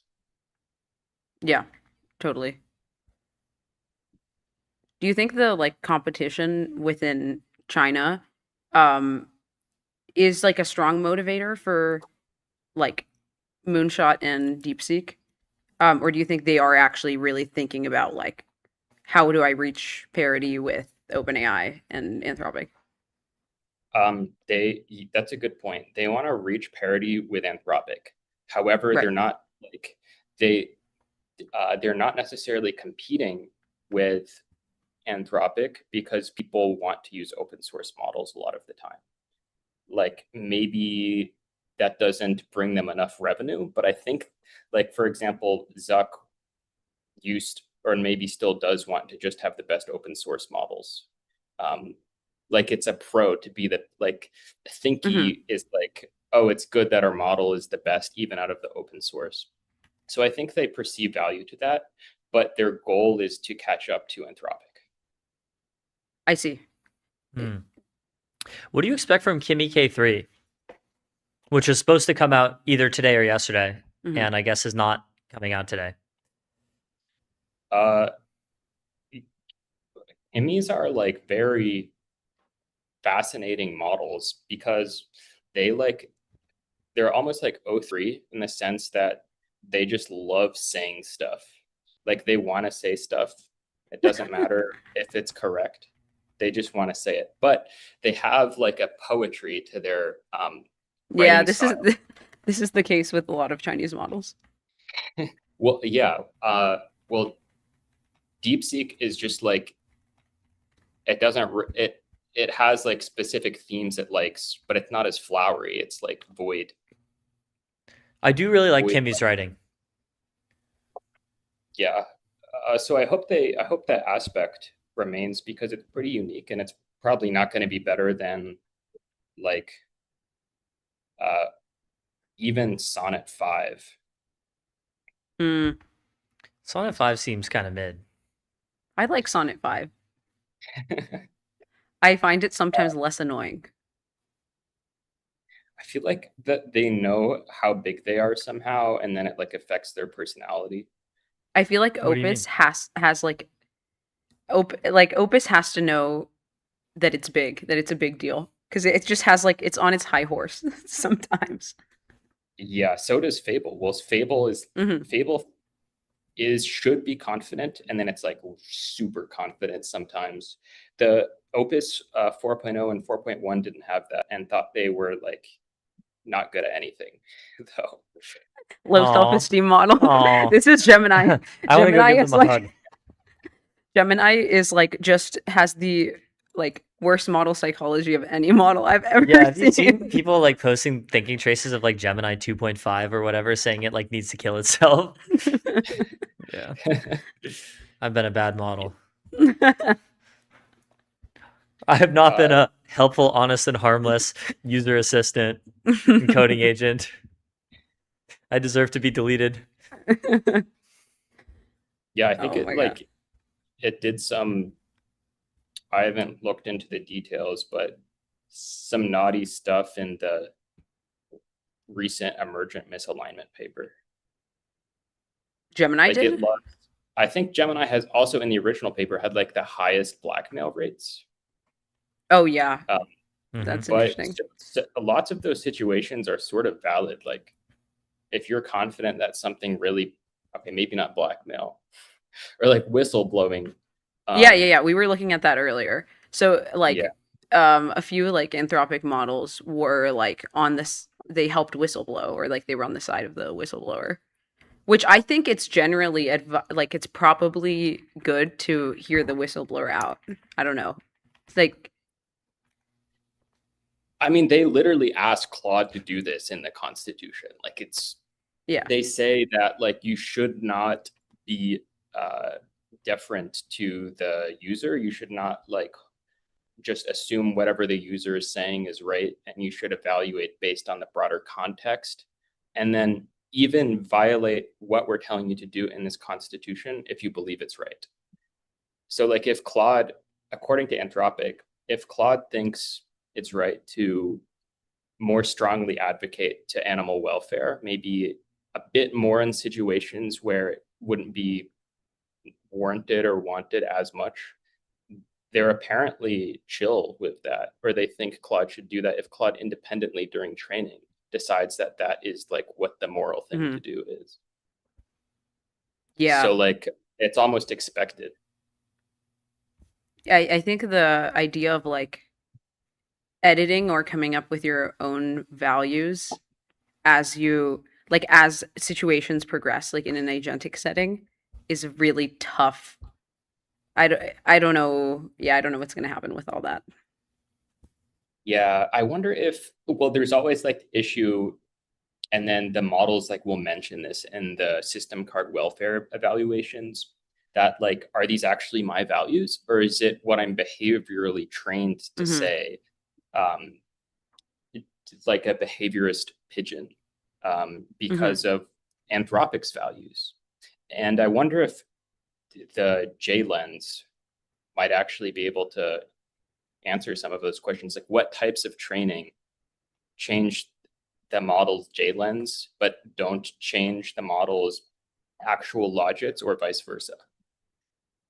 Yeah. What changes behavior but doesn't change what it's actually thinking. So yeah, if we get better interpretability, we can better understand what the models actually want.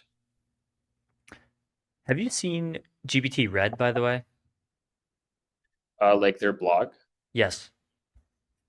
I've looked at a few of their posts. Interesting. They just released one today. They released basically an automated red teaming model, like an adversarial model called GPT Red. Oh, cool. No, I hadn't seen that. They have like a red.openai like site where they post their red teaming stuff, but I hadn't seen the model. It sounds like they brought Pliny to the post-training team on that Really? one. Do you think he's paid for by the labs now? I think that is like a fact. Like, I think he contracted with the labs, but chose to not be employed by them full time. Interesting. Yeah, I mean, it is a very economically valuable skill to be able to jailbreak models.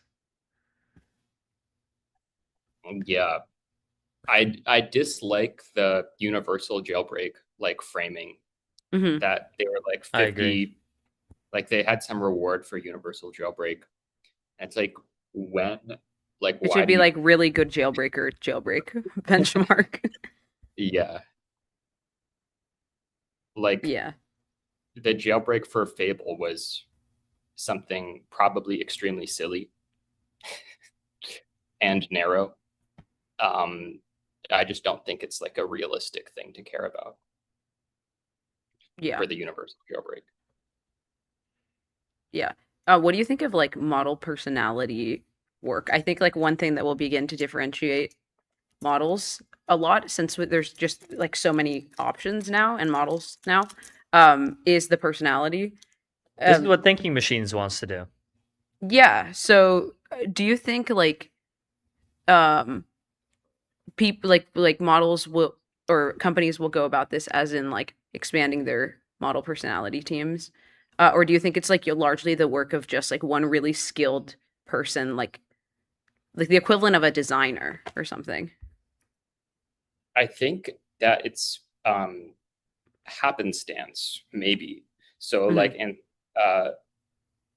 OpenAI had tried to make very rich and interesting personalities. They tried explicitly, presumably they're very well funded to do this. Anthropic said that they have no idea what the personality is going to be. They only learn what the model is like after training, and they can't influence it. Like from Claude 3 to like more recently. So they've always said like, we don't know why Claude is like this. So that means that they don't know how I don't think it's like a solved thing of like robustly creating a model personality. Poolside's new model is like weirdly like joyful in my experience. And then they were asked like, did you mean to make this model super joyful? And they were like, no, we didn't intend that at all. So it seems to be like luck of the draw right now. But the more diverse models you have, like the more different ways that they're trained, or different companies train them, or maybe a single team could somehow do this, the better, I think. Like Haiku 4.5, when I do like rollouts and like some evaluation environments, loves coding tasks, even though it's pretty bad at them. And then Opus 4.8 doesn't really like them. Like, I don't know why that is. Probably Anthropic wants Opus 4.8 to like that just as much as Haiku, who gets like super excited to do them. Cute. Yeah. Yep. All right. Well, so many interesting things going on in AI at all times. Thanks so much for coming on MTS to tell us all about it. All right. Thank you so much. Thanks so much, Sowers. Absolutely.